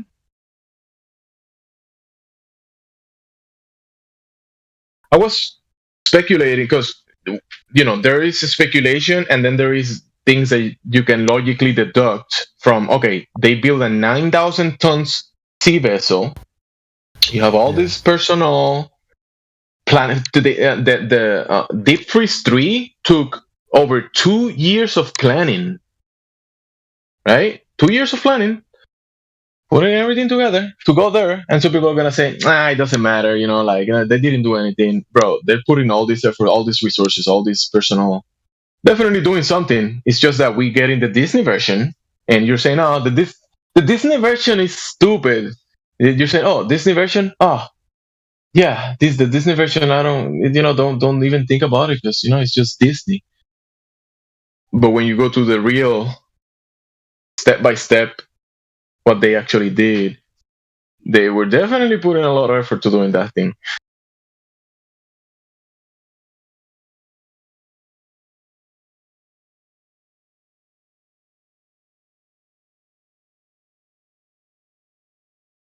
Okay, but you could even you can terraform a certain area, melt, because they said you go up above a plateau of ice, right? You go up around the mountain ranges, and you have flat plains for hundreds of miles.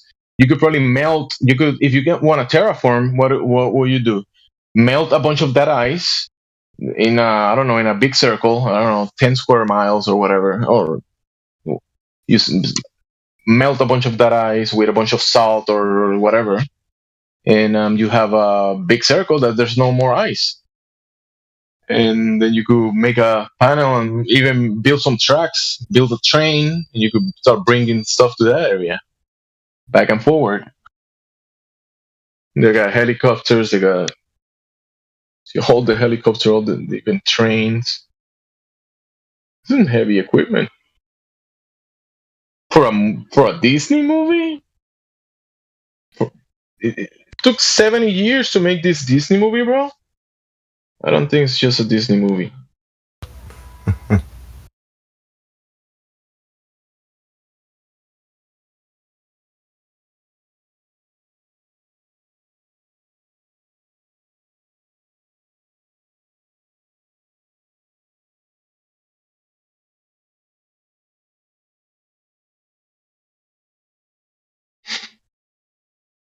I don't know what to make of this, but look at this, bro.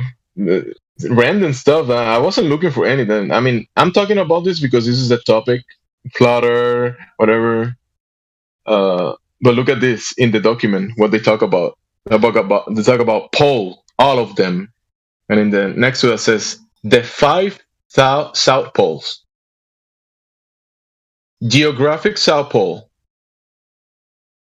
Geomagnetic South Pole. Magnetic South Pole.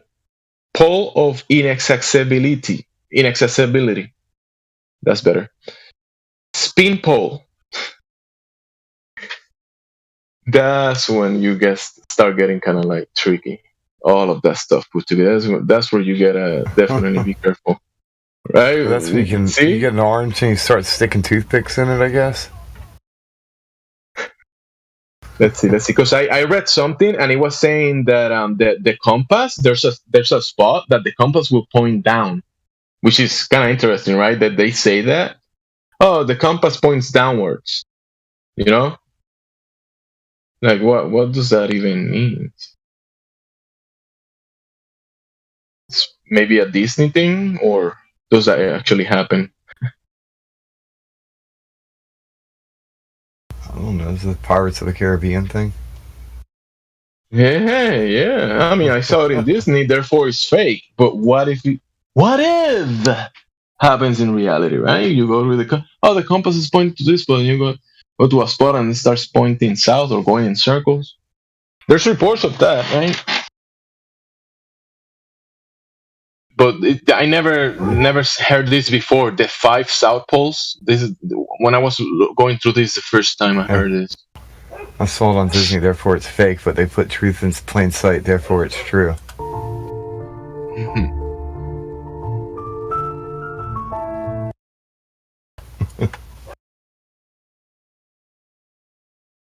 Well, I think it's cool to point this out in a sense because it was in this community that I learned about the differences between geographical north, celestial north, magnetic north, right? Yeah. So we also have that for the southern area. I guess there's something to that as well. What it is, I don't know, but there's something to it. This is weird though that they have 5 different locations that they regard as being poles. It's probably going to add more to the list. Oh, that's just the South Poles.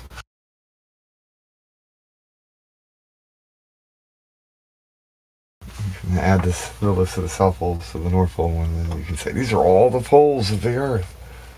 So look at this in the beginning. This is earlier. You guys, AI was here. There was another guy here, and that I spoke to. I kind of argued with it a little bit, but then we came together we were able to communicate correctly. Then you guys were pointing out kind of like what I heard you guys talking. It was kind of like a globe mentality, globe this, globe, kind of like thinking like a glober. And then I was trying to point out that in this expedition, you had that happening. That some of these the guy, let's say the Disney guy giving us the Disney version in this literature, he was writing about that, you are in a globe and blah blah blah, globe this, globe that, and if you are in this side of the globe, you are upside down, right? When you stand on the South Pole, you are literally standing on your head. Yeah, which South Pole? So you have these people giving you their idea where you're standing, right? But they're putting a flag over there and saying this is the South Pole, geographical South Pole. Yeah. And that's the spot that I was trying to tell you, that they put the flag and then they kept going. So they reached that point, they put the flag. Oh, we made it to the South Pole. And then they kept going 500 miles and they found more stuff, right? And stuff they've never seen before. And they it's kind of crazy. So let's see. The 5 South Poles, geographical South Pole, the southern point on the surface of the Earth where the 360 degrees of longitude converge, because longitude is an expression of time as well as distance. The 24 hours of the day also converge here. So you see, this one, geographic South Pole, is like a political agreement that, hey, we agree that we're going to put these lines, right? Because they put this great line, the longitude, right? And they converge these lines to this point on the map. And when you reach that point on the map, that's the bottom of the ball. That's geographical south in the ball. That's kind of crazy, right?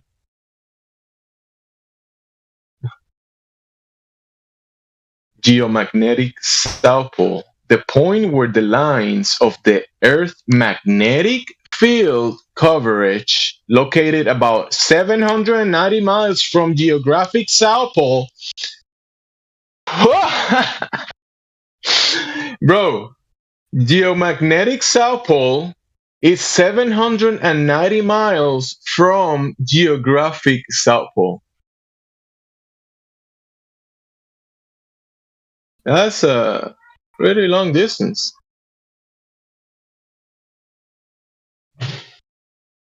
Geomagnetics. How do they detect the geomagnetic? I think they have some equipment. They're doing some readings and they're detecting these geomagnetic signals, and they're saying the geomagnetic center is here on this spot. But the map is wrong then. Because the geographic pole is 800 miles away. That's silly. So then the other one, the third one, is magnetic South Pole, the spot at which the compass needle magnetic compass a magnetic compass. Interesting. So this is not just a compass. This is a magnetic compass. What does that mean? The difference? Don't ask me. Look it up. Points straight down. So you see, I read this before. That's what I was trying to point out. Hopefully, Itherius is listening to me because I'm talking to him. I know there's not many people in here, but who cares? I'm here, man. I'm here. So you see how I mentioned the compass, but they point out it's a magnetic compass. So they're using a magnetic compass, and the needle is pointing straight down. Its location is variable.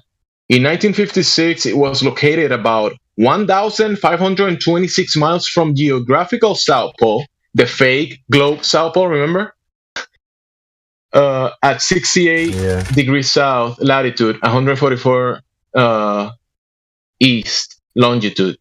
2 French IGY stations located near. So you see, there's other locations because they mentioned this in many of the research that they're doing. They say, oh, we did this in this spot, and there is around this area there is a Swiss base or a French base or a French antenna or whatever. They always mentioning other people that is doing stuff around there, but it has nothing to do with what they're doing.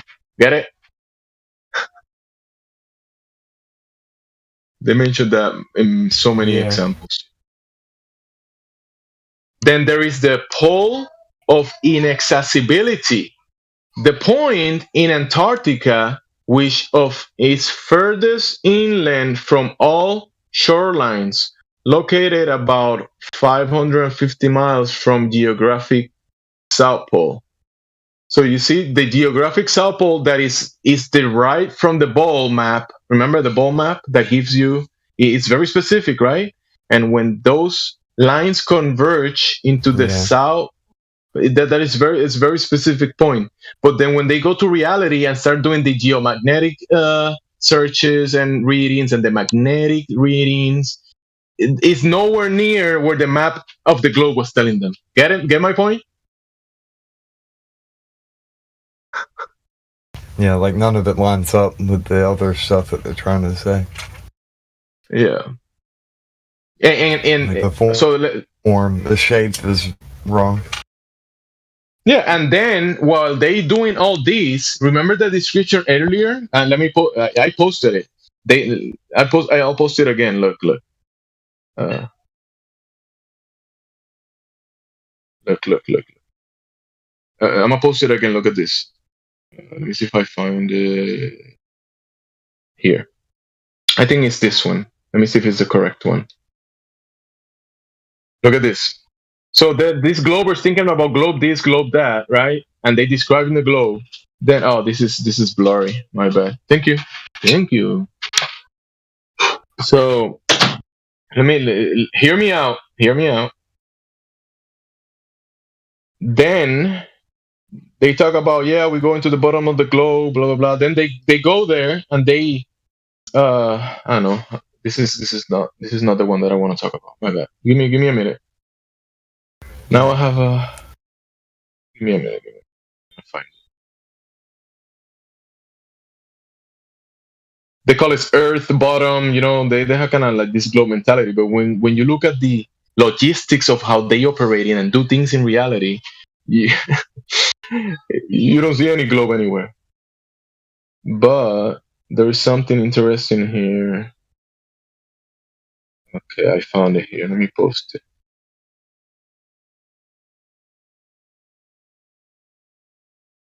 You're gonna like this, because I thought you heard me earlier posting this, but you didn't. You were sleeping.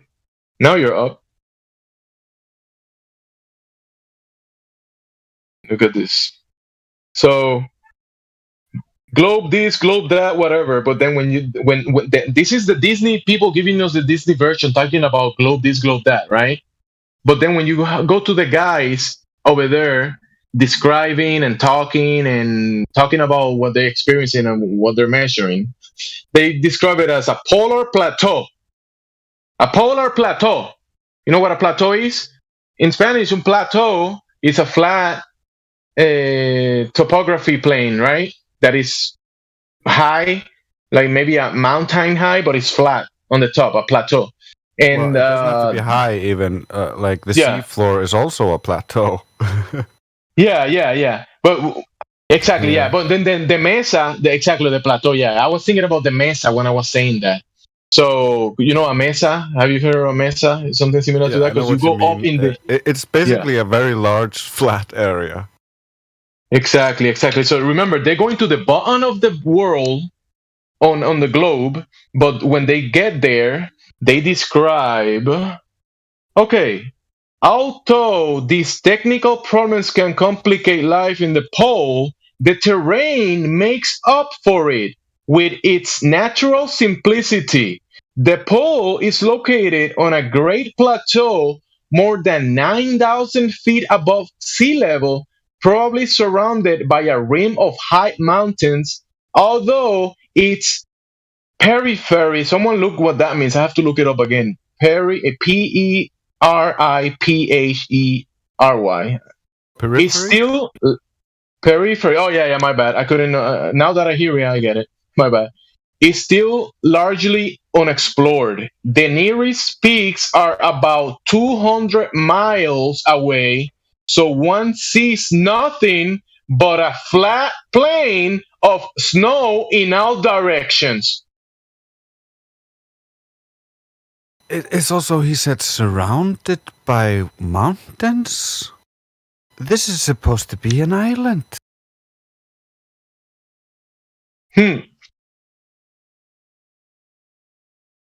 Like, that was weird to me.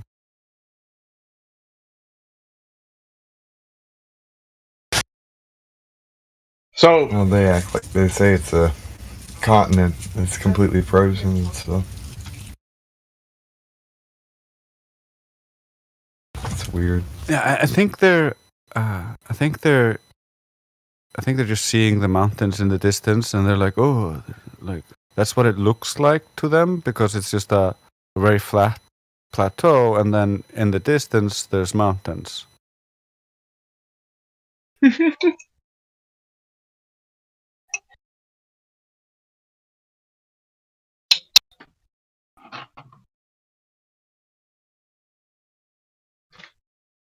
Just very odd phrasing.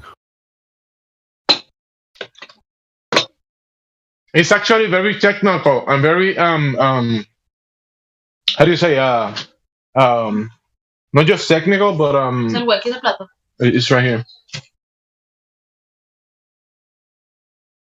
I think it's based in logic, what they experiencing, what they observing, obviously, right?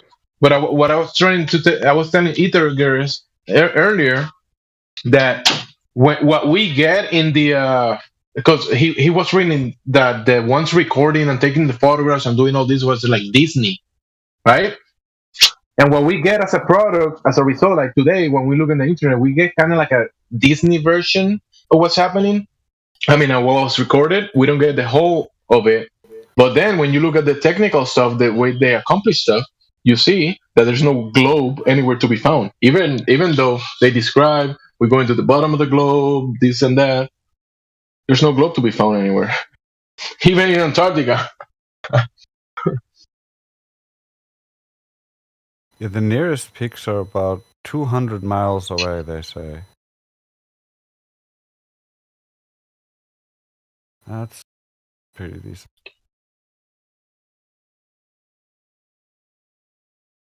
I'm glad that you joined. I don't know if you heard me earlier. I was talking about they describe it. Look at this. It's have you heard of the and you know this the 24-hour sun, right? Yeah. Trace. So, do you think this is something that people made up, or does it actually happen? I don't know. I think it's possible that like there is some illumination effect happening there. I don't know how it exactly works because I don't have enough data to plot that. I found it really. And you haven't seen it yourself. Yeah, I don't know enough to make a determination myself. I find like all these different testimonies and all these videos interesting, and I look at all of it. Like what you showed me here, like in the one I copied here at 37 minutes after the hour, it basically, and I say, I quote here, the South Pole is the only fixed point on the Earth which has only one day and one night all year. What? That contradicts the stories we're hearing. If there's one night all year, then there's no 24-hour sun there. That's a good one that you got. I'm so glad that you see. That's why I'm posting this stuff, because you're gonna catch up stuff.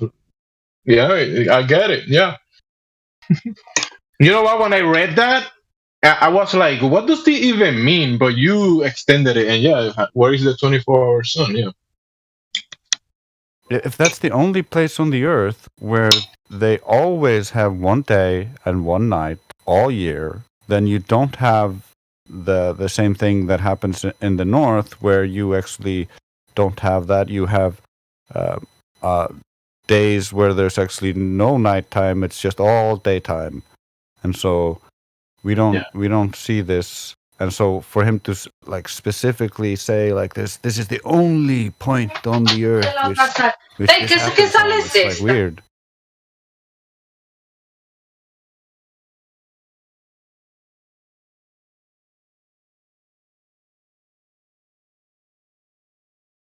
I need to find that in the document so I can read on.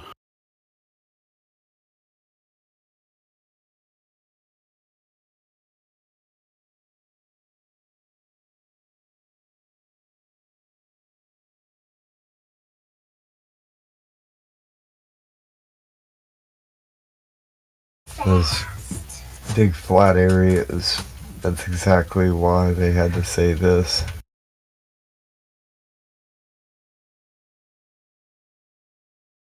Use the word oblate.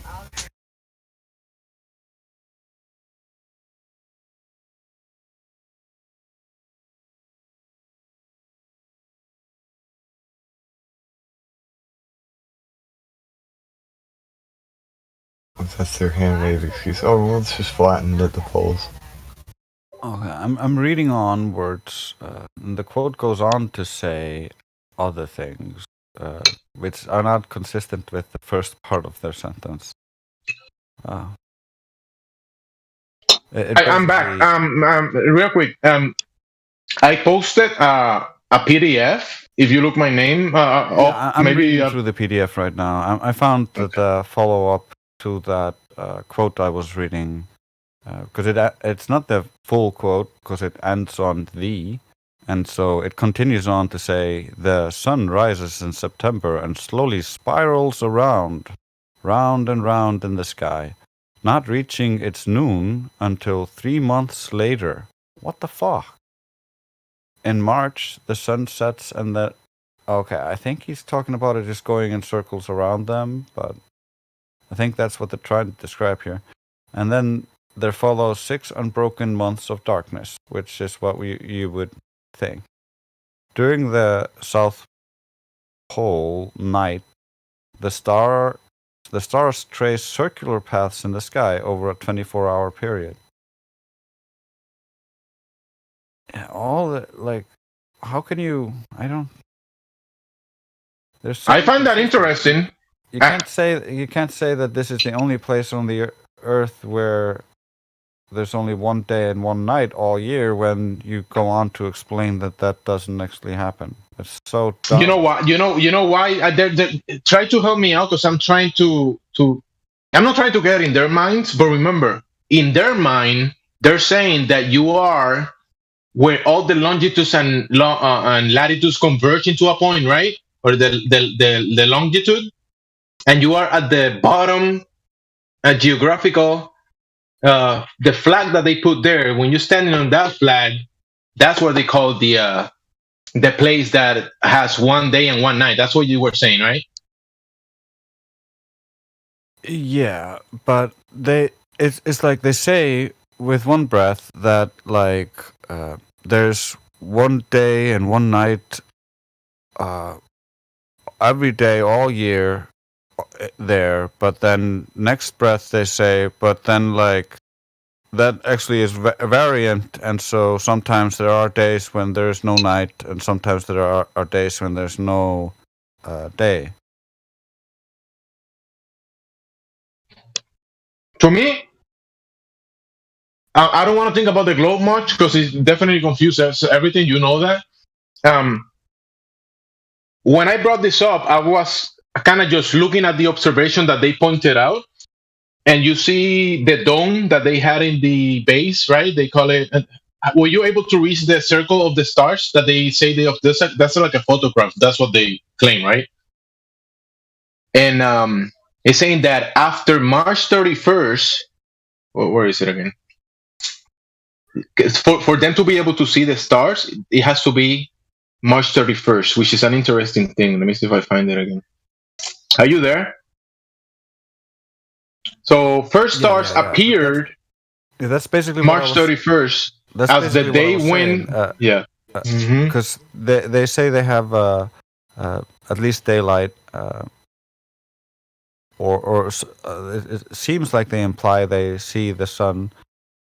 But I don't know how that actually works. And you know what's so cool about that? You are over there holding that, because a lot of people don't see the difference between seeing the sun in a circle and seeing daylight 24 hours, right? There's a difference between those two.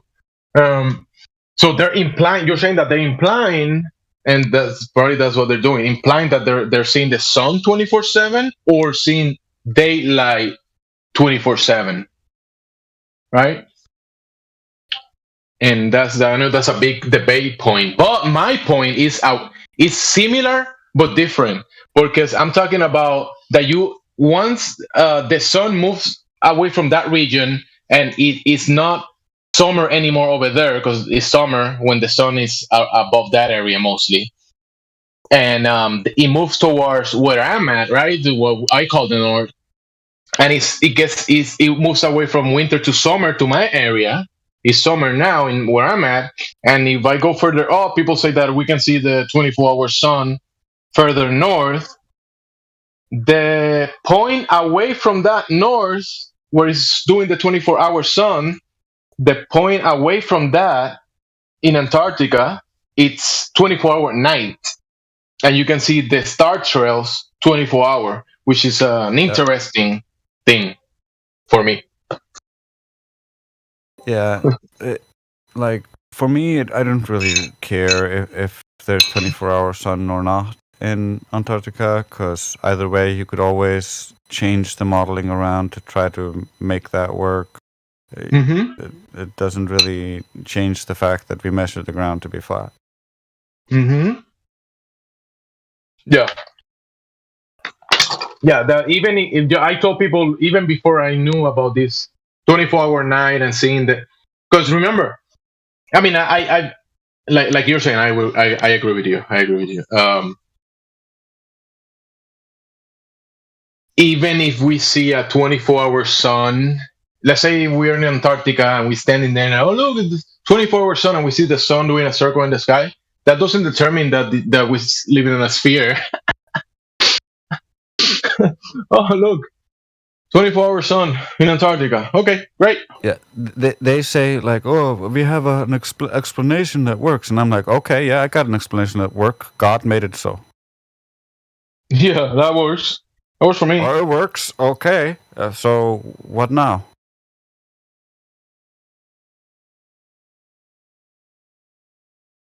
But I'm a little more into the phenomena, because we definitely here to debate and bring in the points and everything.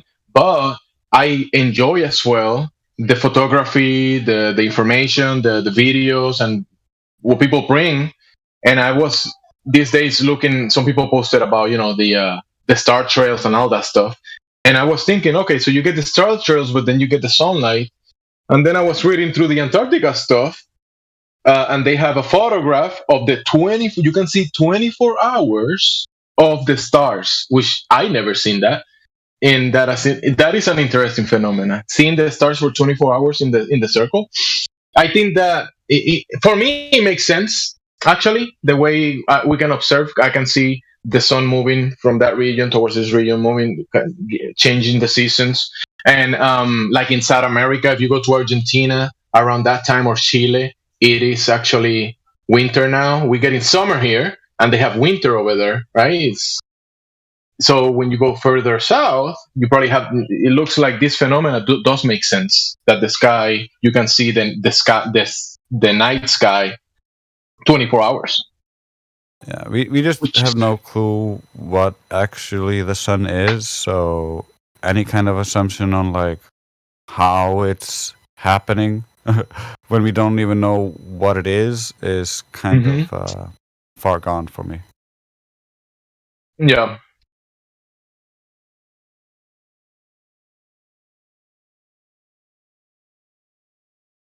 I think it was yesterday India pointing something similar to it. Oh, did you see? We can see the circle in the sky. Therefore, there is a globe. Don't fall for that. And this, it's good to be aware to those fallacies, right? Many people speak about the fallacies, and you guys point it out very often. And it's gotta remember that even us, we do fallacies. We definitely commit fallacies. Yep. But this doesn't take away from the observations that we can do, and we cannot just throw the baby with the bathwater and say, no, don't worry, we can't do observations because we can't prove anything. We can't prove anything with it, right? But how about the enjoyment of doing things, right? I'm here to enjoy. When I do an observation of the sky, I'm not here to prove anything to you guys because I'm looking at the sun or looking at the stars. I'm not doing that to prove anything to you guys, right? I'm doing the observation, and I enjoy that. Yeah, and I can come here and talk about it. Everyone can use fallacies, and it's very normal because everybody's raised in society. You see it on TV all the time. It's also a very convincing way, like appealing to people's emotions and that kind of stuff. Even though it's not logical and it's not going to lead you to 100% true conclusion, you can still use it. But you better want to back your arguments with deductive reasoning or sound reasoning or valid evidence, so that when you've presented that evidence, you can then use your appealing to emotions or other things, and that can still be valid because you're not using that as your argument, but rather just trying to appeal to them as a person, and that can be very convincing. Yeah. And I think I like that you just said, because when I was looking through this document, I found it, and I was, let me look through this, and then I start seeing the photography and all these visuals and all this stuff. But then you think about the logistics, right? There been multiple explorations before, then Operation Deep Freeze 1, 2, and this is number 3. This document is about number 3. And when you look at the logistics behind it, the aircraft they build, and you read through the whole thing, all the equipment, all the bases they set up, and they talking about other bases from other nations that are near them, and you see all these pieces put together, and the logistics behind it, they're actually putting all this together to be able to do the exploration safely without dying. You can see step by step how is that is the purpose so they can go explore and not die. And then you see all the photography of the exploration, you see the lakes, you see all this stuff. People say, no, that doesn't matter, it doesn't matter. Bro, I'm looking at what the explorers did. It did matter to them, because if they didn't do this stuff, there'll be no exploration of them doing it, right? Oh, but that doesn't prove the flat Earth or anything. I like looking into this kind of stuff and looking at it for what it is, not just try to argue it. No, I'm not trying to argue the photography of what these men did. They dedicated decades of their life doing this, right? This exploration took over 70 years, bro. And people just want to brush them off. Yeah, we can brush them off. It doesn't really change my life. But you can see I never seen a photograph of the 24-hour star trails. of that one. That's the first time I've seen it, and I found it in this document. Should I throw everything away because stars don't prove the flat Earth, and I saw a circle in the sky? Should I just think that way? What do you think? Well, we gotta understand that we're also looking at official sources, and they are under NDAs and We get that. are limited. Like we don't know what was approved and what wasn't. Like I don't know anything about this myself, other than what I'm reading here, and I have to take that on faith. I wouldn't throw any of it out. You should take all of it, just with a little bit of grain of salt, because you can't just test it yourself. You can't know, you weren't there.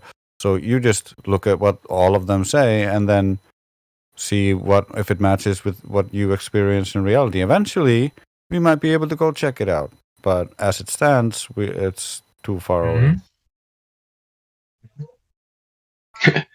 Yeah, I agree with you. So, without any bias, right?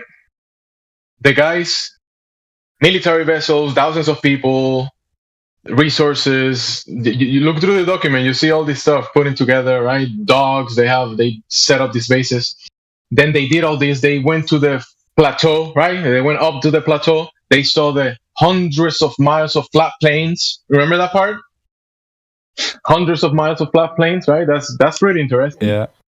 And then they set up the dome on the bases to be able to look at the sky. They also describe how the stormy seas. I think this is a different document, but they describe in the traverse over there. They describe the stormy seas. They describe the frozen sea, which that's why they make the icebreakers to break through the ice with hundreds of miles of ice that they're trying to break through, right?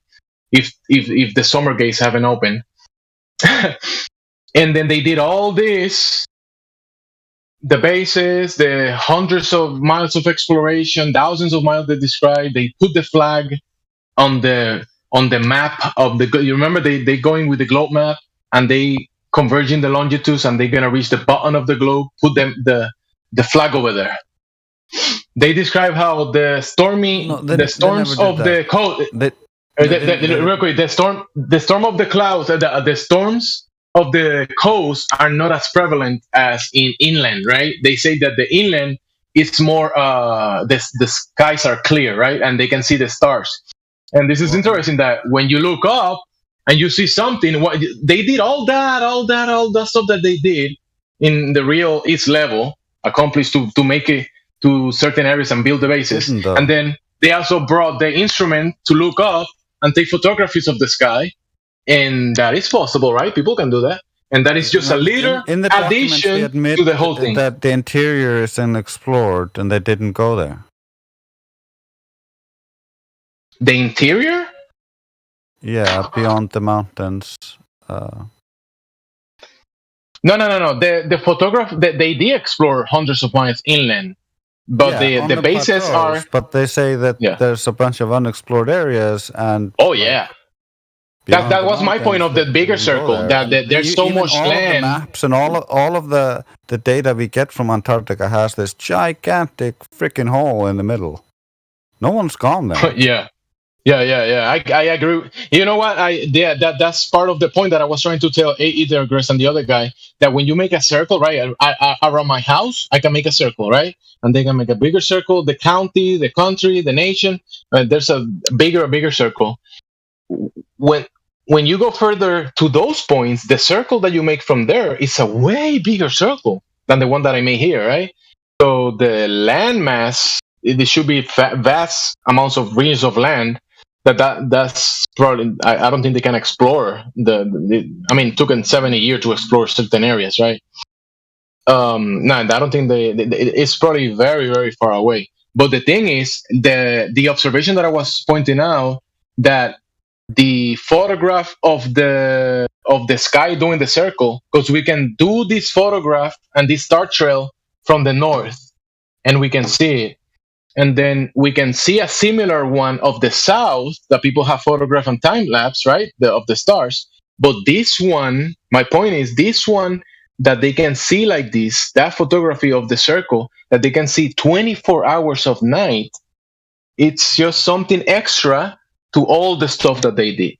And like I'm saying, yeah, government and all Disney and all this stuff, but there is photographies of things that we can't just throw it away just because, you know, oh, I can't go there and take the photograph. Hey, I can go to Australia and take a photograph of that big circle in the sky, that time lapse, and people done that. And then if you keep moving, you keep doing it. So this is what I'm saying. This photograph of this point of view is a pretty interesting one because it's not a common one that we can see, and it's On what interesting. page is this alleged photograph of the night sky from the South Pole? Oh, you haven't seen it? Oh, I thought you've seen it. Okay, let me look at it. That wouldn't be South geographical South Pole. We're talking about the luminaries, which is, if we're gonna say pole, it will be celestial south. It will be to the sky. But let me see which page is it.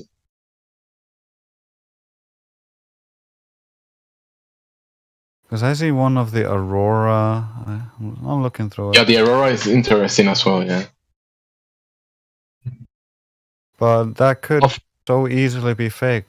It's like you could just take a picture of the aurora, like, and even that we know there's an aurora australialis.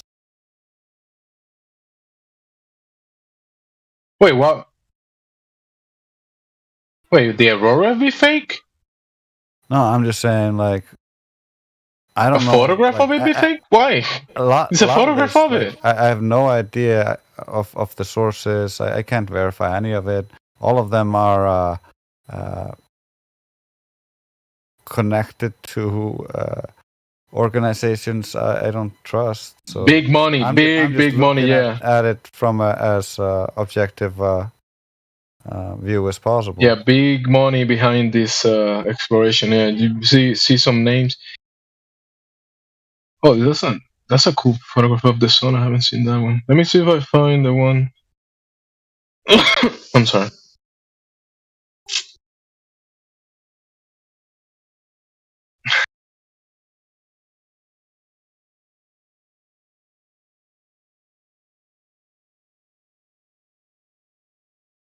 Because I basically always wanted to see how it would look from their perspective. Or from. I'll show you. There's a photograph. I'm looking for it. I'll find it.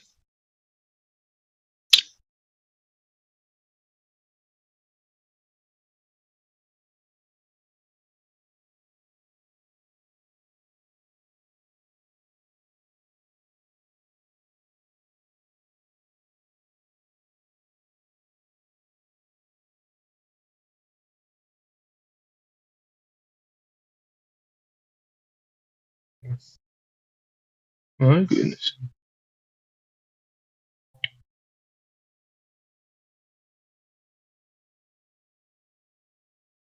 So I'm gonna have to do a search on this thing.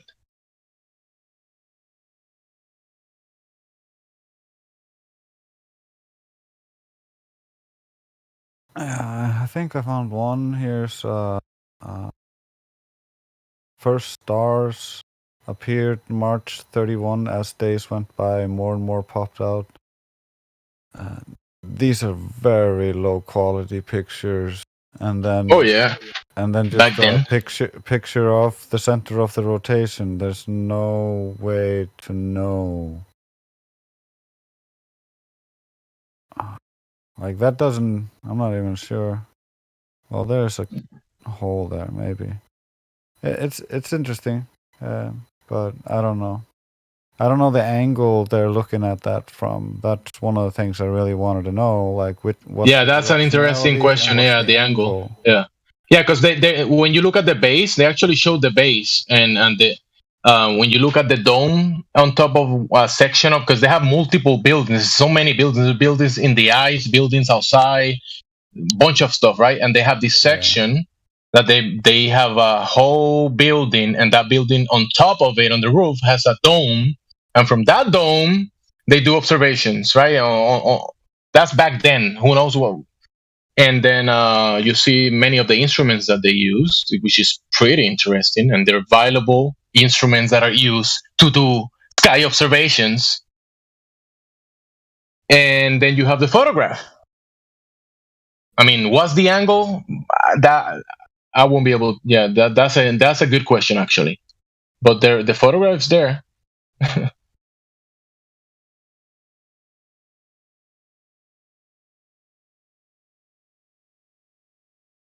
And it's not. I'm not debating this, right? I'm just saying that it's interesting that we can get the 24-hour sun, and at the same date, right? You can get the 24-hour night at the other side, and you see this movement of the sky. We see the changes, right?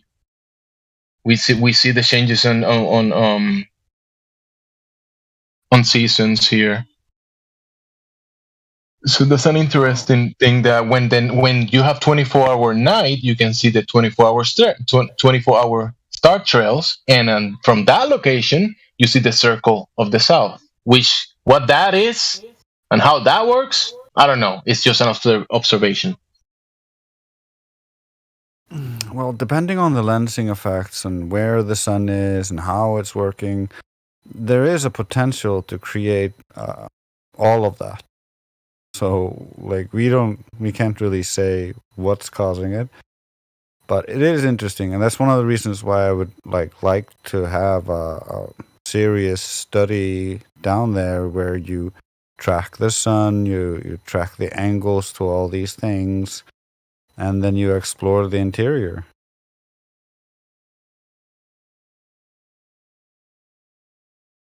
Yeah, an updated. I don't see why they would disagree with that. Yeah, an updated version of this photograph from that spot will be good, interesting.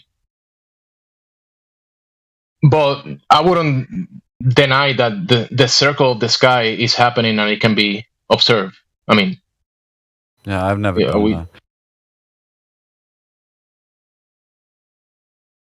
A lot of the equipment that they use, it looked very futuristic back then.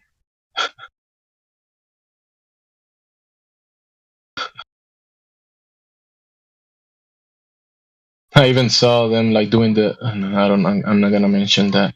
Not the channel for that.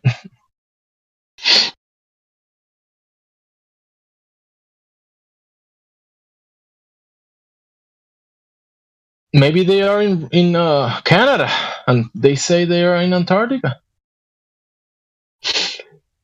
Yeah.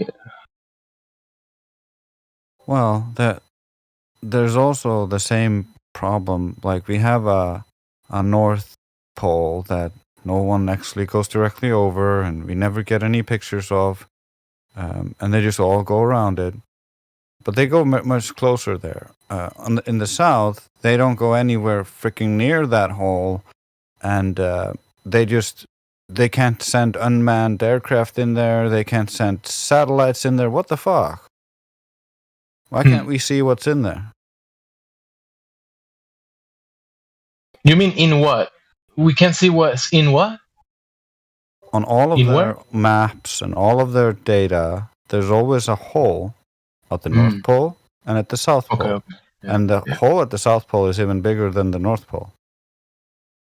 Oh, wow. Yeah.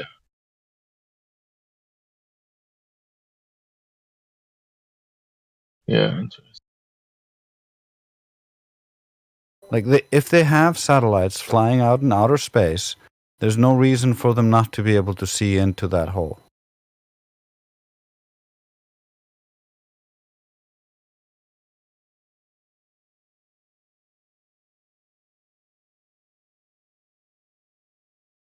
They have to do that because they have to fix how do you say fit it on the geometrical sizes of the ball, right?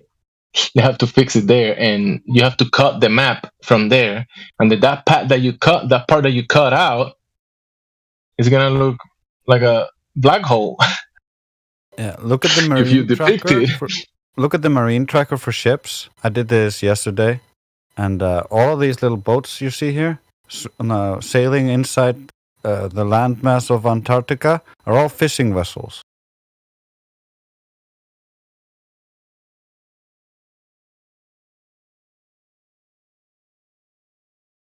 So you're right. There's something wrong with the distances. Antarctica appears to be further away from the other land masses. There seems to be more water there, and the maps are not representing this distortion. And so it appears that the boats that are just sailing around appear to sail right into Antarctica and onto land.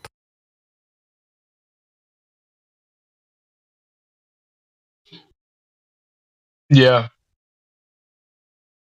Yeah. Too bad it's not Sunday there's yet. Something wrong. Too bad it's not Sunday yet. For speculation. Sorry. Yeah, I'm not speculating like exactly how this is happening. I just know there's something wrong. Yeah, there's something wrong, yeah. Too many red flags. Everything is fine. The house is on fire. It's fine. No, a lot of there's a bro.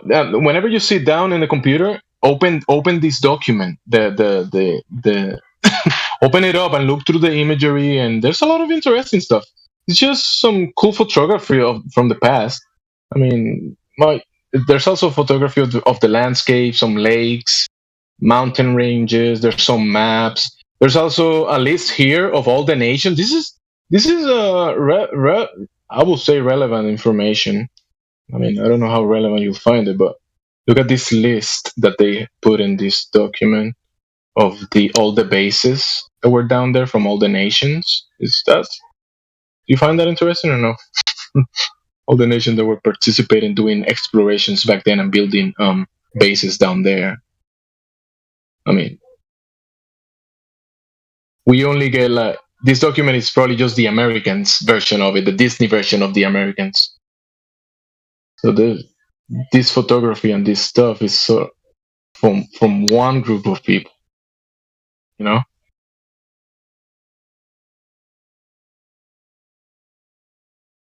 Actually, I'm gonna delete the Thing is, it's a lot of drawings and stuff. It's classic old school NASA. Like they gave us Disney drawings and they were like, look, it's scientific animations. And this is what's happening. Mm-hmm. See him right there in the inflation shelter where he's inflating his weather balloon.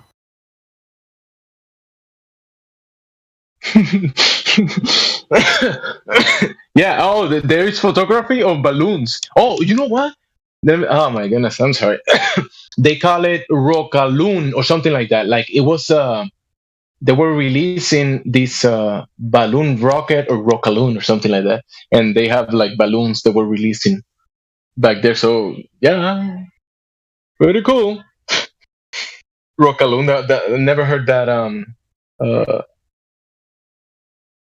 term in like written in papers or attached to a photograph of an actual balloon that is going up, and they call it Rockaloon. I'll find it. I know it's written somewhere. It sounds very, very Disney-like, right?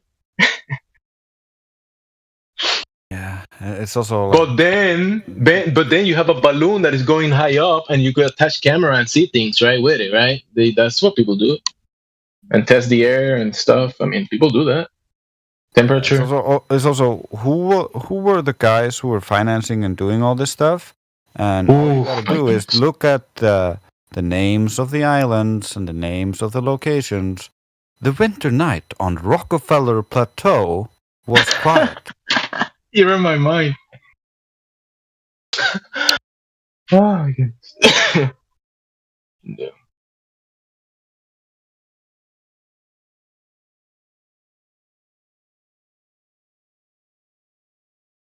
Hello. Yeah. Weather data radioed back from bugged balloons high in the sky. Mm-hmm. Oh, this is too blurry. I'm just gonna delete it. I don't know how to make it.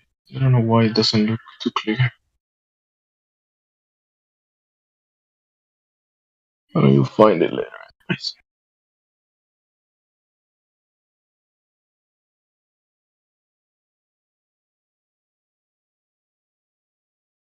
You know what Amish either said? I think Operation is still called Deep Freeze today. I saw a Lockheed Martin job requisition that reference it. In this document, I probably could find it, but there's so many pages. I know I saw it. It says that Operation Deep Freeze 1, 2, 3. I think it mentioned 4 and more, like in the future, more operations. So this document was for 3. They were planning 4 already. It wasn't in going, and it wasn't like more or something like that. So this guy is saying that he saw like a Lockheed Martin job for it. There you go. Yeah, there's a lot of operations down there, but it doesn't matter because it doesn't prove the globe or flat Earth. Flat Earth, globe Earth.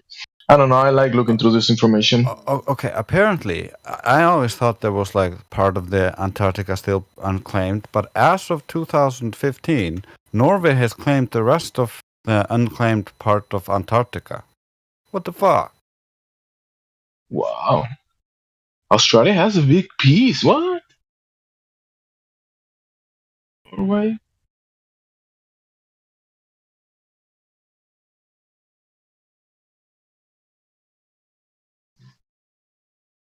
How the hell do they justify this? I gotta figure this out.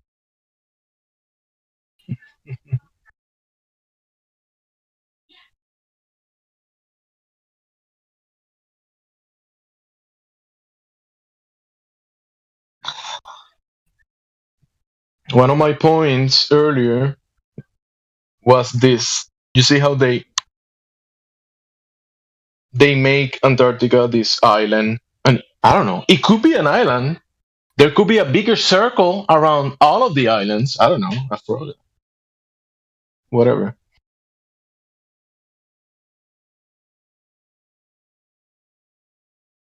But they have to fix it in the globe, so that's why they have to make it look like that. But then they converge the directions toward the center point, and that center point of the map, they call it the South Pole, and they put a flag there. And then look, they put a pole. It's like a reflective, round, metallic tube, colorful, and reflective, shiny, like a ceremony pole. A big stick, freaking globers. It's funny, actually. I mean, laughable. And then from that point that they say this is the South Pole, they claim that they explore like hundreds of miles beyond that point, and they even mention abundant plant matter. Plants 500 miles away from that. I was telling it was probably could be like fungi on a rock or something. That's probably plant matter or whatever. It doesn't have to be like a forest or a garden. Could be fungi. Terraforming sounds like a VIP section idea that some smart people can come up with. And did you find any reference? Did you find any reference in this to what Bert said on that interview?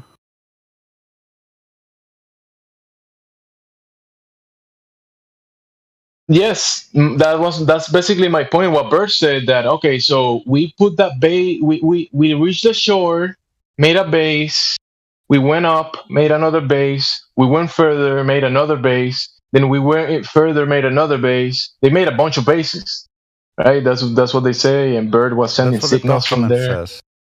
Yeah, that's what the document says. And remember, Bert was sending signals. Yeah. What he said was that he flew an airplane to explore the interior, which the document says is unexplored. Okay, maybe they're updating their words. Oh, this is a updated document because Bird did it before this.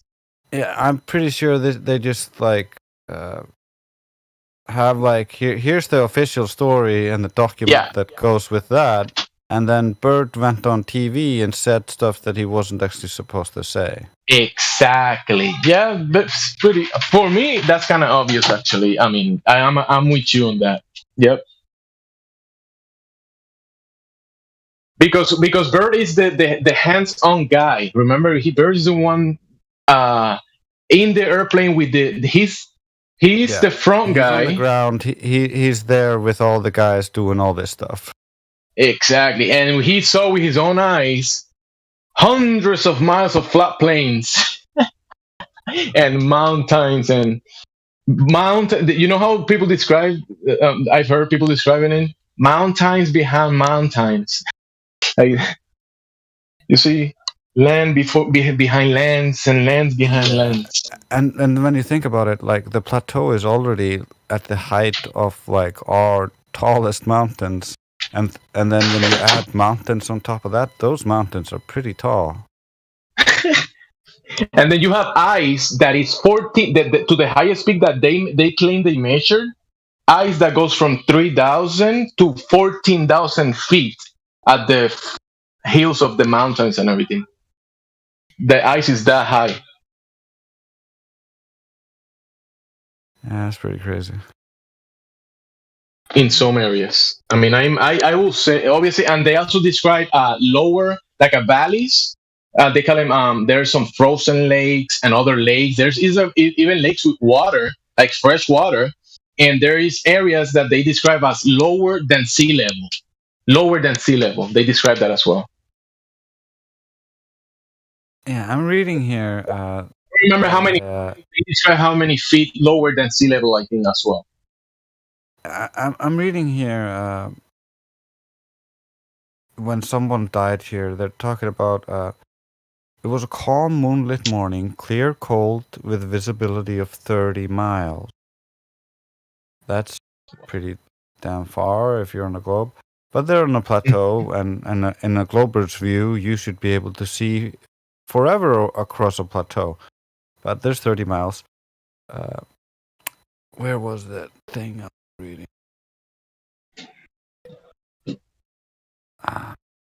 Yeah. He found it always impossible to judge distances. Not there, apparently. Because there's so low humidity, it's actually technically a desert. And so you don't have the same effect as when you're looking through a very humid environment. And so distances don't look the same. And so you miscalculate that all the time, apparently.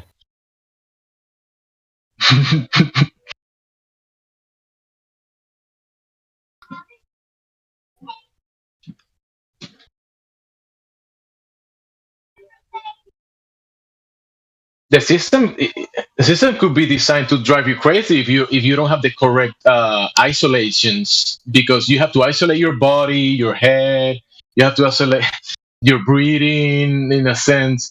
If it's too cold, it can kill you, right?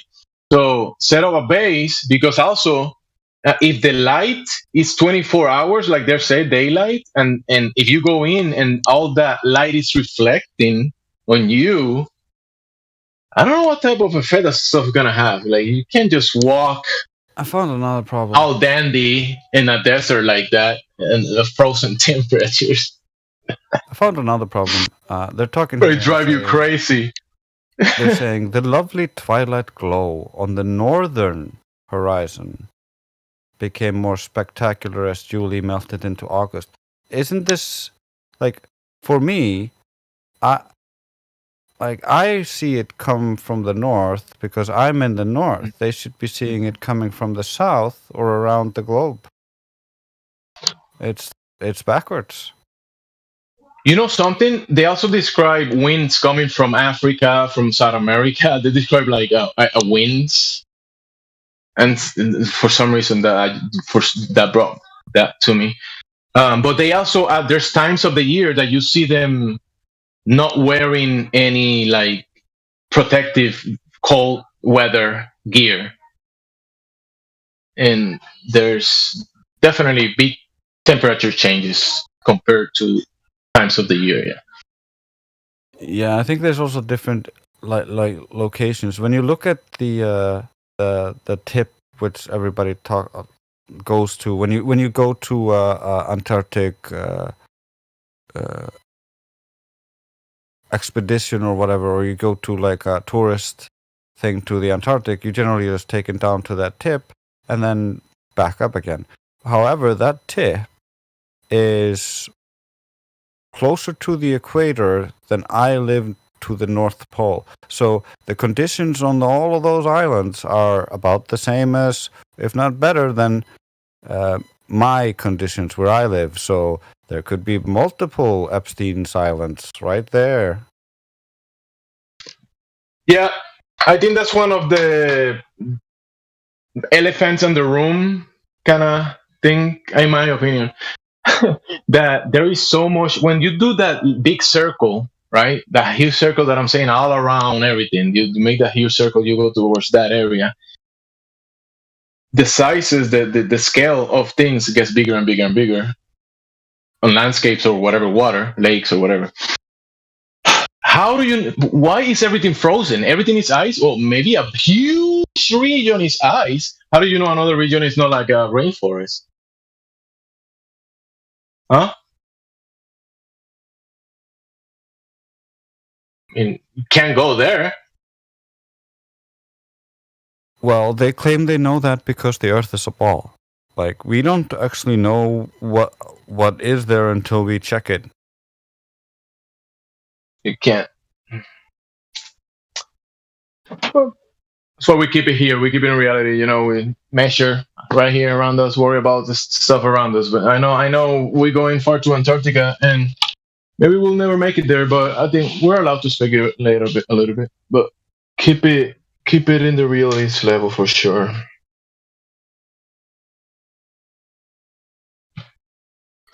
Yeah, man. Thank you for entertaining this. This is an interesting document. There's a lot of cool stuff in there. I just want to say, don't underestimate information out there, and just the photography of the circle star trails of the 24-hour. I just found that interesting. I wanted to share that, and the document has all the cool stuff. I think Sonny will find you and Sonny and other people will find interesting the story about when the sailors were in the vessel during the storm, and they were saying that the vessel was tilting in the waters, and they would like 40 something degrees. You know, when the sea is very stormy. Some of them say it's gonna flip. We're gonna flip under the water. But the vessel was designed another to issue take here. Yeah. Okay, they make the claim that they flew an airplane over the South Pole. If that's okay to do, why the frick isn't that never done? Say that again?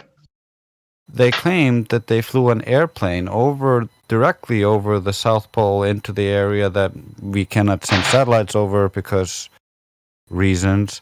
We cannot send airplanes over because reasons.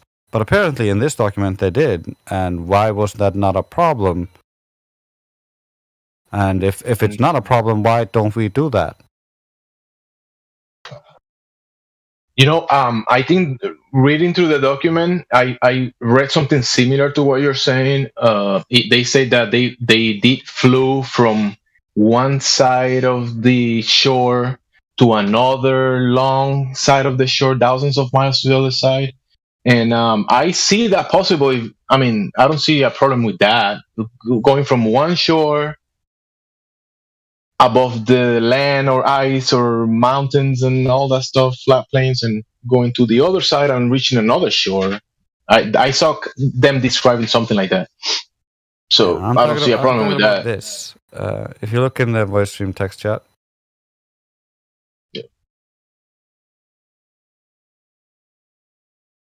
Yeah, I was looking at that.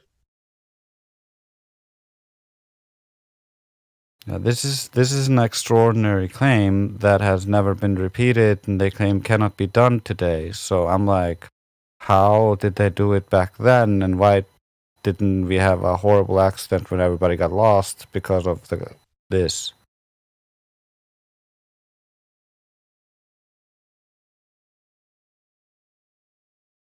Seems more like a story. You want people to believe you, so you tell them we did all this stuff, and you have a bunch of pictures of people in the snow and your little bases and stuff like that. But none of this seems very believable to me. Not on a globe. Seems but like mountain more like ranges and lakes and frozen tundra, sir. There's definitely some landscapes like that in reality. It's photography about it.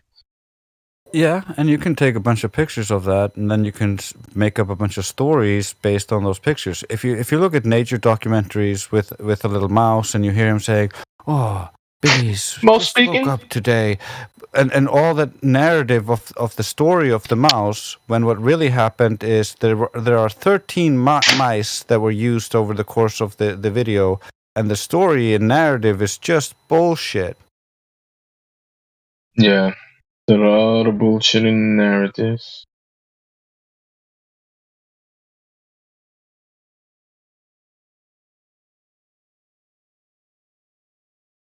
I am sure they went there. They did a bunch of stuff, but the guys who went there and did the stuff are probably not the same people who compiled all the information and made the book. And then, it doesn't feel like it is convincing enough. Let's add this. Let's change that.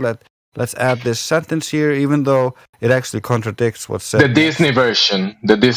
I told that's what we brought up from the beginning. We get the Disney version of it. Yeah, you get the watered down version, so that you don't need all this information. You don't get access to all of the raw data. No. I asked that for that earlier. We curate to you what you need to know. Think about it. How many decades of these explorations or whatever, right? They're saying all this exploration, and even till today, they still employing people for this. There's open positions. If you want to work doing this, you can check, right? Check in. So they're still doing it. And what information we get? Some photographs and some editing and some like you're saying, watered down version of something. What it is?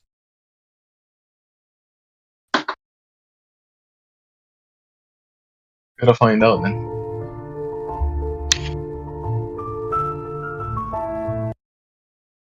Yeah, you can certainly go and get a job as a technician or working on the heating system somewhere, and then that's all you get to do. You don't get to go off and explore, bring your own equipment to test something. Like, at best, you might be able to, in your free time, look at the sky. So this is even simpler. Step outside and hold your breath, and then go back inside to warm up. No, you do it in the computer today. Just put on the goggles and run a simulation. You're mining in Antarctica.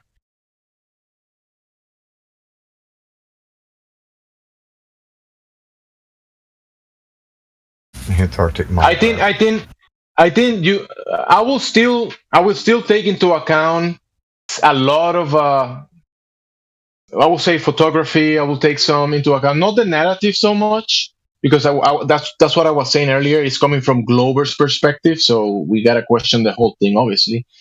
And then, yeah, definitely, I agree with Drace. I totally get where you're coming from. All of those, the pictures that we do get to see are highly interesting. Because we do want to get that data, we want to get that information, and even if it's just the crumbs they let fall off the table, it's better than nothing. Mm-hmm.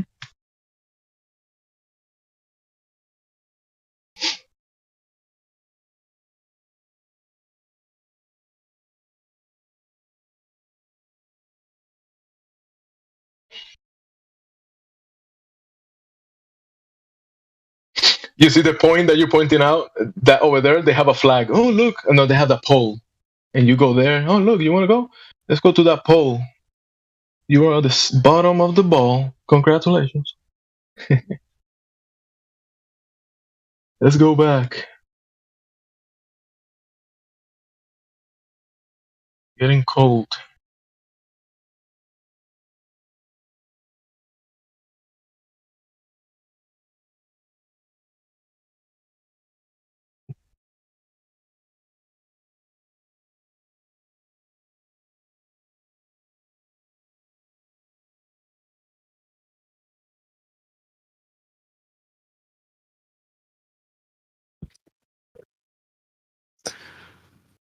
Has anybody here ever fantasized about going to the north?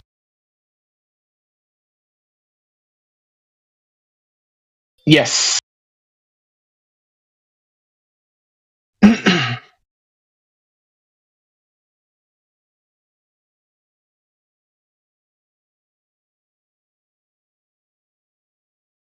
Yeah, me too. I had a conversation today with someone about the North Pole and the etymology of all the lands around the North Pole, like Sweden being like southwest of Eden and it being the Garden of Eden, and Denmark being the mark of the den, and Norway being the way of the north, and the etymology of the countries around there. It's just like this. As far as I'm concerned, there's something very, very, very special at the north. And you know that Norway, the way of the north, has an actual meaning to it, because you could put from Norway to the next landmass. It's very. It's not a too far point. It's not too far. I want to take it even further, because besides all of the cultures from around the center having the center as being very sacred and special, you go even further. You get to the Hindus and the Vedic cosmology. They got the same thing. That's where the gods are. Like that's where this giant mountain is, and that just happens to coincide with the Greeks and their gods on their mountain. It's just like, it's super weird how it all fits together, and they all have this same flat Earth cosmology with this God centered view. It's weird. When you see that mountain that you mentioned in spirit, it looks like light. It's a mountain of light in the spirit. That's how it looks. I mean, aren't there? Isn't there some sort of mythology? I think the Smoky God talks about a Norwegian guy and his son sort of sailing to the northern lands and encountering an exit, or rather an entrance to the North Pole, and they encounter. Yeah, I know what you're talking about exactly. It was a man who was a fisherman and his son, and they were sailing in the springtime, and sometimes the ice opens up during springtime, and because they sail summer gates. Yeah, they sail close to the ice. They noticed it and then sailed up, and it was a very interesting story. It's an anecdotal story, and it mirrors the supposed story of Admiral Byrd found in his diary and published by his son. So there it is then. So there. I mean, this kind of idea has been put to us in movies. You know, like what's it, Westworld, right? Yeah, there's that dark character that's trying to find the exit of this Westworld because he knows this Westworld is so dark, and there's a creator and he's trying to find it. There's a lot of symbology in a lot of the movies and a lot of the series that we've seen. So I'm just wondering if we are in this sort of perpetual cycle of, you know, reincarnation, and this is like we keep doing the same thing over and over again, and memory wipe, do the whole experience again. That sounds like hell to me. I'm just wondering if there is an escape to this realm, and maybe that is the North Pole. You know, maybe there is kind of some sort of, you know, is that an escape there? I don't know.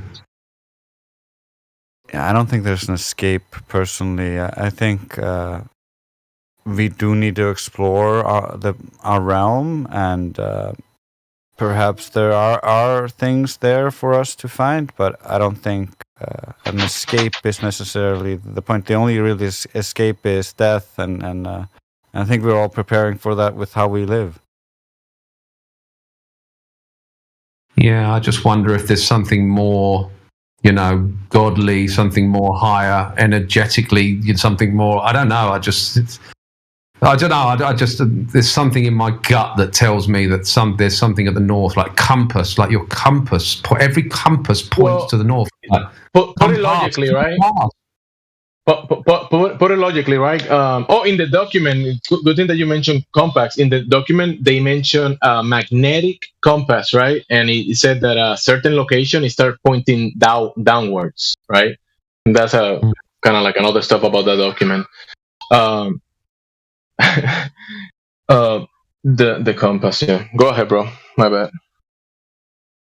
No, I'm just saying that I find it very interesting, the wordplay that's used here. Like, we all have a compass. It points to the north, and the very word compass is come, pass. Like, I live in Spain, and the word to enter is pasa, pasa. But if you want to say to someone in Spanish, come in, you would say pasa, pasa, com pasa. It's like it's beckoning you with the wordplay and the aurora borealis. That is like the it's like a flow. Yeah, it's like a direction. So think about it logically, right? Let's say you are able to build a compass, and you notice, hey, the compass is pointing somewhere, and let me go that somewhere that the compass is pointing. Just to do that, you will have to be a very capable person. It's not just a child that is gonna go walking north. I mean, there's gonna be bears and that kind of stuff in the way, culture, right? Because I'm from Iceland, we had the Norse culture essentially. We knew how to get back to Asgard. You just follow the Rainbow Bridge. It's in the sky, and it moves. It's not a rainbow. It's the Rainbow Bridge, which is basically the closest analogy I can find is the Northern Lights, and they all lead where? And it's not for the faint-hearted. Obviously, like, if you want to escape this place, it's not going to be easy. There's not going to be a train that takes you there, and you just buy your ticket. There has to be some kind of struggle in order to get to this land of beauty, a land of escape. I don't know, land of spiritual enlightenment. I don't know what, but it can't be you can't just walk there or get a plane ticket there. Yeah, I wouldn't assume that it is that. Personally, I think. If you just look at it like, because I don't have a specific view, I just looked at all of the different religious beliefs, and if you take an Abrahamic stance, you could just as well say, oh, those are the fallen angels, and you're just gonna go believe everything they say. Why are they hiding? Why are they hiding this place if it's not special? Well, to protect themselves. Well, you see the if they were really altruistic and good, why would they be hiding?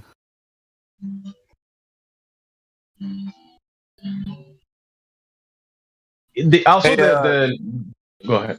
No, I was gonna tell a music guru. Have you ever heard of the Book of Enoch? I have. Yeah, they describes it's a more like a historical view of like what happened in the past. I would say there's some great YouTube videos about like the Book of Enoch on YouTube, and it talks about Enoch was having a conversation with the fallen angels, where he was like a mediator between them because they couldn't make their case for why they did what they did and take it to God. And Enoch was a chosen person to be like a mediator before them. And what it exclaims is like these I was gonna say creatures, but yeah, I can refer to them as creatures. But they were angelic beings that fell from heaven. And there's a lot of like when you see the story of the Book of Enoch, it even coincides with like all of the mythologies of like ancient cultures, and it has like a depiction of them interacting with the humans because they lusted after power for like what humans had, so they wanted to be just like us. They were envy of us, so they came here and they made it with the women, and when they bore their children, they became the giants of old. And also there were renowned men of old as well. And these giants ruled the land. But the angels were worshipped as gods on earth. So people didn't worship the creator any longer. They worshiped the gods on earth. And so each angelic being was over a certain part of the world. and they were like, I guess, essentially like families over the earth. And these I guess you can say creatures, beings, have their own kind of mythology behind them and over the land that they were. And like, so their idea was that they were taking the secrets of heaven, bringing them to the people, and giving them all the secret knowledge of heaven, which was not to be revealed until the Creator was going to reveal it to them. But it was kind of a rebellion against the Creator. So their whole effort when they were here on Earth was to give people the idea that they had a freedom from the Creator and not an accountability to the Creator. So that's why a lot of these agendas that are being pushed are narratives like somewhere in the line of what they would want. So you see a lot of the rebellion, like, you hear the Tower of Babylon and all of that, which Nimrod was kind of leading the charge and rebelling against God, creating a tower that was going to reach up to heaven and fight against God. And the people were actually going to take their idols and usurp them in God's place. And it's always has been a war against the Creator of this place. And how does that tie to the North Pole, though? Right. So that would be the idea that where God expelled, Adam and Eve. So Adam and Eve were in a location where he said that because of what they've done, he was going to expel them out of the Garden of Eden. But he put in its place a guardian that was not going to allow anybody to actually penetrate that area. So it was going to become a place that no longer anybody was going to inhabit. So that was a thing that was going to stop people from actually getting to that place. And the people that were trying to go back to Eden were going to be coveting that place as the place, they were going to try to get to. So, it could be perhaps that these powers are not going to allow, I'm going straight on speculation on this part, but it could be that the angelic beings are who control this place, like currently right now, the ones that are usurping their power, not allowing just your average person to go there because they're trying to get there. Maybe there's something that's powerful that's there, like the tree of knowledge of good and evil that was spoken of, because that was in the center of the garden. That tree of knowledge of good and evil. So they're probably. Do you think there's a military presence at the North Pole? You think there's people that would stop you and turn you back, like we believe, there is Antarctica's guarded to a certain extent? Do you think there's the same kind of resistance there if you try to get to the north? Yeah, I would say there's even propaganda there's videos on YouTube where it shows that the Navy even exclaims that it's 100% on watch, of all of the oceans because I've shown a video that was done about the time that Flat Earth was really getting popular on the internet, about 2014. And they made a video that shows 80% of the world is on, they do trade over the seas, and it shows 90% of people are doing this, and it says 100% on watch. And it shows an aircraft carrier that comes into the view of the camera, and it shows all the military planes and it's kind of basically like a use of force, just so that people can know that they're always watching the oceans. So I don't think it's a stretch of the imagination that militaries are watching their waters, because I think some people might think there's, with this, when we talk about Antarctica or the Arctic, there's people patrolling and waiting for people to cross that boundary. I don't think that's how it works. I think people naturally, they know because of the systems that we have put in place, like radar and other ways, you have to, when you leave your port, you actually have to sign in with, all this information where you're going. So people know exactly where people are going when they leave port. So it's not just somebody jumps in a boat and just goes wherever they want. They have to leave a paper trail, or, you know what I mean? So if they know where you're going, if you're going to head somewhere. So, I don't think it's, too far to think that they're, patrolling certain areas if you're not supposed to be. But I mean, you can't take any commercial aircraft, I don't know how many 100 miles from the North Pole, right? Because you will show up on some sort of radar system. So it's not like some billionaire could take a plane and just fly to the north just to see what's there. You're going to show up on all kind of instrumentation. Yeah, and F-16s on your tail in a few minutes. Yeah, exactly. Yeah. Well, it's So kind of like fly zones. I take a look at it that way. A militarized zone that you're trying to get to, or over, I should say, if you're flying a plane. And let's say you just want to get from point A to point B. Well, they're going to tell you you got to turn around or go another way. But you yourself, you're probably not going to see any problem with it because you're just trying to get to another location. But they, because of their militarized zone, are going to tell you that you can't cross that place. But we've seen that happen already. Like, it's not uncommon for us to think that they would do that. So if they even said, like, this is a place you can't traverse, then who are we to say why are they doing that? Because we wouldn't know. Because for us, it's just a simple travel from one place to another. But for them, they could have whatever agenda they want to have, is what I mean. So, I just wanted to go back to what you said about the tree of good and evil or whatever, because it's so the simile with the Norse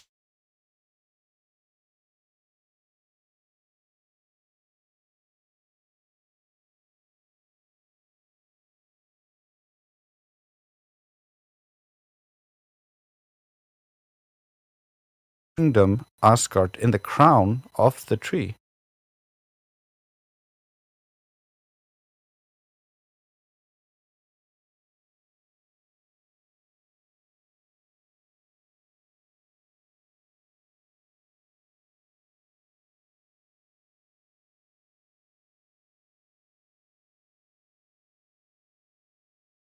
Which is Midgard. And well, and like, who is, because like, okay, so the view of the gods, are also viewing like these are the fallen ones. The fallen ones had power, and they could do signs and miracles and things that's here what on I'm Earth. saying. That's what I'm saying. Because if you look really closely at the Norse story, in the beginning, they don't actually talk about the creator. Yeah, Norse gods are not the creators of the world.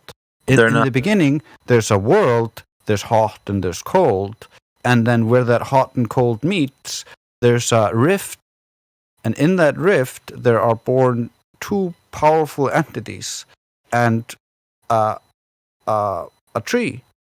And one of the entities creates most of the monsters, the other one creates what eventually turns out to be the gods, or the in that story. But you can also think of that as like, this is a retcon of a story that's already been put into place. Yeah. Even in that retcon, they are not the actual creators. They're the demiurge, essentially, in the story. And ancient cultures lead back to these figure types and these archetypes of gods. You know, the Greek mythologies. You know, like you have like more descriptions of like how ancient cultures were in touch with these stories, and they all lead back to like the same figureheads, the same, you know, analogies, the same type of, there's always a tree involved. There's like these giant beings, these giants that were roaming around. You know, everything leads back to this and our interactions with them, right? And they were worshipped. Like, there's no mention, because like when you go back to these ancient cultures, they're all surrounding the gods that were here on Earth. They're not surrounding a creator god above all gods. You know, like they were surrounding those beings that were here. And that's why, like, people in certain religions, like, have their strong beliefs in them because they were actually here physically and they got stories behind them and so forth. But the flood, when the flood came, it was meant to reset everything back to its original state where there was only going to be, like, that was all going to be erased, let's say. Even the only thing that was going to left behind were the remnants, right? Like the buildings, like the pyramids or any other ancient structures. But those trees that were of old were going to be no more. So people weren't going to have those things to see any, like, physical stuff that was going to supposed to be left behind was not going to be left behind anymore. So it was going to be like a reset, a wipe completely out everything else. But you know, there's still even today these stories, right? And I'm always looking back to, like, you can't trust the official narrative, like what, you know, we came from a spinning ball floating in space. Like, that's the new kid on the block. The old stuff was always talking about this old ancient world with gods and, you know, giants and stuff. And Like that's what's really intriguing me, because you listen to these ancient cultures and they're talking about certain like clues of how they all sound the same. That's why I'm always intrigued when you because I don't know, do you got like stories like that you hear from your people that there's nothing that's changed from these stories? They're always being told the same way.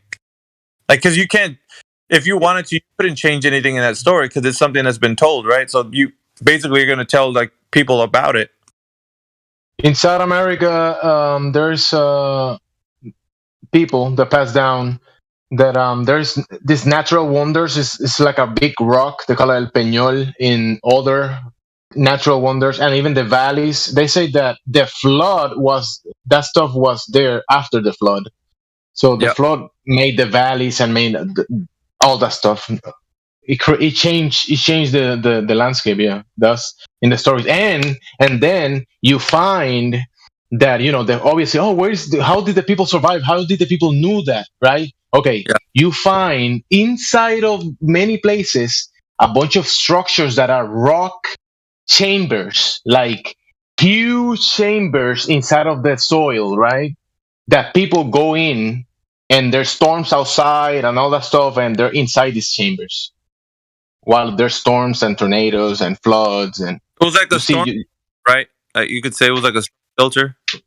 Shelters, yes. You check in the Northeast in the United States, you find a bunch of stone chambers. You can find them in America. You can find them in many places.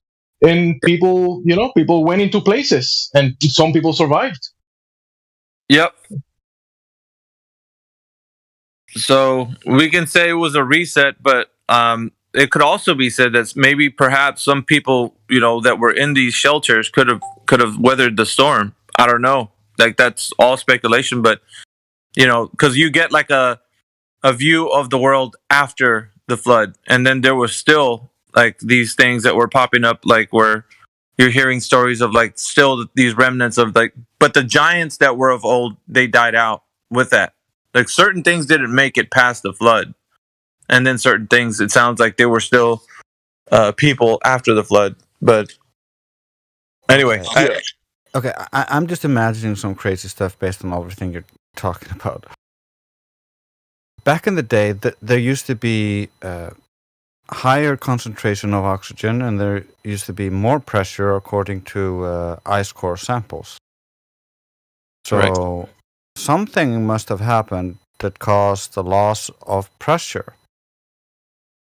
Yeah, and with the loss and change of pressure, does that potentially change? Could that lead to eventually the ice age and the change of us not being able to access the North Pole area? It's interesting. If the Tower of Babel was built around the World Tree or from the World Tree, and then they tried to pierce the container, all of a sudden the gas would start rushing out until the container healed.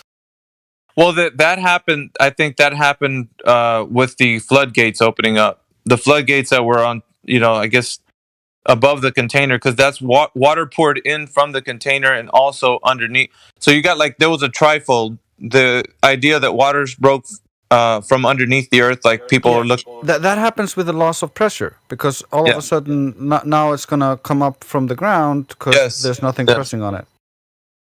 So imagine how can I put a way that everybody can view would probably be like if you were a city underwater in a bubble, like those, like you've seen those movies where there's like cities underwater, like but they're inside of a bubble.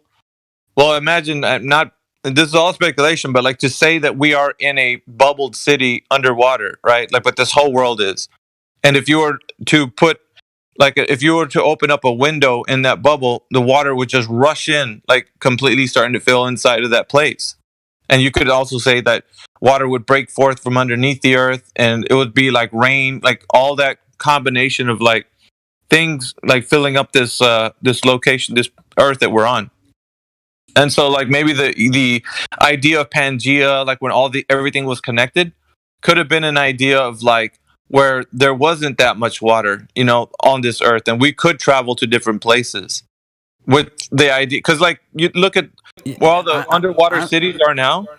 I'm just imagining all the so-called fallen angels acting like gods at the center of the location in their golden palace, and then each of them control a different location on the earth and create a different mythos based on that. Exactly. And then all of a sudden, oops, they fucked up the system, the pressure drops. Suddenly it becomes very cold around the center, creating a barrier, blocking people off from them and locking them in almost. Well, they were, but I would say even the lifespan of people, because if you had an oxygenated location, kind of like a hyperbaric chamber, you can say that people actually heal faster in a hyperbaric chamber. So imagine this place having that much pressure, and your oxygen level was like, because your skin can actually breathe. Like if you were in an oxygenated. Even your muscles can store oxygen. It's just the pressure is not high enough, and the oxygen concentration is not good enough.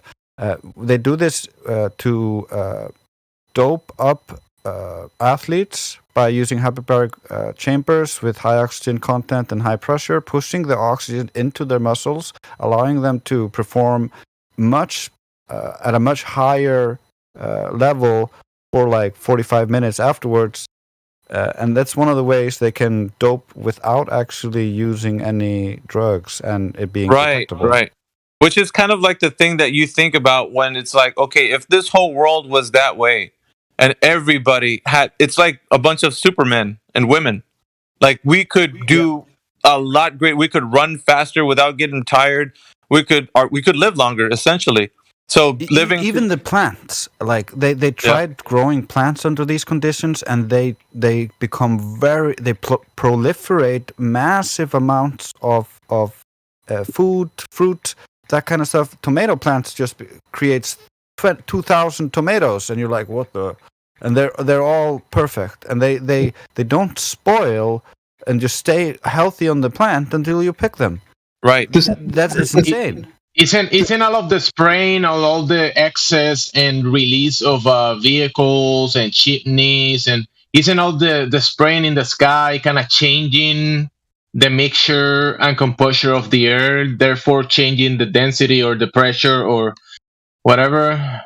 Does that not mean that if back in the day there were higher oxygen levels, then back in the day, does that mean that things were way, way, way bigger trees, bigger animals? Because I've got a buddy. Let's not say oxygen, because it's air. There's not oxygen in the air. We're talking about specifically the oxygen content in the air, because it was a higher oxygen content. And if you look at fossils of insects and stuff, we see evidence of the insects being much larger. And like, for instance, a dragonfly that's about as big as like the arm span of a man. Like, we're talking gigantic things. There was more stuff in the air, not just oxygen, more other stuff in the air. More stuff. A lot of more oxygen and a lot. Yes. Other stuff. Yeah, but that's because more pressure means more stuff. There's just more of the oxygen compared to the composition that we have right now. So going back to the Book of Enoch, there doesn't the Book of Enoch talk about beings that were like, is it something like 3,000 ells tall, which is about 1 kilometer? Now, in my backyard, I have a massive mountain here that Stellium 7, a friend of mine who lives about 5 minutes away from me, has done some real boots on the ground work on identifying the anatomical correlations between that mountain and a vertebrae of some kind. And that mountain happens to stand if it's a sitting down elephant, it sits down at about almost 1 kilometer tall. So that leads me to believe that things back in the day with more oxygen or whatever was giving birth or giving rise to these massive beings and huge titanic beings. Right. We couldn't fathom that right now, Guru, because you see it like people right now are comparing this world to the world previous. Like, how can that be? You couldn't imagine a world like that. But okay, so like, we often talk about certain speculations that I think really get people going in their mind and their fantasy, like how things could have been. But I also mentioned, like, if there was all these ideas, wouldn't there be trees to sustain such an ecosystem? And the trees that were cut down in the biblical narrative, there were trees that were actually that cut down.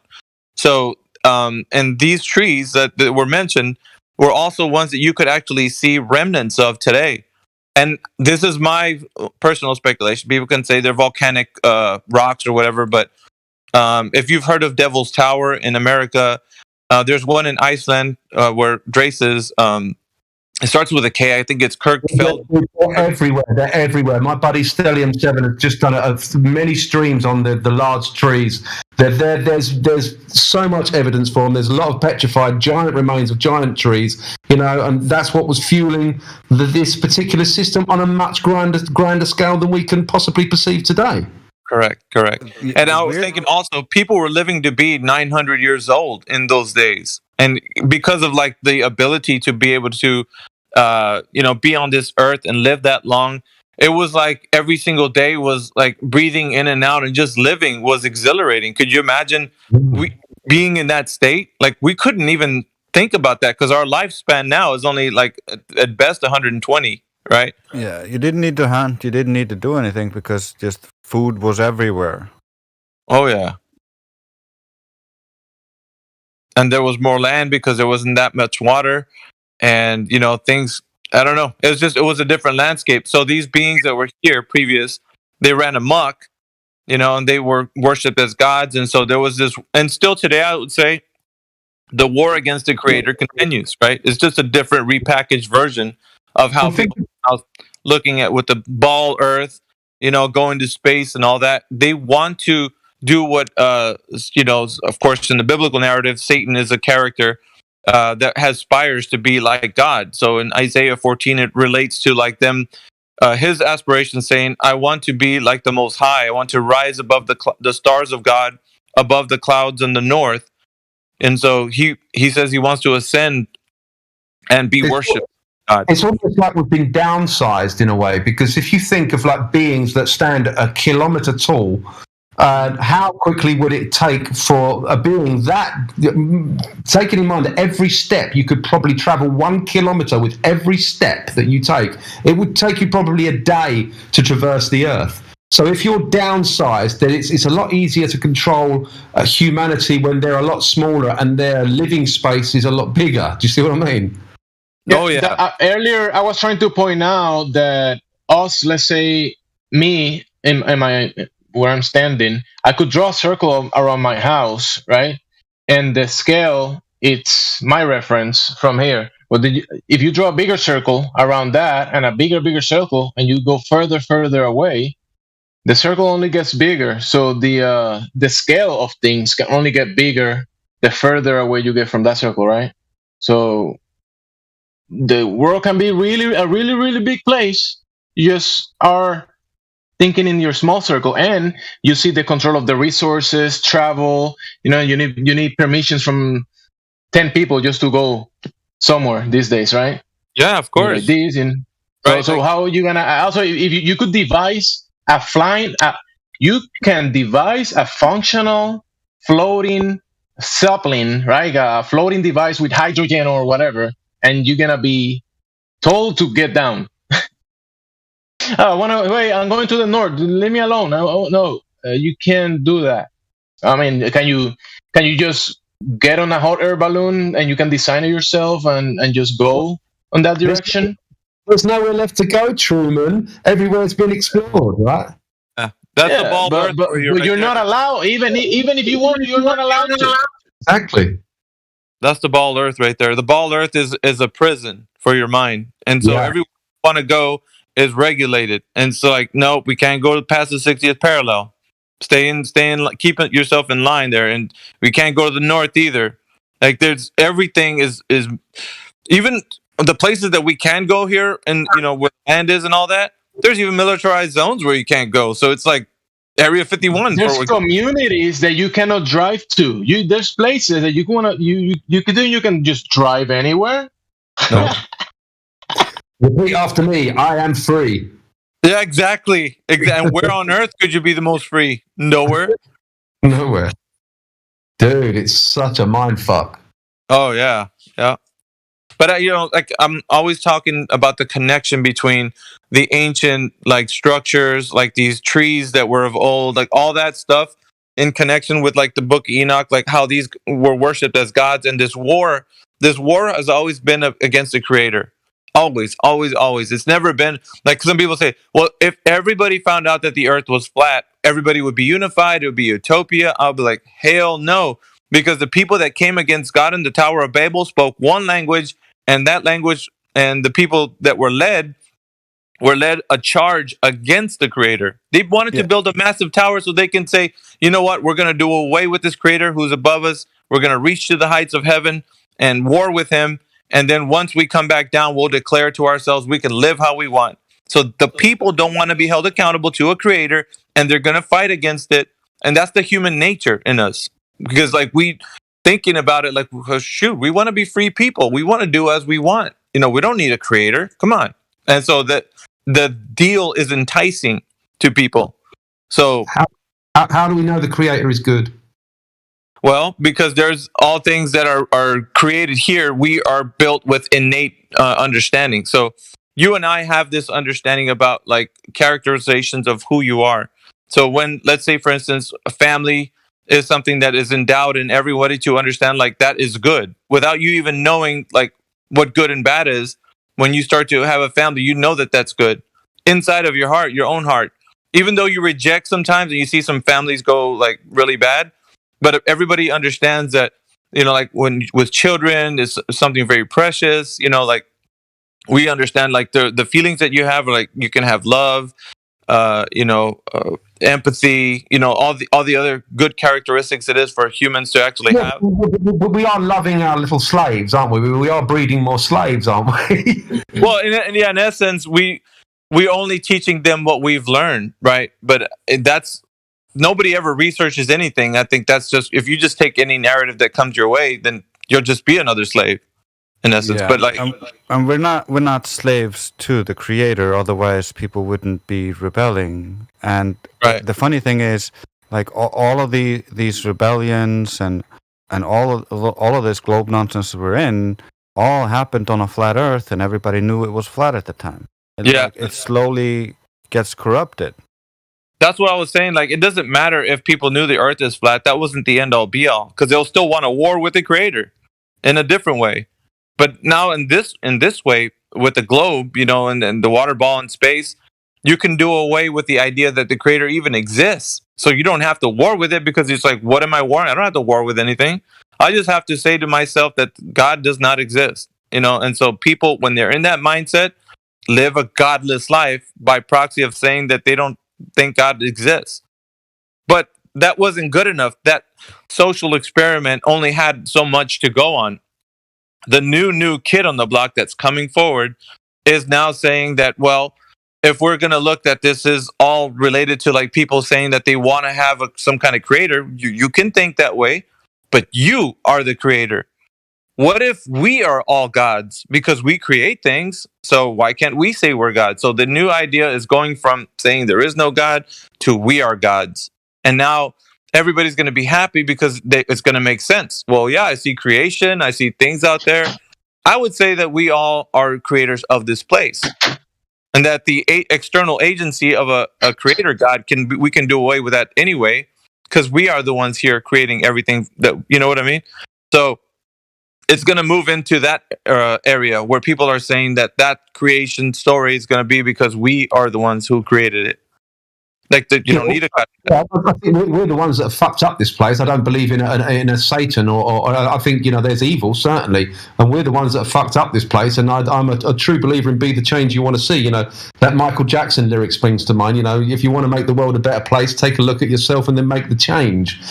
So maybe there is it is for us to see that we are not waiting for a savior, not waiting for Trump, or not waiting for Q, or not waiting for Jesus, or not waiting for Muhammad, and blah blah blah blah blah blah. And the stories go on and on and on. I truly believe that we've got to start waking up and seeing that we have the power to change this place. Yeah, well, the idea behind that is people will get in line with a different change of perspective. But when that happens, you start to think, okay, let's just rally the troops, right? Let's get some people together and maybe go against the system or whatever. But what do you see happen after that is that even, let's say, you got a mass group of people, right? A certain amount of people to get along with your cause or whatever. Well, then after they get along with that cause and you defeat whatever other cause was in place, well, then there needs to be a new government instilled. Who's going to lead the charge? Well, it seems like you were. I'm not talking about going against any government. I'm talking about disassociating yourself, stop acquiescing to the power and taking our power back rather than trying to overthrow the power. Well, there's always going to be power in place. So I think that it'll be rebranded and repasted into a new form. So let's just say that was the case, right? And you taught everybody that idea and everybody went along with that. Soon enough, somebody's going to say, hey, I like what my neighbor has. I'm going to take what they have because now I'm doing what I want. I don't have any governmental or idea that there's going to be somebody to stop me. So then other people are going to gather together and say, well, we can't have this happen running rampant in our, free society. So let's... It's human nature, basically. Yeah. So, and that's what I mean. It's like there's always going to be some sort of thing that's going to have to be put in place to make sure that those things don't take place. I mean, and people's feeble attempt to kind of make this governmental system be what it is turns out to be very corrupt every time. Never stops being corrupt. The only thing you really can't do is try to influence the system by taking some part in it. Like we can't completely ignore it. We need some sort of rule of law.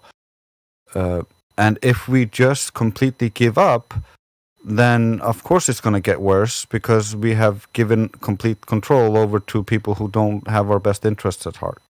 Correct. So it is a great idea to have. However, it's not feasible because of human nature, as you described. So human nature would be the thing that would not allow us to progress because you got some people who are just like, they're always thinking of bad things. Like there's nothing good in them. And just like that kind of thing that it might permeate, it might be the cancer of the world. Like those people can't ever be satisfied with things that they have. They don't think like you. They think differently. So there will be no system put in place to prevent those guys from continuing to run rampant. And then they'll teach other people that all you got to do is just, take what your neighbor has and you're good. And so they'll create their own little, roving gangs or whatever. It's like, there'll never be a place. And then this is why I'm saying until an external, agency comes and says, stop, this is enough. And, that's my perspective. You might have your perspective, but this is the one that I see because of human nature.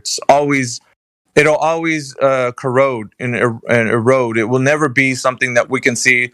People will wake up one day and say, you know what? I don't want this anymore. I want change. I want better. That happens in some people because we can see. And it's just a different perspective. I mean, if you've never thought of that or maybe seen it and somebody's packaged it in a way that it's like, oh, it's only this way or that way. No, I think it's more of a, like, we can see, how bad we are. If we're being honest with ourselves, like, you could probably do bad if you were pushed to, right? If you really were pushed to, and that, I mean, of course, everybody desires for us to live in a place where we're not that way. But the reality is, like, if your kids were starving and this family next door had a whole bunch of food that they didn't want anybody to have, you would go and take some of their food. Like, that's just, you know what I mean? It's almost like, not that you'd want to do evil. It's just like survival. You need stuff to do things. And yeah, when you're looking at your kids starving to death, it at that point, are you just gonna watch them die while the rich people laugh at you? Yeah, that's why I always say it's like, it might be of the best intentions to live in that kind of world, but the reality would speak for itself. Because we have our like innate feelings of like humans, like we're people. We do good, we do bad. Like we have the capability to do both. And it's the choices you make every day that make the realization of that manifest in this world. But you can't see that if you're living in conditions where you have things. But to those who hunger, they do atrocities not because like that's what they really want to do. It's like the survival. How else can they survive? You know, they live in. This place is not built for utopia, is it? This place is not designed for what kind of utopia. It's just not. Not anymore. Like not according to the Bible. It used to be one, but then it's not anymore. Like we have to live with the world we're in, and sure that there can be horrible things in this world, but we can also make it a better place. We can be the examples we want to see in the world and provide good things in the world, and doing so just makes life a wonderful place. It's really a matter of perspective and what you try to put into the world and you see come back to you. Right. But to say that all bad will be done away with, that's probably never going to happen, because we all have the capability to do good and evil. And that's the reason why you can never have a place like a utopia or something where, you know, unless you have a supreme government that's instilled where it assures that will never happen, that evil will never happen. But it's never going to be a universal utopia unless the creator himself is like, okay, it's utopia time now. Yeah, it's utopia. It's never going to be. But what you can have is small, localized, what feels like utopias. Your family can be a utopia if you have a really good family. I agree. That's what I can see is the good in this world, and you can safeguard them from that, from the evil. What would be the point if everything was rainbows and unicorn farts and there were no challenges? You know, so you have to have that in order to experience the light. You have to experience the darkness. So, yeah, I agree. In that localized utopia, it's making more sense. Yeah. Well, that's the best we can do, I'd say. But you know, then you'd be the protector from your family to safeguard them from the evils of the world. You know, you say, hey, don't go over there. That's a bad place. That's a bad neighborhood. If you go that way, you know, you could get hurt. There's people that want to do harm there. You know what I mean? Like, so you become the one who's the guardian. You don't want to go farther. Even if they go on. No, I was just going to say, how else would you learn? Yeah, it's difficult though, being a guardian. Let's say if you have children, it's like, well, I could allow them to just make their own mistakes, and if they happen to go into this bad neighborhood, then they'll find out for themselves. Or I want allow them to even be exposed to that, because there could be some people doing drugs in this neighborhood, and I don't want my kids to be around that, so I'm going to safeguard them from going to that place. And then you become, in essence, another gatekeeper. But I mean, not that you really want to do it so they can, you know what I mean? Like for any malicious reasons, because you're doing it because you're protecting them from something that's bad. So you wouldn't want. Imagine that same scenario where you can say to your children, hey, go to that neighborhood next door. There's absolutely no problems whatsoever. Everything is fine. Everything is there. There will be no danger to you whatsoever, and everything is wonderful. And it's just, I'm not sure that would help. You know? Yeah. I kind of feel like it's like the creator, if I just look at the Abrahamic story, the creator's like, don't do this. And the kids are like, oh, do this. And you're like, oh my God. You feel what it's like to have kids. Yeah. Yeah, I can honestly say that I have grown so much as a person, physically, intellectually, spiritually, because of all of those evil things that I've come across, the people that have tried to drag me down, the evil in the world. It helps to grow you, right? It's a whole learning experience. I mean, if it was, like I say, if everything was rainbows and unicorn farts, then there would be no lessons, right? Well, I would say that you've made choices that made your life better versus it. Because like people, let's say in your position, could you have taken the other route and just went into, let's say, the worst type of binging of alcohol, the worst type of drug-induced state? You could have went another direction. It was a choice that you made in your life to make things better for yourself. So it wasn't like just because you had to weigh them out. Some people take the other way. You know, they choose to go the bad way and just make their life, you know, a hell on earth. Yeah, but it's all a causal chain, and when you have a bunch of people doing that, and you have society degrading, that's all a causal chain, and sure, that might have negative effects on some people who are going through a hard time, but it's still because of the choices that we have made. Yeah, but there's always a choice to do the wrong thing instead of the right thing. But you chose to do the right thing, and now your life is bearing fruit of that. But if it's not, then you can see like even the struggle can take some people down, even out. They can die from the struggle. Like there's no. I mean, yes, you can say in the one instance the struggle is good, but at the same time, the struggle while people are going through it, they can see it so unbearable that they take themselves out of the picture completely. They remove themselves. They can't bear it. So on the one hand, it made you stronger. On the other hand, it actually takes people down and out.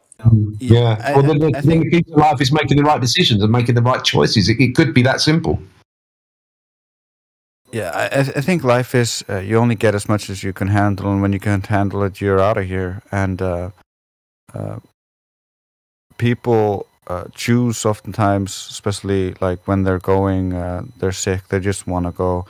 But they made the choice that got them sick in the first place, oftentimes through diet or life choices.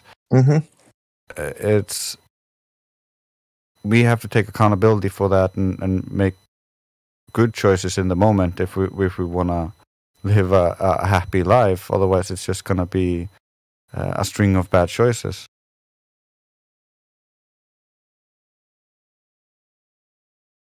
A very interesting conversation. You often think this deeply, CMG? Yeah. Yeah, I do. I mean, I'm a creative guy, right?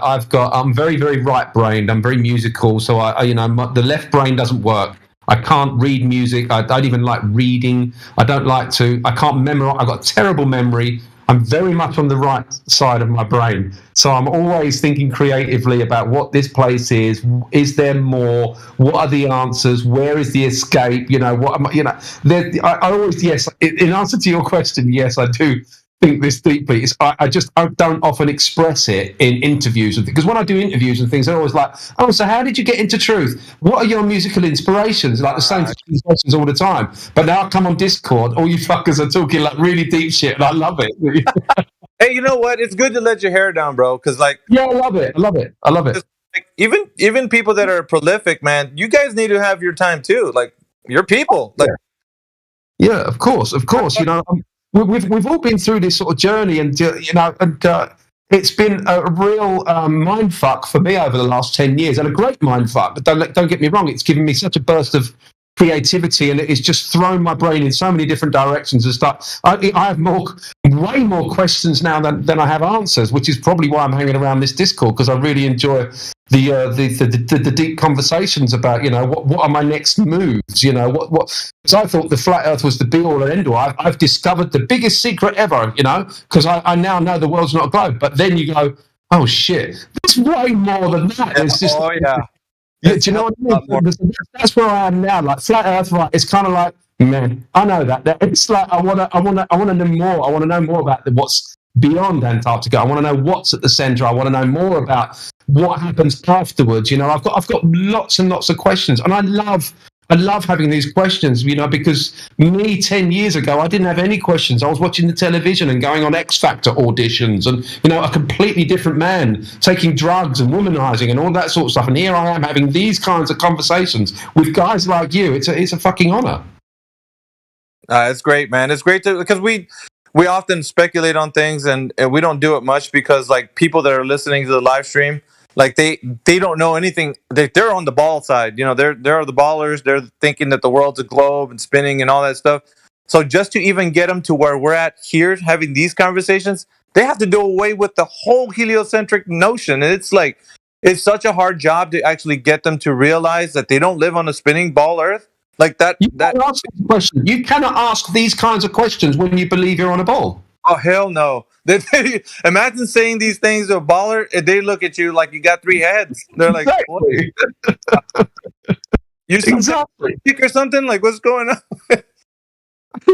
Yeah. I mean, a baller, just your average NPC listen to a conversation like this would probably no words would resonate with them. It's like being on a radio station. Like I'm on Radio 1 and they're on Radio 3 or whatever. There's just like a complete frequency mismatch for whatever reason. I don't know what that is, but they would just couldn't hear a word we're saying right now, I don't think. No, it's a more materialistic worldview. Everything's just what you see, and and I look at it more like a duality. We have a physical side to ourselves and a spiritual side, and there's always these two things that are tugging at the reality of what we go through in life. So they're trying to look at it through a lens of, like, let's say, quote unquote science, or the religion of scientism. And so they're focusing their mind on like what those experts are saying, and they must be correct because they figured it all out. So they're gonna get the worldview via them. And what a prison that is. Yeah, it is. Like when you can hear, it's almost like a prisoner who's been so. It's like, like the analogy of a dog that's been beaten so badly that all it does is cower every time something. Because when they come in here, we simply say, "Hey, how's it going? Welcome to 24/7 Flat Earth Discord. Would you like to talk about like what you think the Earth is?" And they're like, "No, I just want to listen." Like they're so. It is like, I feel for that. Like, why are they so? They've been abused. They've been mentally abused their entire life, and they have no idea. It's saddened though, man. When I, it's like, I mean, there's nobody wanting to come out of their shell. They're just like, oh, I think I just want to stay here and just listen. Like, and you encourage them. You're like, no, just go ahead. Like, tell me what you think. If you think it's a globe, tell me why you think it's that way. And just having those conversations with them and getting them to the place where they can actually express what they think, then they start to realize, hey, I said it was a globe, but I don't have any reason why I think that. I just think it is. And to everybody, that's the beautiful thing you're doing here. You're bringing people in, those kind of people that are so in their little shell, and they're just popping their little head above the shell, going, "What's this all about?" Because they've been so battered psychologically their entire life, and they understand that something's wrong. Like in the Matrix, that it's just like a splinter in your mind driving you mad, and they know that something's wrong, and they just want to hear. They just want to be accepted and like, hey, buddy, maybe there's an explanation. Hey, welcome, buddy. Just come and listen to the conversation. So I understand the timidness because I was there. Mm-hmm. I think what crosses the chasm, CMG, is what you're doing. You're doing something and putting it out there in the world, and someone can take a listen or they don't have to. But when they do, they start to think like, why is he making music like this? What's going on? And so they start to ask questions. But to cross the chasm, they need to ask the question first. Because it's funny you say that because one of my buddies, he's become a friend of mine now. He is a guy by the name of Mike Labrash. He has a show on YouTube called THC. He doesn't do too many lives these days, but he's got into this music because into this realm of flat Earth because he looked at my videos and he sort of scratched his head. He's like, why is this guy putting so much effort into this music video? Even though it's comedic, but he could clearly see the production and a lot of effort went into the music and the video and all the visuals and everything. It's like, why would a guy go to this much effort? And that was the thing that got him into Flat Earth. And now he's doing his own streams and he's got, he's doing his own, he's waking up a lot of people just because he questioned, why would I put so much effort into making that video? Yeah, Witsit, for instance, came to Flat Earth because he listened to Bob or B.O.B.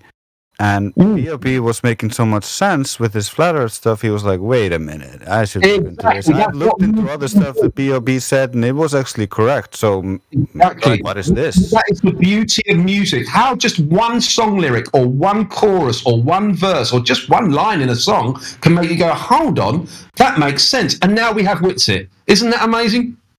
Yeah, I mean, it's like you can't cross the chasm until you get to the place where, like in the movie The Matrix, he asked the question because that's what Trinity was telling him in the very first initial meeting. It's the question that drives us. And he said it himself, what is the Matrix? Like he knew the question, but he never like really dove into it.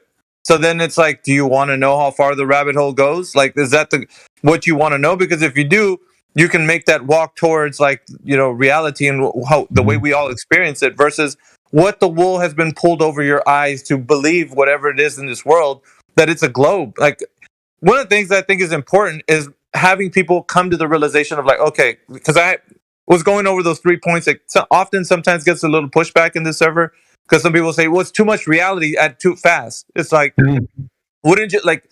I look at it this way: if you're gonna tell somebody the truth, like about anything in their life, wouldn't you want them to be frank and honest with you about something? Because some people say, "Just tell me the truth." Just yeah.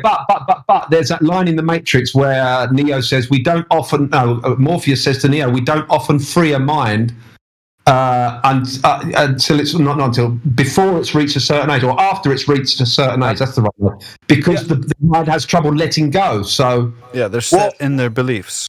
Yes. Yeah. Okay. So the outcome of that is you get the Age of Myth. So the anti-flat earthers who are on a crusade, CMG, to take us down. Like, these guys are real. The real individuals that come in here who are saying the most ridiculous things about how they're trying to provide evidence that the Earth is a globe by way of not providing evidence. Like, it's all just, it's a campaign against like our cause. And so it's difficult because those guys are making us look like we're just trying to deceive people. Like, they paint us the villain, right? So, and it's such as the case with like anybody in the truther circles. Like, they're gonna make us look as bad as they can so they can keep the narrative, so the people can stay put back in their prison. And so what I look at those guys, they're like like prison guards. They're keeping you from, they're just like us. They don't have no reason to be thinking the way they do, yet they're so enamored with this information of the Earth being a globe and space and all these other things that they don't want to let go of that fantasy. So they're going to do their very best to make us sound like the fools. And so they're welcome in here, but we were always asking people, look, if you have any evidence that the Earth is a globe, come in here and tell us.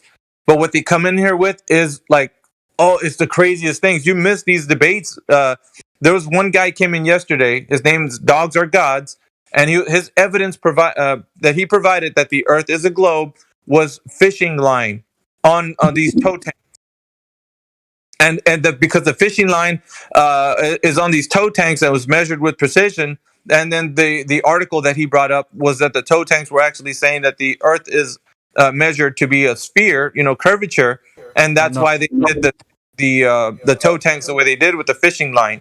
And he made that claim. I read through the so-called paper. It wasn't even an official paper. It was just an article, and the fishing lines were not specifically said to be measuring Earth curve or anything like that. They just assumed that the water was following the Earth curve when still like water level, and then aligned the rail to the water level, which they believe is following the curve of the Earth. Yep. And so his whole point was that fishing line proved that the Earth is curving. And he did not relent. It was like this whole mission to prove, and we were just like, dude, this isn't evidence of Earth curvature. I even came in when he was in here and I said, have we ever directly measured the curvature of Earth? Yes or no? And he said no. I was like, okay, can you be 100%? I asked him two questions. Can you be 100% sure that the Earth is a globe? No. Well, then I don't know where else to go with this, because like, you're never going to get to a place where they know where they're standing on. This Earth is a globe. You just like, these guys live in the most gray area, most obscure idea of how the Earth is a globe. Because if it was a globe, like they say, it would be self-evident. Nobody would challenge it because it would just be nature. Nature would present itself as that. But it doesn't do that. Yeah, I was going to say this is more of a therapy group, isn't it? Because you're breaking. Some people are able to break the chains, but you're having people coming into the lobby, and you're like, "Welcome, brother," and you're asking them to try and prove why they believe what they believe, and they can't, and you're breaking their entire paradigms and changing their whole. I mean, it's very deep and dark in a way, but there's almost a therapeutic aspect to it. You're freeing minds, and it's. I mean, to some people leave here like battered and torn, and like, holy fuck, what the hell just happened to me? Yep. Yeah, I love when I don't remember who coined this term, but we're indoctrinating them to think for themselves. Yeah. Well, we always say that, don't we? We say, look, you don't have to believe me. We're always saying this. Don't believe me. Go and do the research. Like, because I'm telling you this, but you can also go do the research and find out for yourself. Because far be it from us to say like, no, just trust what we're saying. No, that's not the way to do it. If you really want to help somebody, have them understand how to engage with their critical thinking minds, because that's precious, right? But that's been infiltrated since the time they were very young because of all the indoctrination they've learned from the schooling systems that have taught them that told them that the earth is a globe. And I always tell people, okay, if you went to school, just think back, how can you remember that they told you that the earth is a globe? Please tell me. Like, just, I want to know how you know it's a globe. And they usually say, well, I don't know. And like, they don't have an answer to the most simplest question. I'm like, do you find it odd that you struggle to answer that very simple question? Because you should, like... This is what's beautiful about those questions that you ask, because they're inescapable, and it's a beautiful thing. And I'm seeing like the reactions to it, and it's just my only criticism here is, well, it's not a criticism. It's like, how can this server, or how can this kind of concept, with the minds we have here in this room, be? How can we get this to a larger audience? Because no disrespect, you've got a few people drifting in and drifting out, and yes, you are changing minds and paradigms. But how do we scale this thing up? Is my question. Well, we're looking into other avenues of different social media groups and such, but for the most part, it seems like we gain so much traction, but because of the algorithms that are out there, I'm pretty sure you know about these algorithms suppress the information. I wouldn't say they completely suppress us to the point where we can't say anything, but they sure do kind of keep us from getting the numbers up. Like when we have live viewers and such, the algorithm doesn't allow for, like, if you have a normal YouTube channel, for it to be more known. So we have like a certain limit what we can't, like, unless somebody was to you're being throttled, aren't you? Really, you're literally being algorithmically throttled. The correct. I've been saying this for a while because I think this is the best culture jamming trick. Is they don't censor things that are not flat earth. Like, if you don't go into things that are super flat earth related, and you just make good content. Like, I'm writing a few books. Karma is working on an animation. We've been writing the storyline for that. You can make it all engaging and entertaining, and people will like it.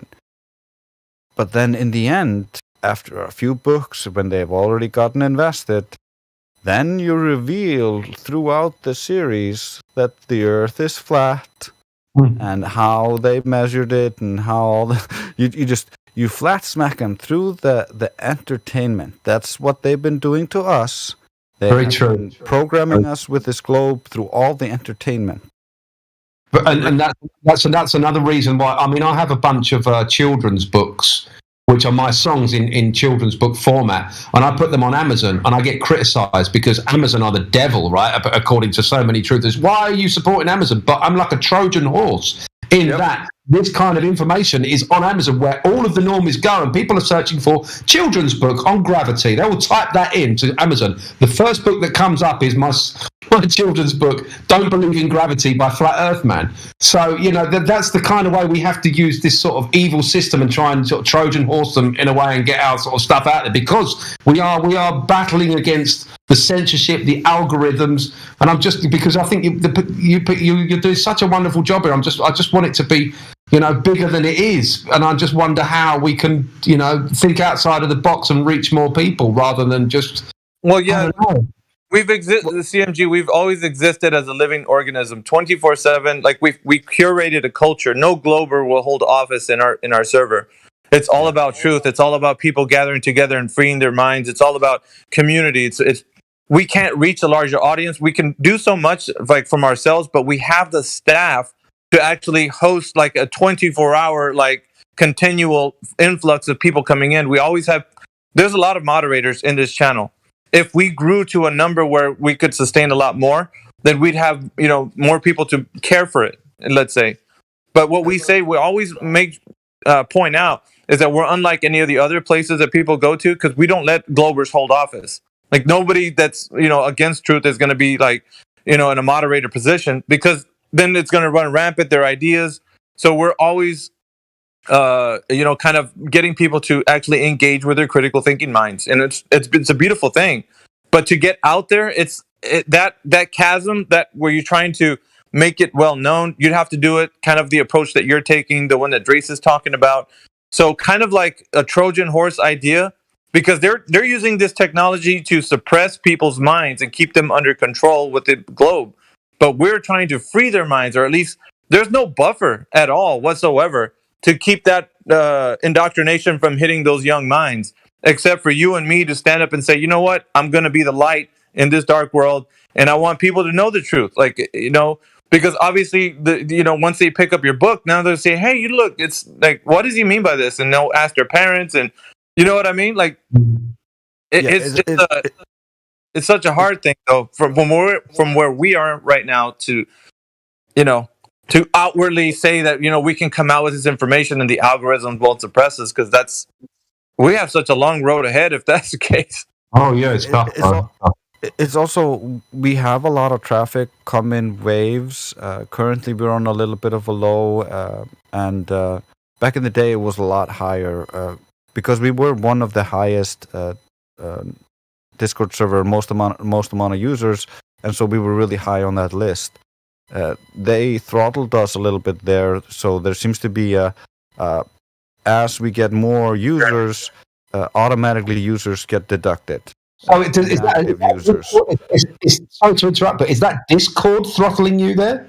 Yes. So we have Discord throttling us, we have YouTube throttling us, we have a lot of people throttling us, but they can't stop the natural people coming here. And so if we share the link, we see this, like when we have people share the link on TikTok or on or popular TikTok channels, popular YouTube channels, or in threads that are popular online somewhere, all of a sudden we see a big influx of people. Or it's even just as small as the topic gets broached in a Discord server. We're a bunch of gamers, and they share the link, and all of a sudden we get an influx of people. So we just want to be ready whenever the influx comes, because sometimes it can get pretty crazy. We've had like this whole live stream filled and had to start filling the second live stream just to keep up.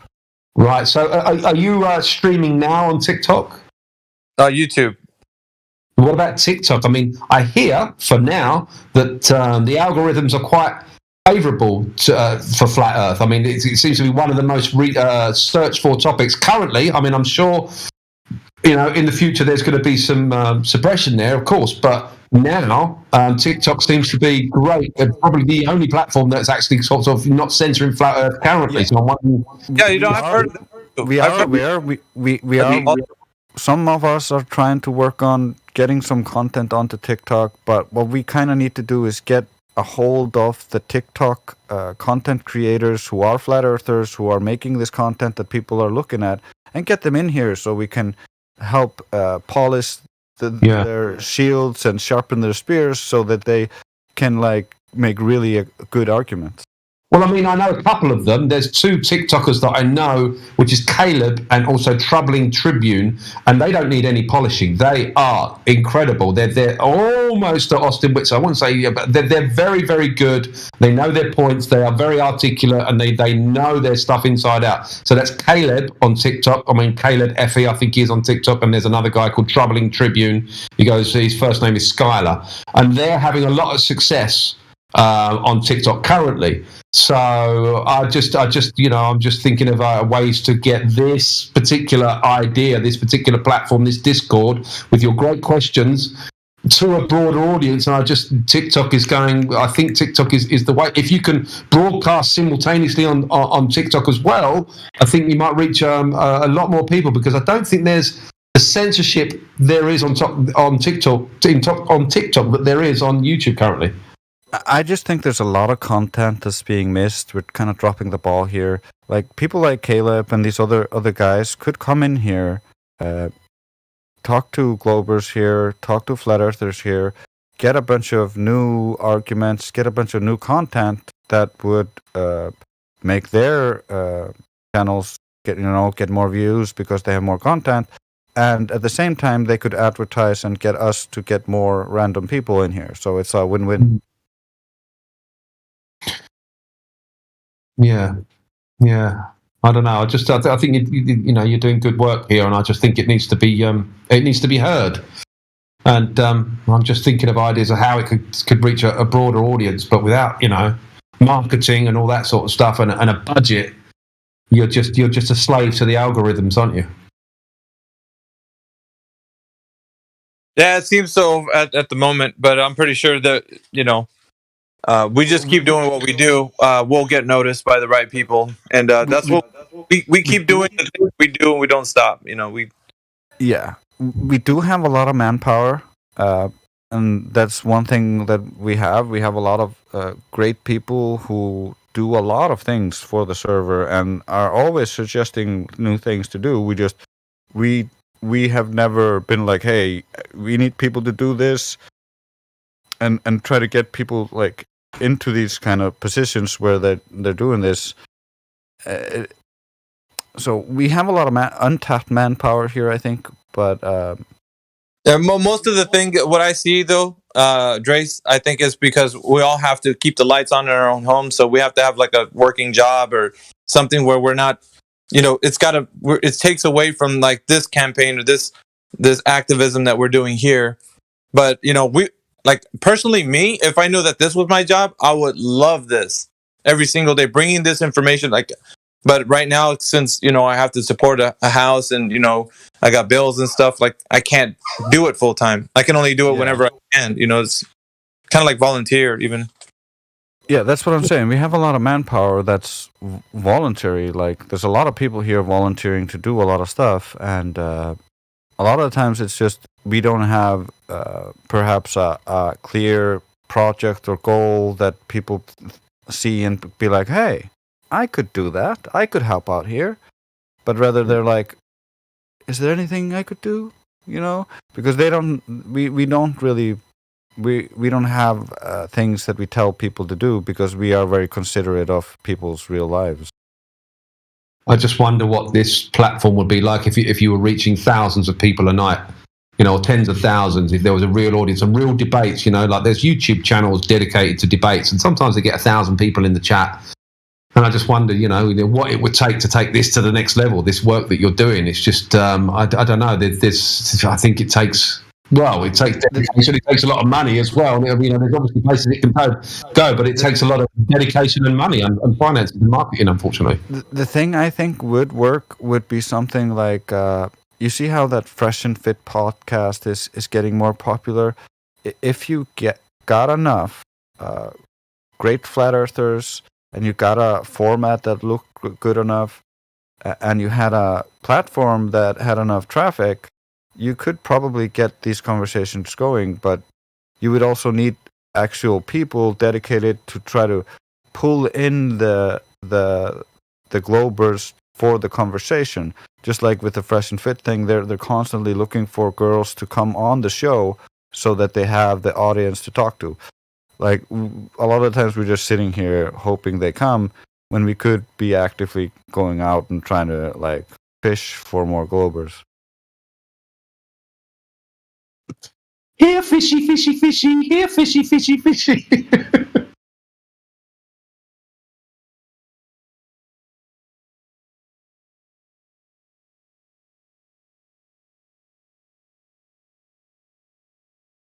I was going to tell CMG, you should see us when we get rocking and rolling. You can see a world community coming together in a beautiful display of like standing together against the evil that suppresses the minds of the people. So you can see people like Drace from where he's at, Australia. You can see, people from Africa. You can see all of us standing in this, united together in this common cause. And it's just like that to me every day inspires me. I'm like, this is beauty beyond, like, my eyes can see beauty in the world, but that, when you stand together with your brothers from everywhere on this earth and you fight against a common cause, that is beauty. Because now you know. I love it, bro. I love it. You're talking my language. I love that. I'm just like, I'm so impatient. I want this message to reach everybody. And I'm always thinking from a more zoomed out perspective, like, how can this be bigger? Because this is an amazing thing that you have here. And I'm thinking, how can we scale it up? Because I'm so passionate about people understanding what we all understand and how freeing and incredible it is. that I just want. I'm just incredibly impatient. That's my problem.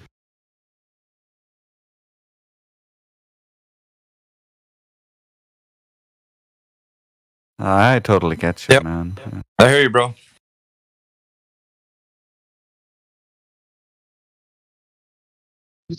We need more millionaires. That's what we need. We need more people with some do-re-mi, man.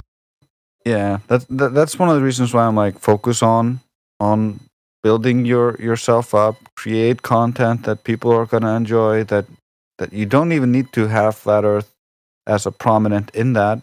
That if you do, that's a great thing. I only make Flat Earth music. I don't expect it to become as popular as yours because I don't produce it well, but I just do it to help inspire others, because if my shitty music is okay, then they can do their thing. That's one of the things I've been kind of fairly good at is not really mentioning Flat Earth so much. In my entire album, which I released, which was called Flat Earth Man, I think there's only 2 songs that actually mention Flat Earth. The other songs are like Puppet Show, which is all about the ISS, or another song called Do You Still Believe We Went to the Moon, which is all about the Apollo nonsense. There's another song about satellites, Welcome to the Satellite Hoax. So they're all little. It's a bag of seeds, really. That whole album. So it's not really a Flat Earth album, although it is. It's kind of a NASA debunking album. It kind of just points the finger at NASA comedically all throughout the album. So it's not really Flat Earth, in your face, Flat Earth. It's like, here, have a little seed. Do you know that satellites are really on balloons? Here, have another little seed. Do you know that astronauts are on wires? It's just like those little things can be the catalyst that can get you into this information, and you could do that musically beautifully just by a lyric or a visual, something visual in a video. So, yeah. Have you heard any of my songs? I don't think I have heard. Why don't you put one in the chat so I can listen? I'll play a small clip from one. The globe is a no-show. The Antarctica no-go. The seafloor plateau, you don't know what you don't know. The story I just saw. Title knows, uh-oh. Status quo, no photo. Doing curve is a GoPro. The curve is GoPro. Hey! I like it. That's sick. I love it. That's you, yeah? Hell yeah. Shout out Dre's. Hey, Yeah, Guru, nice. do you do any bars? Do you spit any raps or anything like that? I mean, I could. I mean, look, let's put it this way. I'm not a country singer, even though I did a country album in a country voice. Talk a lot. Album like that's what's taking everything. So I'm not a country singer, but I can do a country voice, like a comedic kind of what's the word? Not stereotypical Texan kind of guy. I'm not a reggae singer, but I've done a reggae song. I can put on a reggae accent and I can sing so I could do rap, yes. But it would be tongue in cheek. I wouldn't take myself seriously as a rapper. If I was to do rap, which I could definitely do, I could spit bars, but I would do it comedically. I would. All my stuff is tongue in cheek, but if you remove the superficial layer of comedy, you will find some very paradigm-shattering lyrics that could change your life. That's kind of my angle. It always has been, really. But some of the Globers and some of the normies, whatever you want to call them, they will enjoy the song because it's funny, it's catchy. Yeah. And if I did a rap song, it would be exactly that. It would be funny, it would be catchy, but there would be levels to it. You listen to the lyrics, and I'll be like dropping some truth bombs. But the normies would just go, "Oh, this is a cool song. He's singing about space." So I would never take myself seriously as a rap artist, but I do see a rap song in my future. Yes. Okay, good. Well, yeah, I think you should definitely challenge yourself and go for it. I'm not the same way. I take the exact same approach with my music. It's a very comedic approach. I don't take myself very seriously. I've got like nine songs. Most of them are parodies. Like 7 of them are parodies. And I heard you say, I was kind of reflecting on what you said about you feel like you can put out original music, and you feel like that's a little bit more, up your alley. And I respect that a lot. where you said like the comedy comes in, that's where the parody. I was like, I love parodies because you can spin off these really popular songs and put the flat earth spin on it. And I love that. Yeah, That's comedic value. I definitely see the power in parodies because people already know the song. So when you present them the song with different lyrics, they already like it because it's a song they know. Right. So that's great, and that travels very far. I've seen parodies travel very far. I've always been in the position like, I don't want to take somebody else's song and put my own lyrics on it because it's like, it's never going to be my song. I love to be proud of the fact that the songs that I've released, like 99% of them, I've released one parody, but 99% of my songs are my songs. They're my babies. They're original from the core, and they're mine. If I do somebody else's song, it's like, it feels a bit lazy to me. But saying that, I do understand the power in a parody because people recognize it and it will travel further than maybe my original song. Yeah, I made 38 songs. 25 of them are basically original, but I didn't make the beat though. 38. I gotta catch up. I think it's way more fun when you could, I'm no guitarist, I'm no singer, I'm no bassist, I can do those things to a certain extent. I'm like a jack of all trades, but master of none. I can just do enough on the guitar to. Me too, man. And I can I'm like a chef. I have all these ingredients. And I can make a really decent meal, but it's like I don't take myself too seriously. I think if you have that edge of comedy there, I think it's nice to be lighthearted about it. And when people certainly want to share something that's more lighthearted and more comedic, rather than me taking myself seriously as a country singer, I'm so authentic. I'm such an authentic reggae singer or rapper. No, fuck that. It should be just this is what I feel. This is how I'm feeling. This is what I'm learning. This is what I've discovered. Do what you want with it, and it will resonate with different people on many different levels. And of course, the more aware you are of what's going on in the world, you will get different levels of there's layers to my music. There's of course the comedic and nice catchy chorus layer, but there's of course the like I said before, the paradigm shattering lyrics in there also. Right. Yeah, it's good to mix in a little bit of everything. I feel that way about my own music too sometimes. Like when I'm listening, I'm like, damn, those are some good bars. But I'm sure you get into that state where you listen to your own music and you're like, damn, is this me? I'm sure you've had that feeling. I was thinking CMG needs to go back to the lab, man. He needs some time to just bust out another hit of his own. That would be. Yeah. We need a freestyle. I've just finished writing one today. I literally just finished writing a song today called Black Sheep, and I played it to my wife, and she was like, "That's brilliant." It's going to be really. It's going to be good, but it's going to take a lot of energy because when I come up with a good idea that's going to resonate with a lot of people, which I know this topic is going to resonate with a lot of people because it's called Black Sheep, and we can all resonate with that, right? So I think it's going to be. So I'm going to have to make a video for it, which is going to take me 3 months. It's probably going to take me 2 weeks just to make the audio. So when I have a good idea like this, I have to take a really deep breath because I know the coming weeks and months are going to be very, very busy for me. But it will be worth it, trust me. Amen. Hey, well, you should do like a little 24/7 Discord freestyle. Like, put together some rap for us. That'd be really fun. We'll try to blast it out in the airwaves. One of these days, I'm gonna have to do a rap. Have you heard any of CB's music? CB's? No, I don't think I have. Creation Bear. He's the guy who's talking to you. Yeah, that's me. Like I said, I got like 9 songs, mostly parodies. I got 1 or 2 original ones. Let me play you a little bit of CB here because he's talented, boy. Yeah. It's for all you globe earthers riding in on that hot horse. But to knock it down, better knock it off.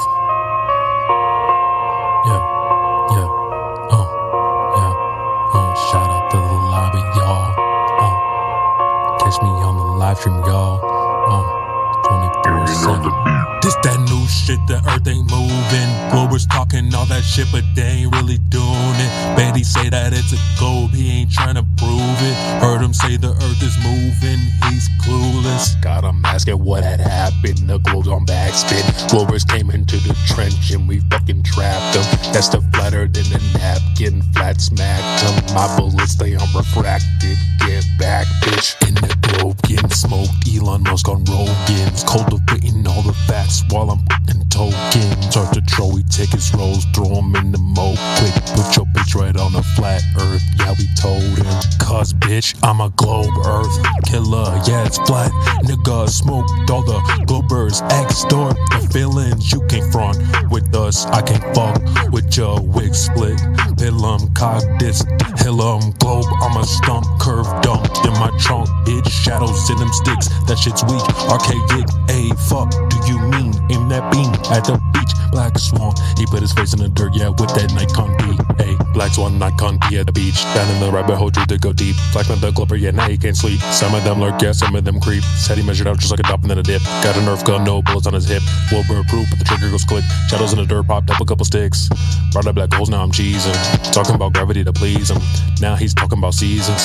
Head on my forehead like she's by proofs. In a book, nigga, my turn FE on Facebook. I want that proof, no Captain Hook. But let me hear it, let me hear it. Damn, man. I love that shit. Yo, That's Drace. fire. Shout out. Thanks for playing the whole thing. Dude, that was fire. I love it. Why haven't I heard that before? We need more shit It was like that. too good. I couldn't stop it anywhere. I know, right? I was like wondering when you were gonna stop it. Yeah, dude. All the songs are for the live stream, so like, I don't even have them on YouTube. They're all just on the SoundCloud, hidden in somewhere. So they're for the server, you know. Like, I'm trying to keep up with you guys, Guru and Drace. You said 38 songs, dude. Like, damn.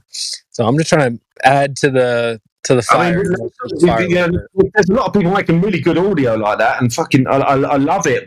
What we really need and what really makes a difference is the visuals. But the problem is the visuals. Putting together a really good video to something like that is. I know, right? It's not easy, you know, and it takes a lot. Big booty. Just kidding. Yeah, you need some big booty with like that globe on that ass. Globe ass. There's a song. Globe ass. Globe ass.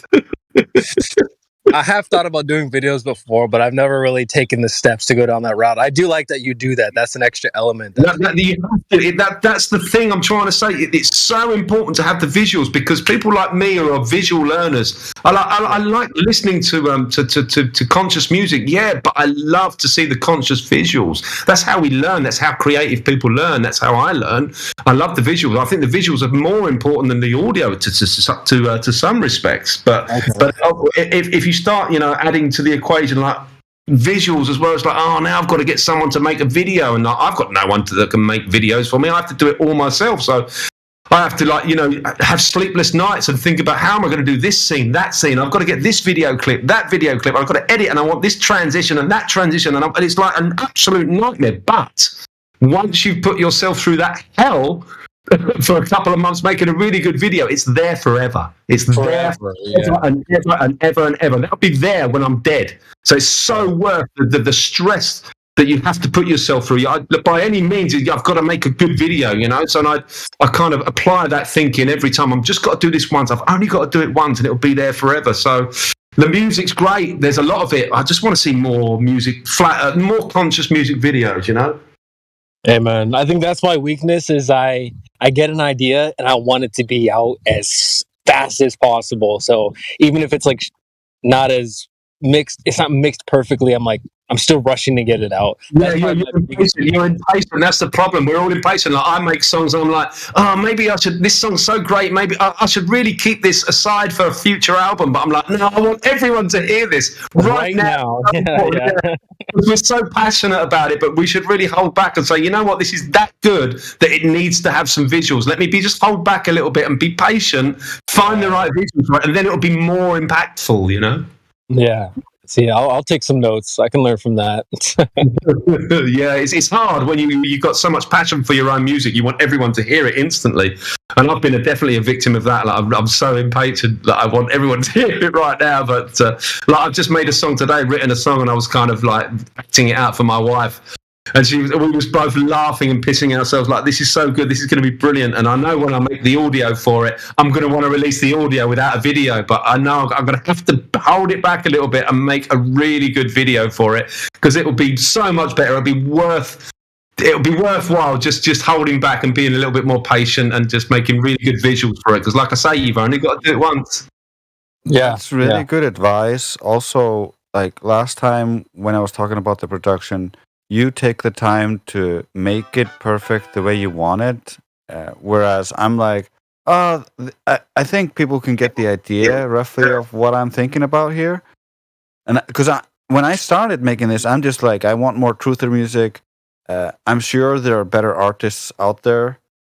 Someone can just redo all my songs in their own style for all I care. I don't care about my music at all. I just want people to know the truth.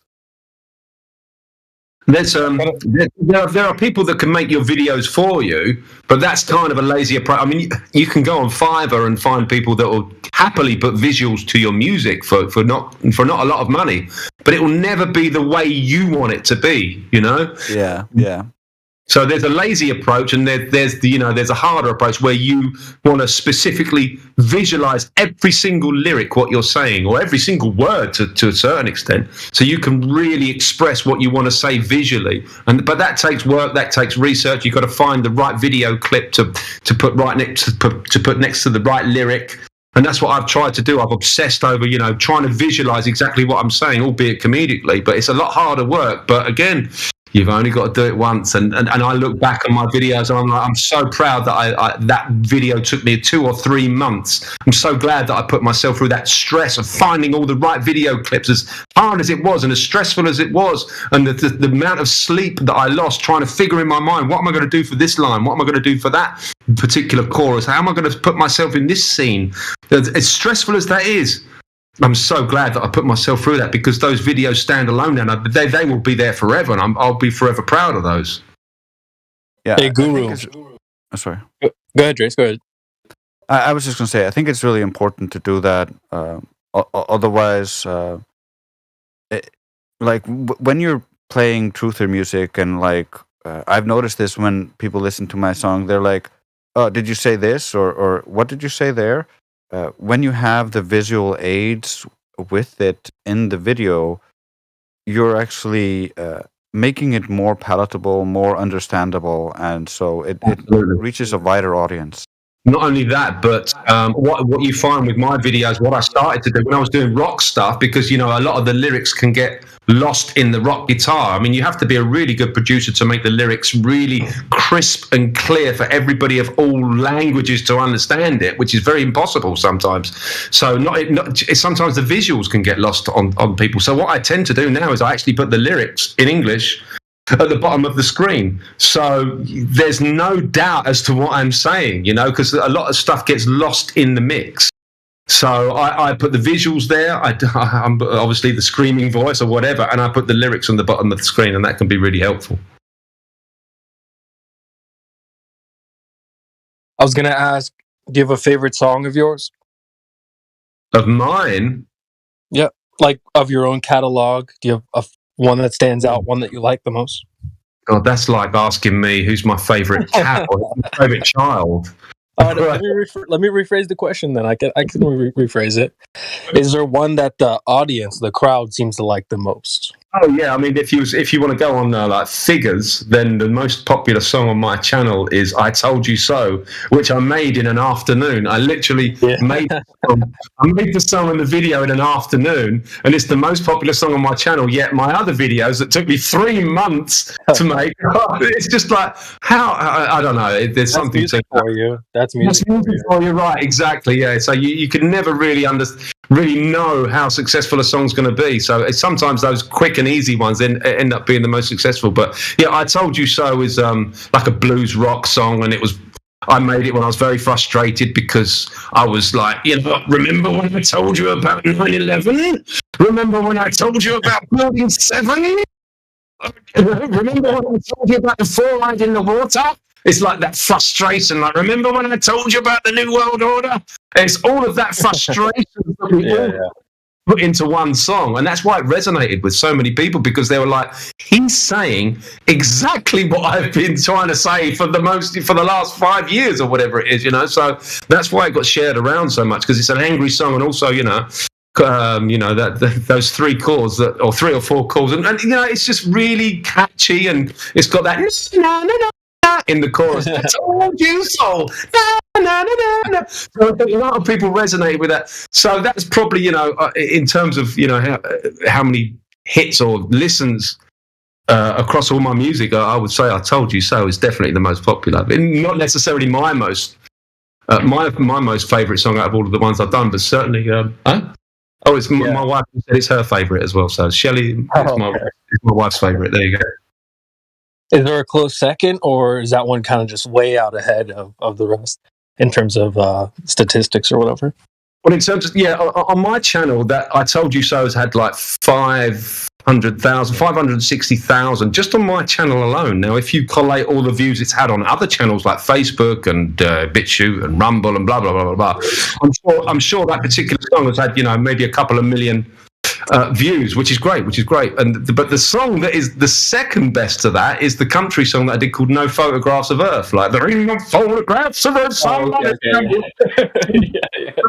Those 2 songs couldn't be more different. They're a fucking chasm apart. But yet, that's what I love about it. You could have one rock blues song that's really, sort of blowing up, and then another one with this country guy talking about this. There ain't no photographs of Earth.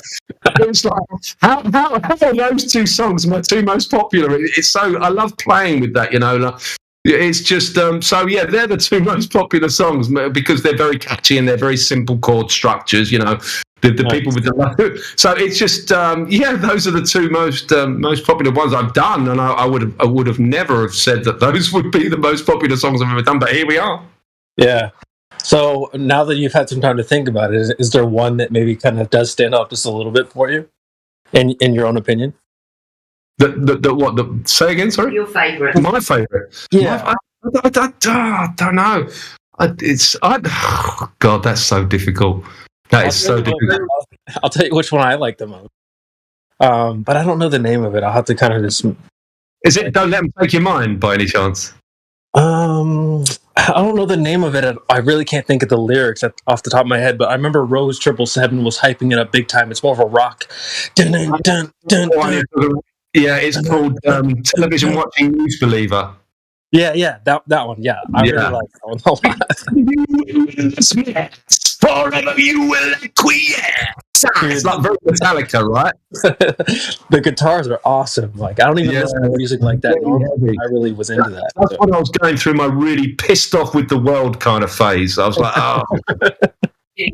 Yeah, that was all during the whole COVID narrative. My wife would come back from the shops and go like, "Oh my God, it's just like a masked up world out there." Like, and I remember saying to her, "They're just all television watching news believers." And when I coined that phrase, I was like, I can hear a Metallica riff: "Television watching news believer." And I was playing with that line: "Television watching news believer." I could hear that in my head. It's like once you get that bug, that little earwig or whatever in your mind, you're like, there's a chorus there. Television watching news believer. So I just went to the studio and tried to make a chorus out of that, and then then I coupled it visually with the They Live film, and it worked perfectly. With the mask and everything, with like the alien, the lizard face and all that. It was just the video worked out perfectly. I'm really obsessed over that. But I mean, if you like heavy stuff, it's brilliant. If you like heavy conscious stuff, it's brilliant. That's why Rose loves it, because she's into heavy stuff, and she loves that. She's a big fan. Bless. I love Rose to bits. But yeah, that was an angry period for me. I Told You So, Television Watching News Believer, and Big Pharma was another heavy one that I did, like pointing the finger at the vaccine injuries and all that sort of stuff. But that was when I was really angry. So like the anger to sort of, like me being expressive, I'm angry, put it into music. That's kind of what I do. Mm-hmm. Yeah, that was a confusing time especially during the early stages of those days. So I can understand the anger. I was there. Exactly. Yeah, it's just I have the blessing of being able to put my anger into music. A lot of people will punch a wall or whatever, or punch their wife. I'm very I punch the guitar. Talk about news believers. My mother is exactly that. My mother is a television news believer, and I cannot stop her from watching the news. It's crazy. Where else she's gonna get the information from? God Rocket. What's that? So where else she gonna get her information from? That's what she told me. She said, Yeah. "Well, how else am I going to know what's going on?" I said, "Well, certainly not that way, Mom." she won't listen to me at all. Mm-hmm. You have to flip her upside down.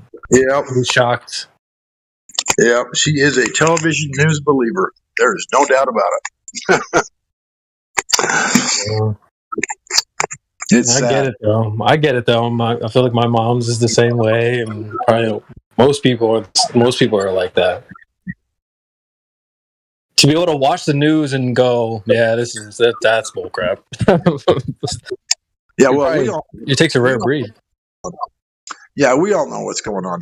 You know, most of the people, no, they're lost. They're blind. They're just whatever, asleep, whatever you want to call it. Well, I've got it in two categories. You've got the auto believers, the autopilot, auto believe. The news says it, that's what it is. And then you've got the guys that are, I've heard people call it auto hoaxing, where that's BS until proven, correct. So I get where they're coming from. Just put it that way. Well, I get where she's coming from, I guess, to some degree, but I just can't break her free of it. I've tried and tried and tried, and I just finally gave up because it's my mom. I don't want her mad at me, just that sort of thing. So I just let her do her thing. But anyway, it's not good. So I'll put the song for television watching news believer in the chat. It's the music video. If you want to go check that out, it's pretty wild. Yeah, if you guys haven't heard it, you should definitely check it out. It's awesome. Oh, I've heard it many times. Okay, nice. I love his music. There's no doubt about it. Yeah. Thank you very much. Well, here's my channel for you to check out. This is my most popular song. It's me and Karma singing together. She's my sister, and she is also on the Discord here. Yeah, definitely check out Drace's music as well. I feel like, you guys were doing songs, and it was a song called Why Would They Lie? That was a really popular song that was rotating, in this Discord a lot. And so that inspired me to go. I was like, you know what? I make beats. I can do this. So it inspired me. So yeah, you guys all inspired me. So I'll drop a link to my channel as well if anyone wants to check it out. Word. But it's good. Everyone should chime in. I mean, it's actually really fun to make Flat Earth music. I mean, my thing really turned to be mostly parodies, but it's just so fun to swap in content that's Flat Earth based. It's pretty easy if you know what you're talking about. Sticks and Shadows. I can't tell you how many times I've rapped about Sticks and Shadows. Sticks and Shadows, archaic. It's so fun. Really not that hard. I mean, there are so many simple ways to make something creative. I mean, if you can make one line rhyme with another rhyme, it's called poetry. It's really simple. You write a poem about all the stuff you know about Flat Earth and the proofs and whatever. It's not that hard to put it into a poem. Once you have a poem, you can find a backing track online where you can rap to or sing to. You don't have to create the whole track yourself. You don't have to have an understanding of digital audio workstations and music productions or anything like that. There are simpler ways. You could actually take your poem, give it to somebody on Fiverr. There's so many people on Fiverr that say, I will make a song for you. Just give me the lyrics. And you give them the lyrics. They'll do it for like 30, 50, 70 bucks. Not a lot. And they will go away and make a song out of your lyrics. So you can have your own song if you just put some conscious lyrics and flat earth proofs or whatever you want to talk about. Moon landing, satellites, ISS, whatever. Here are my lyrics. I don't know how to make music. There you go, Mr. Fiverr. Take my lyrics and make a song out of it. And you could get that done for $50, So, and once you have the audio, some really good audio that you're happy with, then couple it with some really cool visuals, Then you've got this thing that is a learning tool that many people will see, and it will be there forever. Yeah, my problem is I can do this two ways. I can write a rhyming poem, if you will, and then find a beat that I can match that with, or I will listen to the beat and I will hear a melody out of it, and then I will just write something to fit into that melody. Yep. That's the sauce right there. You're giving away the secrets there, Trace. But yeah, that's how I most of my inspiration. I'll be listening to a beat that I'm like, dude, I love this beat. I play it on repeat. And next thing you know, I'm like, you know what? Flat Earth this, Flat Earth that, you know, so, and it just takes off from there. So it's a lot of fun. If you haven't tried it, it's worth a try.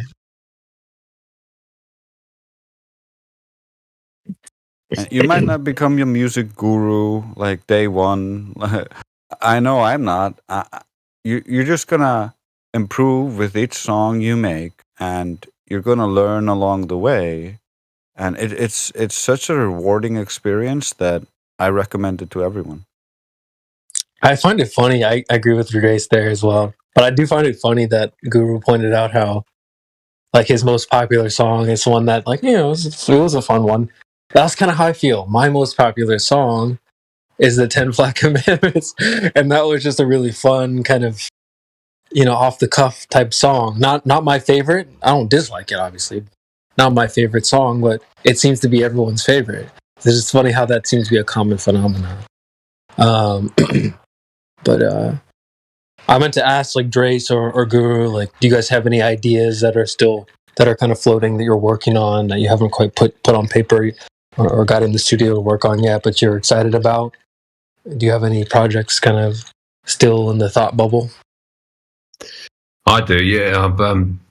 I alluded to it earlier. I've written a song called Black Sheep, and it's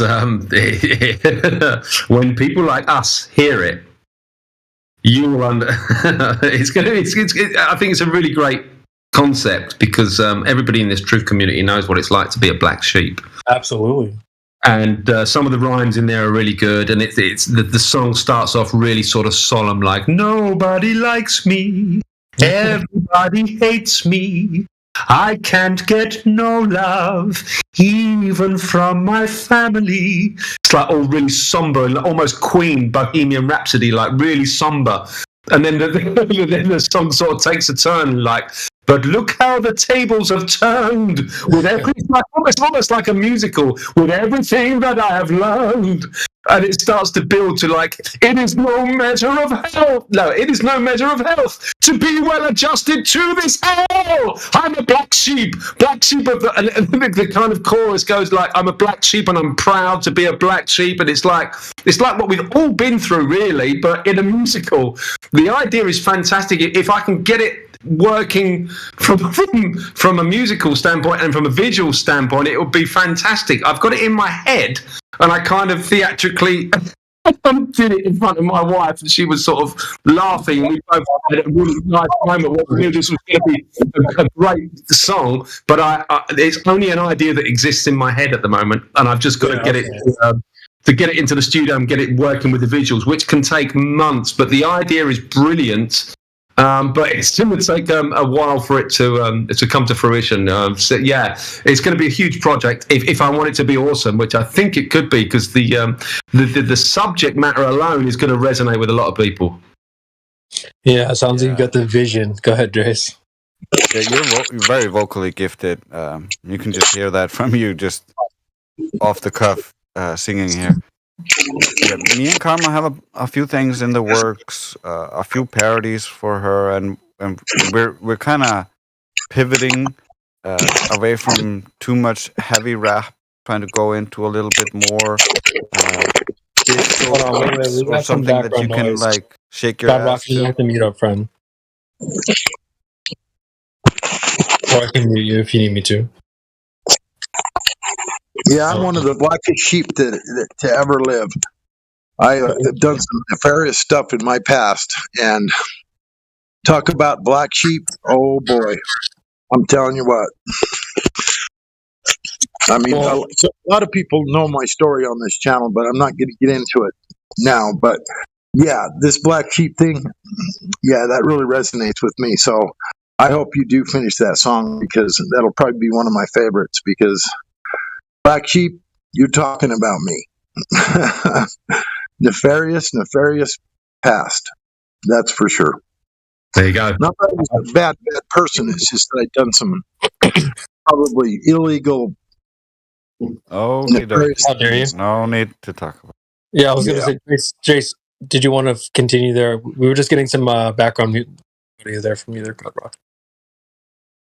Yeah, it's all good. We have a few things in the works.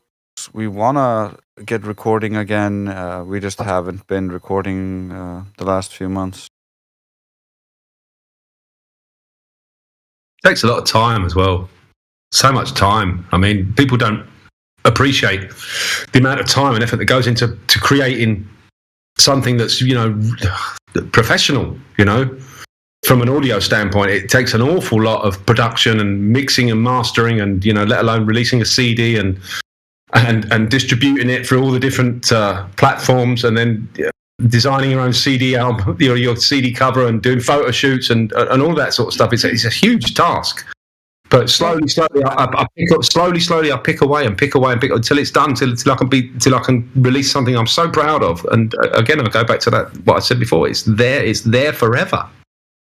Yeah. Have you done any collaborations before? I mean, only sort of minor collaborations. I mean, I get a lot of requests. I think I've said I'm sure you do. Yeah, I get a lot of people saying, "Hey, I'd love to collaborate with you. Like, have a listen to my song." And 9 times out of 10, people send me their stuff, and it's god fucking awful. No disrespect, but most of the people that send me stuff is terrible. Really, Yeah. So I really tend to stay away from collaborations because I like to be the master of my own destiny in a way. I don't like collaborating in a way because I can never really call that song my own, really. I just like to be, I'm a bit of a control freak, really, and a perfectionist. So like anybody, too many cooks spoil the broth in a way. I control every aspect of the music if I'm doing it just myself or with somebody. I've worked with musicians before, that's how I did my apprenticeship, working in pubs and clubs, and I've worked with a lot of egos, and nobody can really compete with my own ego, unfortunately. But here's the question for you. Have you had ideas where you're like, you know what, this might not be for my voice, I need some help?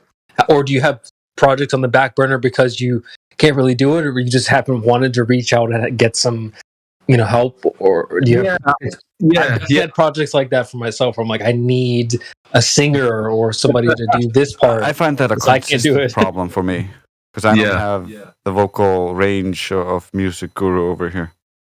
I've reached out a couple of times, but not from a vocal perspective. Like there was a song, there's a couple of songs on my latest album called Unplugged, where I wanted a violin player. I wanted a really good violinist. And he features on a song called Look Up, which is a song about chemtrails. And I wanted, that was great. I wanted this heartfelt violin, just beautiful. Like if you really want to create emotion in a song, a violin is the perfect instrument for creating that emotion if it's done correctly. And I can't play violin at all, so I reached out on Fiverr of all places and found this virtuoso violinist who was incredible, and it cost me €70 to get this amazing violin, this solo on one of my tracks. It's like, that's, and I also reached out on Fiverr to get a couple of harmonica players on my last album as well. Like, so there's things I have to reach out for, but because I just want that I want a violin, I want a really good harmonica, and these are things I can't put that incredible emotion into a violin. I can't even play a violin. I mean, lock me in a room with a violin for an hour, I might be able to get you something out of it, but in contrast to a guy that's been playing it his entire life, and he charges me €70 to play this incredible solo on one of my songs. It's like, it's no brainer. So, but I don't reach out really that much. But if I know what I want, let's put it that way. And if I can find someone that can add that particular ingredient that I don't have in my kitchen, then Fiverr is a brilliant place. There's so many talented musicians on Fiverr that will charge you next to nothing for putting just that extra ingredient that you're looking for,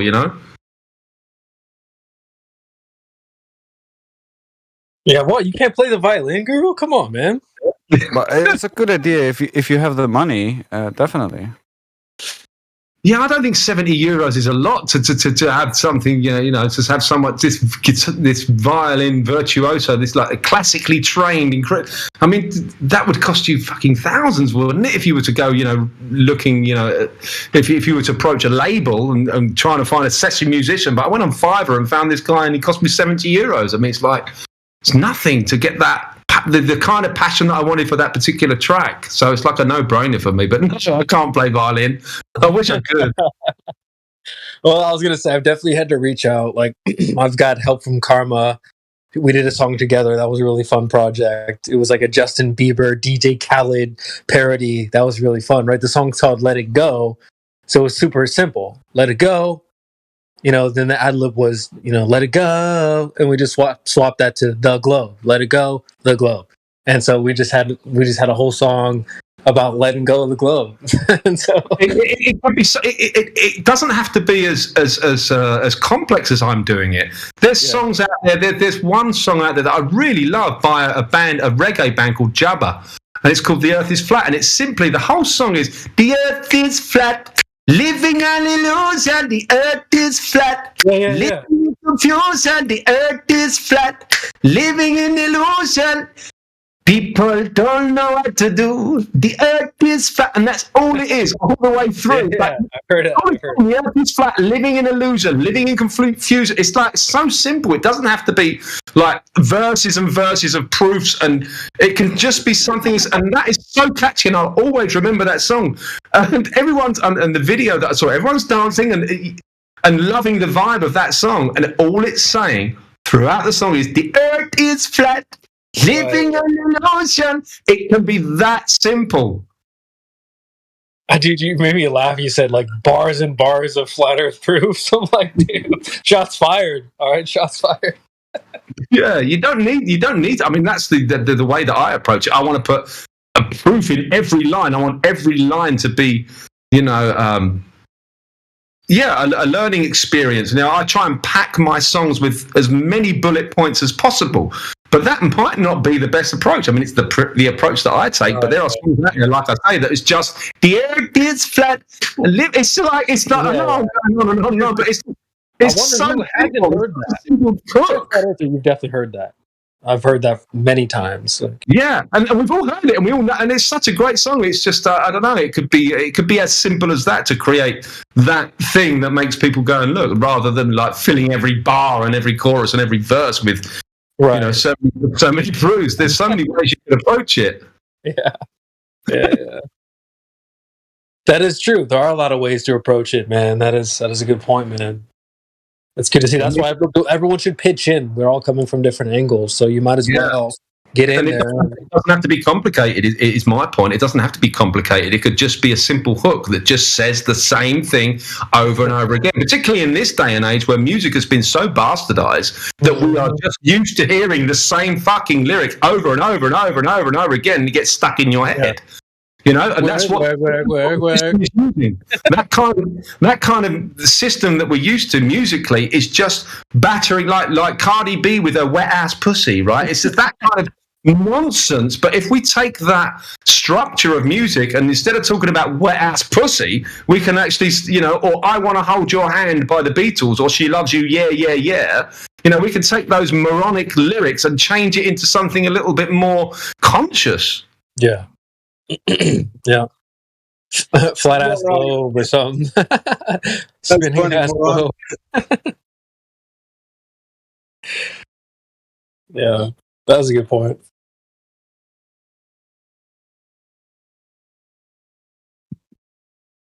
Yeah, I do that sometimes with. I do that sometimes with my songs where it didn't even have chorus in some of my songs. It's just non-stop information. Yeah, I know, right, Drace? You do have that style where you're like execution, deletion, coming with the flat execretion. The problem is with in this day and age, putting too much into a song is almost too much. Thank you for your participation. We share the earth in cohabitation. It's time for some in-depth communication. Now, let me tell you the situation about the flat earth revelation. But first, some rules for preservation of your reputation. We don't accept sophistry or fallacious argumentation, faulty generalization, flawed misrepresentation, needless equivocation, endless misinterpretation, baseless affirmation, or model reification, to name a few. That's not sophistication, it's sophistry or obfuscation, the cause of mental retardation, causing the need for special education. To stop the self-annihilation before the gamma radiation leads to more humiliation. just skip the frustration. The globe deserves no dedication. It lives on indoctrination, repeated incorrect memorization, or base regurgitation of debunked theorization without substantiation. A parroting fixation, not actually education. And it just continues on like a non-stop. I love it. You just have that on deck, like I love it. My man had it ready to go. Yeah, dude, I love your style, man. It's just so great. It's so to the point, you know. I love it. No messing around when Drace is on the mic.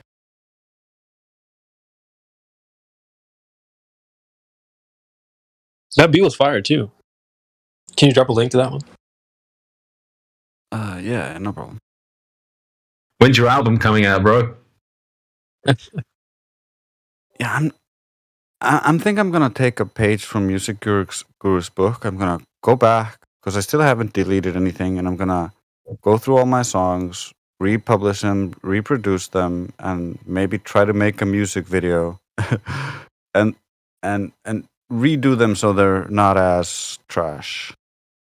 Man, dude, that wasn't trash, but the music video would be fun. If I did that, it would just be straight like low quality rap video. I'm just like doing hand signals into the mic. Wouldn't be much value.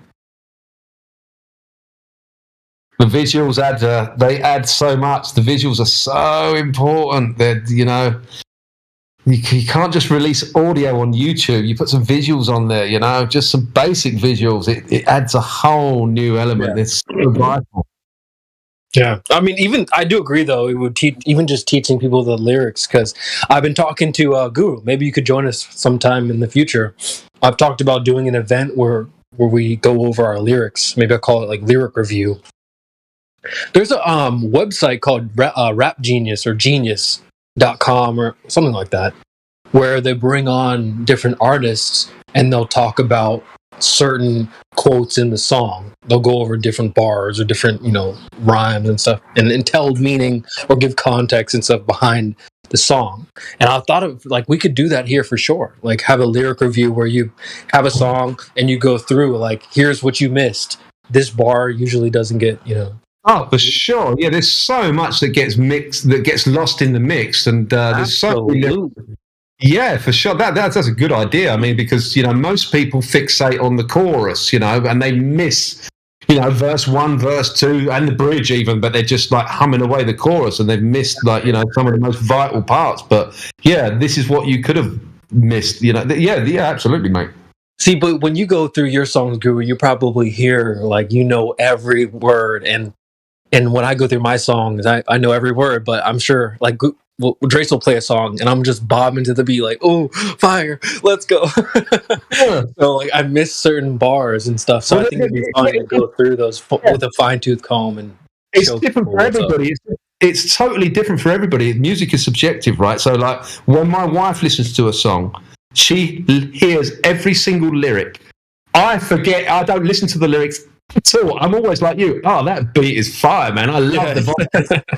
like, I can hear what the guitar's doing. I'm like, oh, that riff's really cool. Oh, that drum. I wonder what kind of snare he's using on that drum. That kit. So and I'm just, the lyrics are like they're like, they don't matter to me in a way, you know? Right. Like, I'm always listening to the music. The music is, yeah. So it's, yeah, I know what you're saying.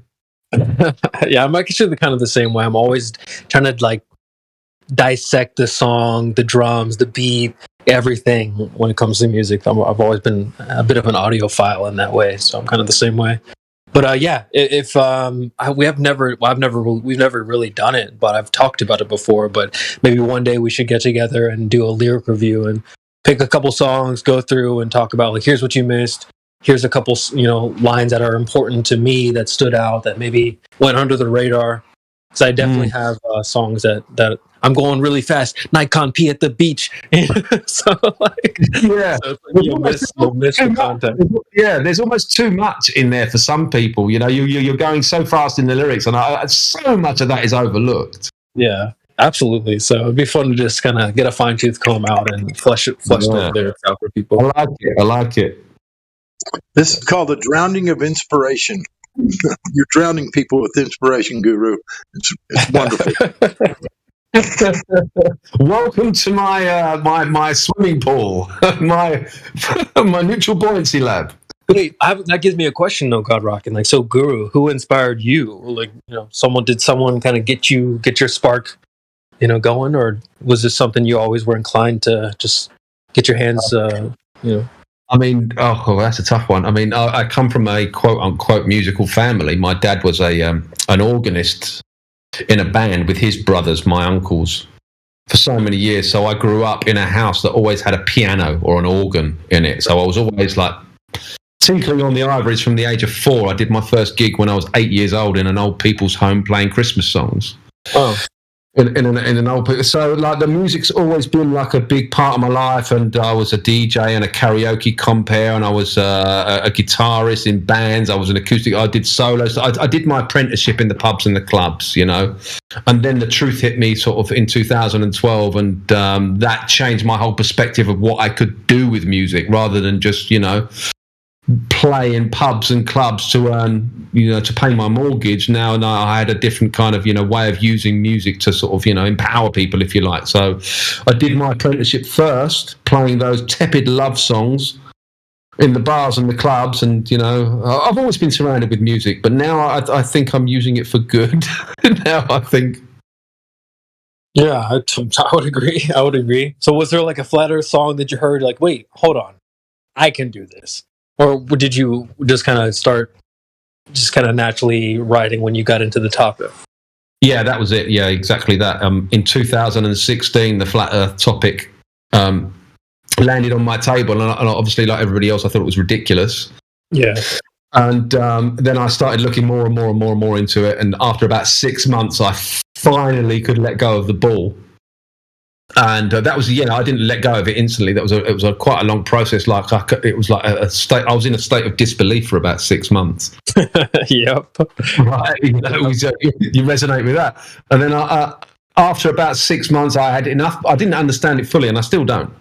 But I had enough bullet points to be able to go like, I could put this into music. And after eventually in 2017, I made my first song, which was called Flat Earth Man, which was about, because I remember talking to my friend about this. I'm going like, dude, have you looked into NASA? The Earth is flat and all that. And he was like, oh, come on, man. It was that conversation I was having with my buddy. And he's like, no, there's so many proofs for the globe. What about all the photographs? All that, the same kind of dumb shit that we've all been through. And so I remember that conversation. I remember having that conversation with him. So I thought, right, I'm going to write a song, and I typed it into my phone as a poem, and the first lyric was, I met a man the other day who thought the earth was flat. So I'm writing it from his perspective, my buddy's perspective. Like I'm coming up to him and going, hey, you know what? I think the earth is flat. So I'm writing it from his perspective. And the first lyric was, I met a man the other day who thought the earth was flat. I said, man, you must be crazy. Where the hell was your tinfoil hat? But he spoke with such conviction, and he believed the words he spoke. And something deep inside me knew this couldn't be a joke. But why would he believe this? Why believe such things? Because everybody knows the Earth's a ball and that it spins. Well, it must be pretty crazy if you think the Earth is flat, because we all know that it's a globe, and that's a simple fact. So the kind of poem, it was a poem at that point, and it was just a poem in my phone and the story continued and continued, and I made this wonderful poem, which was a story, and I thought I can put that to music. But, at that time, I was like, I can't go on the internet and make a song about flat Earth. I can't, as Alex Michael, because I've got family and friends and shit. If I put this on the internet, they're going to think I'm fucking nuts. So I thought, right, okay, I had a kind of cowboy hat in the studio and some sunglasses. So I started writing the song, but made a voice out of it. Well, I met a man the other day who thought the Earth was flat, and it turned into this country song. I said, man, you must be crazy. Where the hell's your tinfoil? It was like, it worked because country music is such a great genre to tell a story. And particularly if you want to tell it comedically and hide behind the character, which is what I was doing because I wasn't comfortable with, saying, hey, everybody, I'm making a Flat Earth song. So I just thought I'd make a, kind of a country song that's like a joke. It was kind of like, and it worked. So everyone was like, wow, this is like really cool. Like, make another one. Please make another one. This is brilliant. So I ended up making another song, and that's when I discovered the green screen. So then I started making a green screen, and then I had a massive creative burst. Basically, I was like learning all this stuff about harnesses, ISS, gravity, moonlight, all of these things that we've all been through when you wake up to this deception. But I was putting it into music, comedically. So it was just like one song after the other. Before I knew it, within a year, I had a whole album. So it was so organic in a way. It was just like my awakening in music form in the space of a year. So it's everything I was learning about all these deceptions I was putting into music. So it was just I forget the question again. What was the question? Sorry. No, you answered it. That you didn't need to hear a Flat Earth song to start writing Flat Earth songs. That was it. You just already were, enveloped in music and Flat Earth, so you combined those two, and now came the music. So that was awesome. I needed to hear some songs, all right, because for me, I heard there's like a song called "Flatball" by Don Gio. Man, the song gets me hyped up. So I hear that. And that inspires me. When I joined this server, there was a song called "Why Would They Lie." Have you heard that before, Guru? Who's it by? It's like 3, 4, 5 guys got together and put together Chocolate Saiyan, Witsit, Chemo, and a couple of others. MIDI. Yeah. And then there was like another guy too. Isn't that beautiful? That so many people get their inspiration for this topic from music, right? That's amazing. That's why more people need to be doing that, because more people get on board with this topic simply by listening to a bloody song. Yep. It was like a bit of a cipher, right? Why would they lie? Why would they lie? And so everyone put their own little spin on it. They all brought their own flow, their own style, and it was amazing. Fire. So good. Yeah. Chemo, Global Abortion, all applauding, cheers, big heads. Dude, he went in. They put their best foot forward. So none of my songs are going that hard. I feel like even the one that Drace played, I feel like that's the hardest song I got. But this song, "Why Would They Lie," was just the staple of this server when I joined. It was just a hit. And so it's why I made my music. They were making this song. She made her songs. So I was like, maybe you could do it a little bit more like this, and made my first song essentially. Yeah. So Guru, I can't, and then we had a guy who was writing. You said that you've had people send you songs and ask you to write, do parodies for them and stuff. We had a guy that would write songs and send them to us, and then we could perform them. So, if there's anyone out there that, maybe you're not inclined to perform them, you can still play a part and add, maybe write lyrics or make the music behind, or do the violin or whatever. So everyone can contribute. Yeah.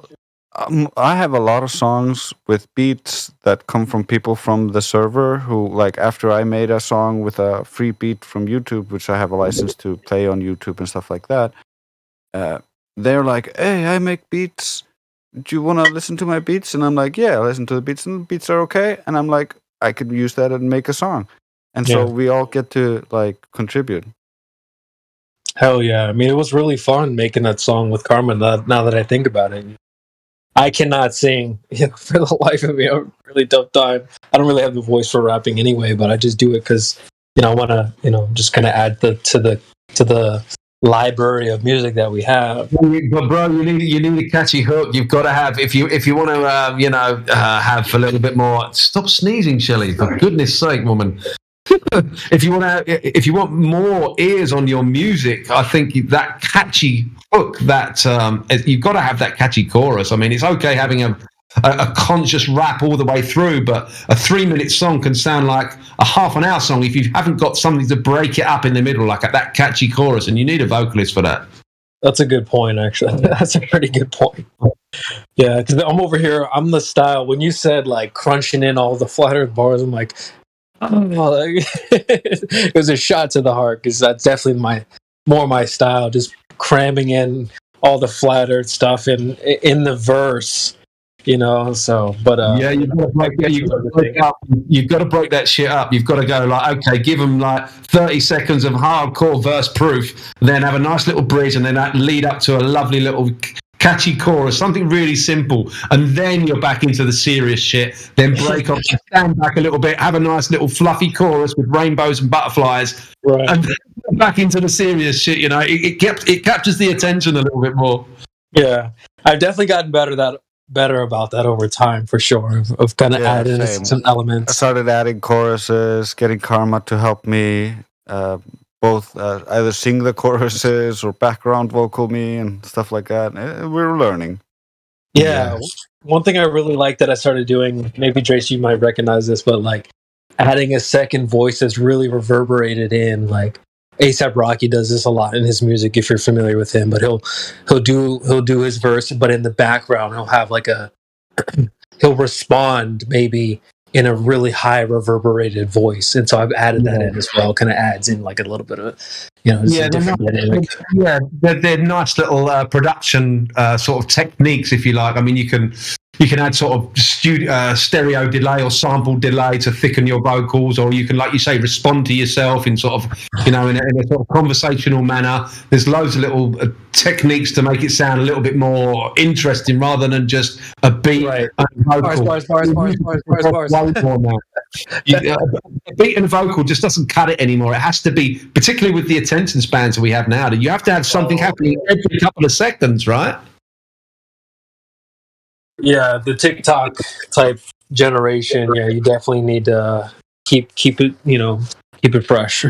Yeah, you can't have those long intros or those long outros anymore in this day and age. As much as I love, a 12-minute rendition from Dire Straits, I love that stuff. That's the sort of stuff I grew up on. That progressive rock, the music, that 12-minute or 15-minute track. That's great for me, but the audience is not capable of listening to that sort of stuff anymore, because that's more, I don't know, it's more instrumental, there's more talent there. But these days, I don't know, I think we should be thinking about 30-second songs these days. Honestly, there's probably some truth to that. 30 to 60 seconds, TikTok, How sad is that? How sad is that this is now a conversation? Honestly, though, some gems could probably come from it, but it is a little sad because I'm more on the instrumental side. I'll take a 9-minute song. I love instrumentals. I used to just only download instrumentals when I was a kid on my first MP3 player. So, yeah. Sometimes when you have a great instrumental, lyrics are almost intrusive because the music is so good. But yeah, I actually never thought about that 30-second songs, because we're trying to spread the word a little bit about this Discord, and so we've talked about doing like TikTok. I've never downloaded that. I don't get on there. I don't mess with that. It's not for me. So, but I know there are some people out there that are trying to spread the word on these different platforms. So 30-second song, 60 seconds, that's not a bad idea, because what you can do is put it in the background of a TikTok. The way I owned my craft originally, was I still have to this day a ringtone company.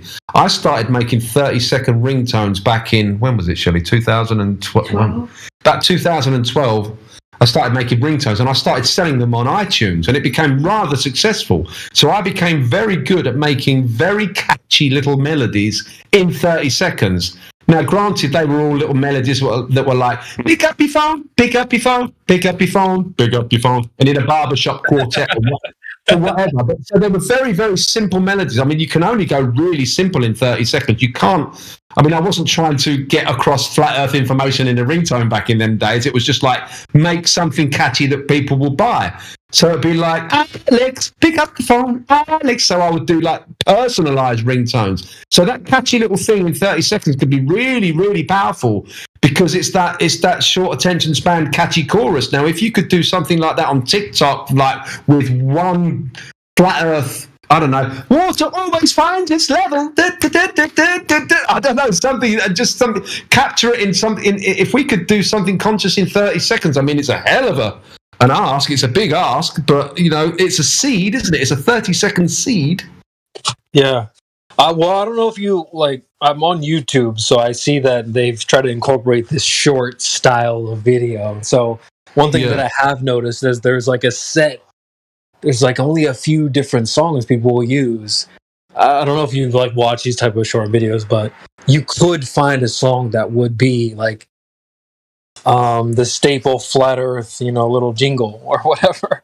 Because they're only, like I said, when you go on there and watch these short videos, the songs that are in the background, there's only a few. Like people, only choose from a certain small select of them. So you could make one that maybe fits in that little group that people would choose from. At least for our flat earthers, that could be really interesting. So I do like that idea.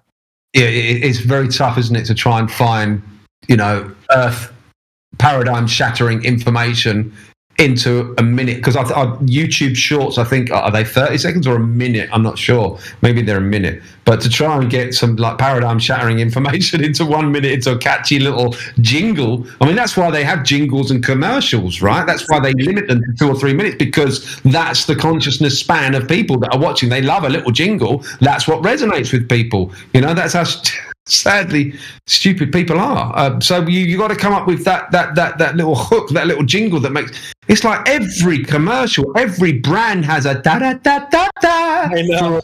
Hey, what's the one that you play in the soundboard, CB? Spin no curve. That's what you got, bro. With the one that I play, the 3 points. Yeah, 3 point space spin curve. Yeah. And then actually one of my favorite lines, it comes right after that. It's flat in a cup of water. Yeah, water doesn't curve, man. That's retarded. It's like, who would have thought you could rhyme water and retarded, but like, it worked out really well. I love it. Well, so the song is called Pushin'. The original song is called Pushin' P. All right, we're pushing P. They just had this kind of lore around what P means. So I just was, I was working out, listening to the song, really enjoying the beat. So you know what? Pushing P, push FE. I'm push FE. I push FE. So I just that's how you said some of their best songs just come off the fly. That's exactly how that song came up. It was really fun. That one was a blast.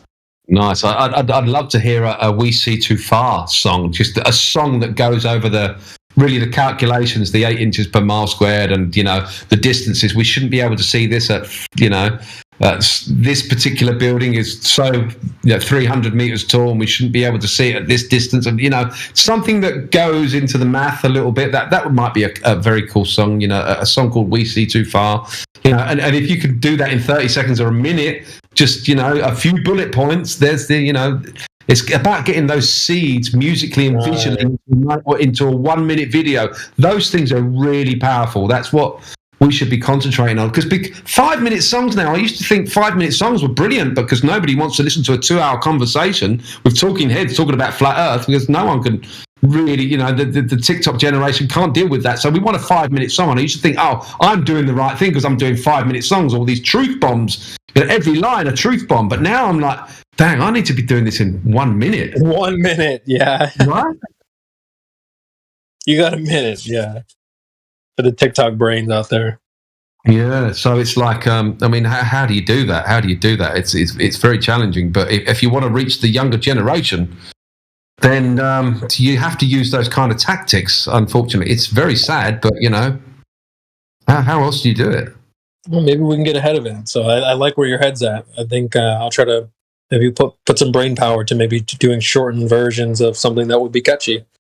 Yeah, because people of our ilk, they can listen to 10-minute or 15-minute songs because, but I don't know. I just think the new generation that are coming through that we really want this message to resonate with. I don't know if they have the capacity to watch 2 hour documentaries or even a 10-minute song or a 5-minute song. It's just like, how can we get these seeds into a 1 minute powerful visual experience that's really impactful? And I don't know. I mean, we need some help from the younger generation. I have to put that together, Yeah, true.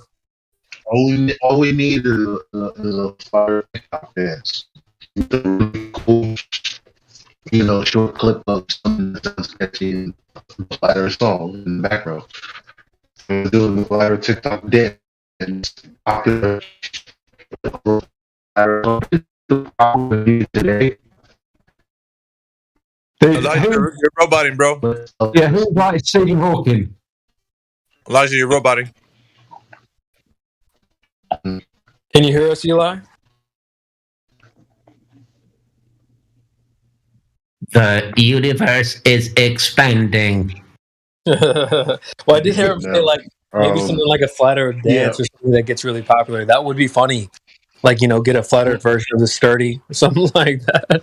That would be a bad idea. It's like you just put a popular dance to a nice sounding something catchy, a flat earth song that would be catchy in 10 seconds. Because on TikTok, like you know that that Doja Cat song with the red silhouette, and everybody was doing that for like a month. Yeah, like doing no one cares about that song at all, knows what the rest of the lyrics are. It's just that part, which is unfortunate, but at the same time, it made that sound very popular. So more stuff like that. If you wanted something to go viral, something to really catch the attention of a lot of people, and something really shareable, do you know when they used to go into shopping malls and they used to do what they call flash mobs, where they would have loads of people kind of something like that, but outside NASA, where everybody's got a globe in their hand and they're just doing like, I don't know if you remember Belinda Carlisle, ooh baby, do you know what that's worth? Ooh, heaven is. Well, there are globes everywhere, right? So maybe if we get like a flash mob together, like all with a globe in their hand, standing in front of NASA, all singing the line, "Why do you believe this shit? Why do you believe this shit? Why do you believe?" Just like something visual. I know that the lyrics are really quite moronic, really, but if you have the visuals of everybody holding a globe and singing the lyrics, "Why do you believe this shit?" in front of NASA, then you don't really need any more than that, do you? Just the fact that could go viral alone, just because the people had the bollocks or the balls to go and do something like that, like in a flash mob kind of style.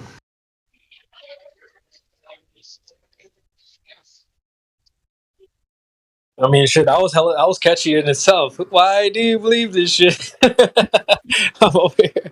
That played in my head like 3 times after you said it. So, yeah. I don't know. I'm just thinking outside the box. I'm just thinking of things that could be because a lot of this stuff that goes viral is stuff that you would never expect. It's just like people that actually had the guts to go and do this, and was well rehearsed and well organized. Just getting a bunch of people to stand in front of NASA, in front of the big NASA headquarters, and holding globes saying, "Why do you believe this shit?"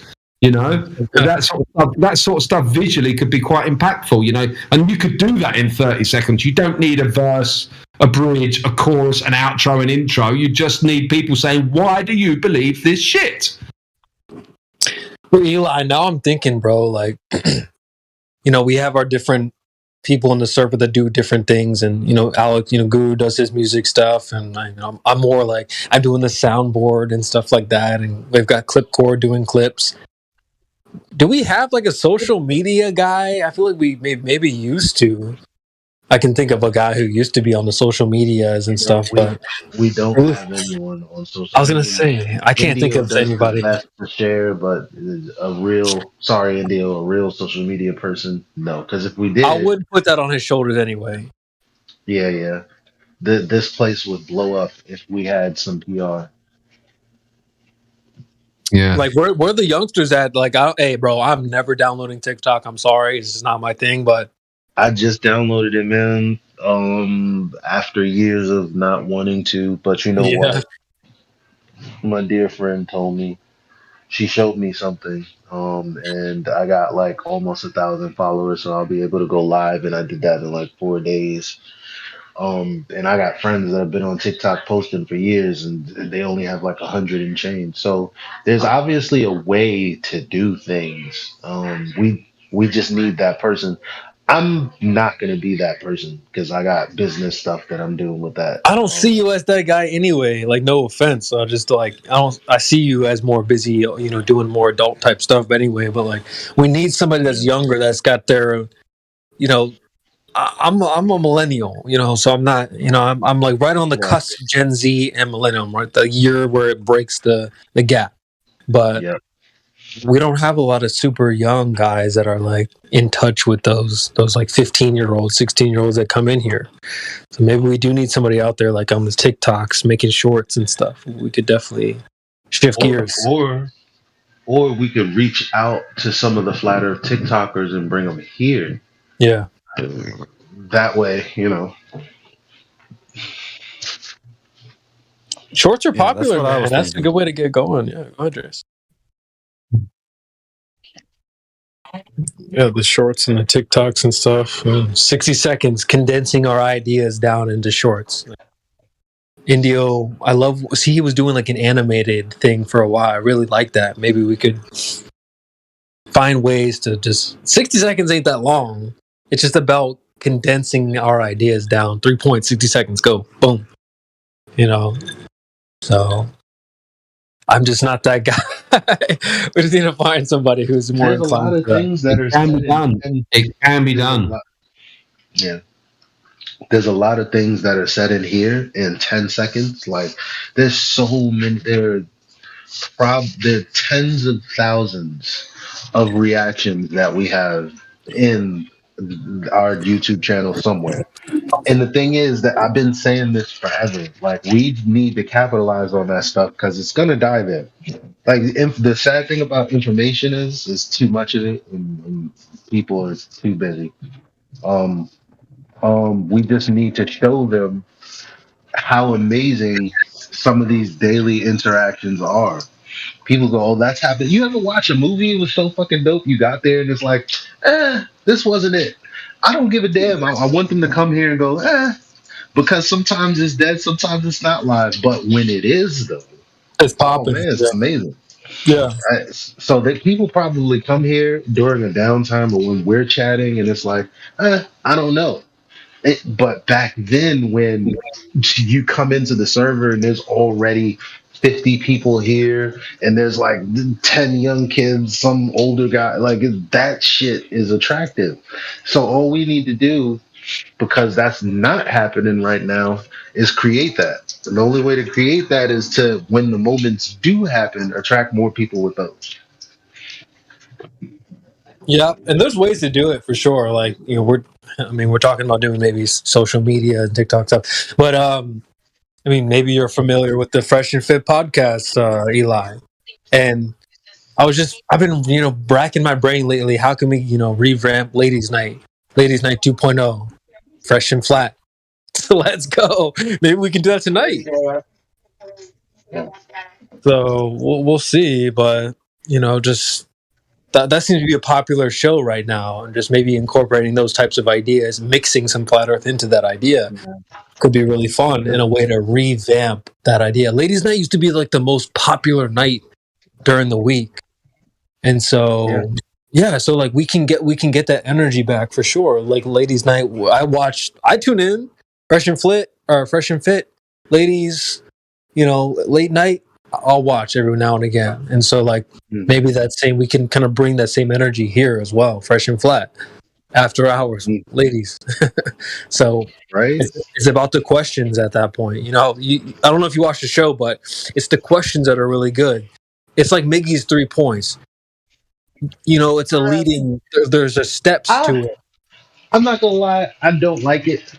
Yeah, not everyone does. But because if I was on there, it wouldn't go the same. Like it's been a couple of people that have been on there, like ABBA from ABBA and Preach. There's this other guy, and the thing is, they're like globe earthers with good information sometimes. But the way that they argue is fallacious, and they kind of just, with their tenacity and some stats that are true, you know, kind of bogart the conversation. No, I'm not gonna lie, I don't like them, but I do watch some things sometimes. And the most important thing is how they do what they do. Doesn't even matter how I feel about them. Their business model, the way that they've structured themselves, has catapulted them into their success in one of the shortest time frames that YouTube has ever seen. So it's like anyone can do that if they just do what they did. You know. Yeah. Bro, like I appreciate that. Imagine we were hanging like, you know what our problem is, and I keep telling people, Flat Earth don't have enough money in it, man.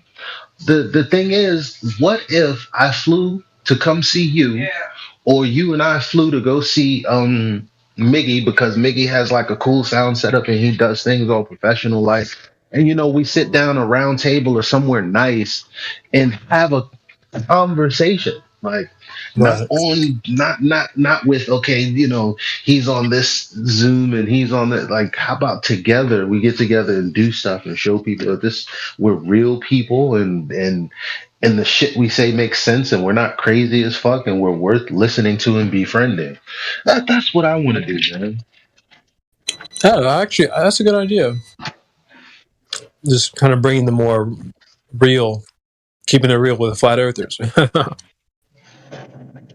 And people are doing that. Not to that's where I get the idea from. Witsit went around the U.S. Basically bringing flat earth to people, in person. That was really cool. I mean, to watch him go across the states and ask people 3 questions about the globe, that basic questions too, and that they couldn't answer, is like, that's something that should be marketed. Some compilation where you're asking people basic questions about the globe, like, or the heliocentric belief system, where it's like, well, how far is the sun away? Damn. You see how much of a belief system, like imagine hearing Miggy in a clip where he's like, that's just a belief that you have, and the other guys going like, no, wait, you, and then it goes into this compilation of videos where Witsit is like, all right, $100, 3 points, da-da-da-da, and you got the damn, I couldn't even do the anyway, some kind of house music or something where it's like really pumping, and fucking he's asking people one by one, like in a fucking 50 clip montage of people not knowing the basic stuff about the globe, and then it just ends again with Miggy saying, it's just a belief that you have. It's like, oh man, we could be doing so much shit. I'm telling you.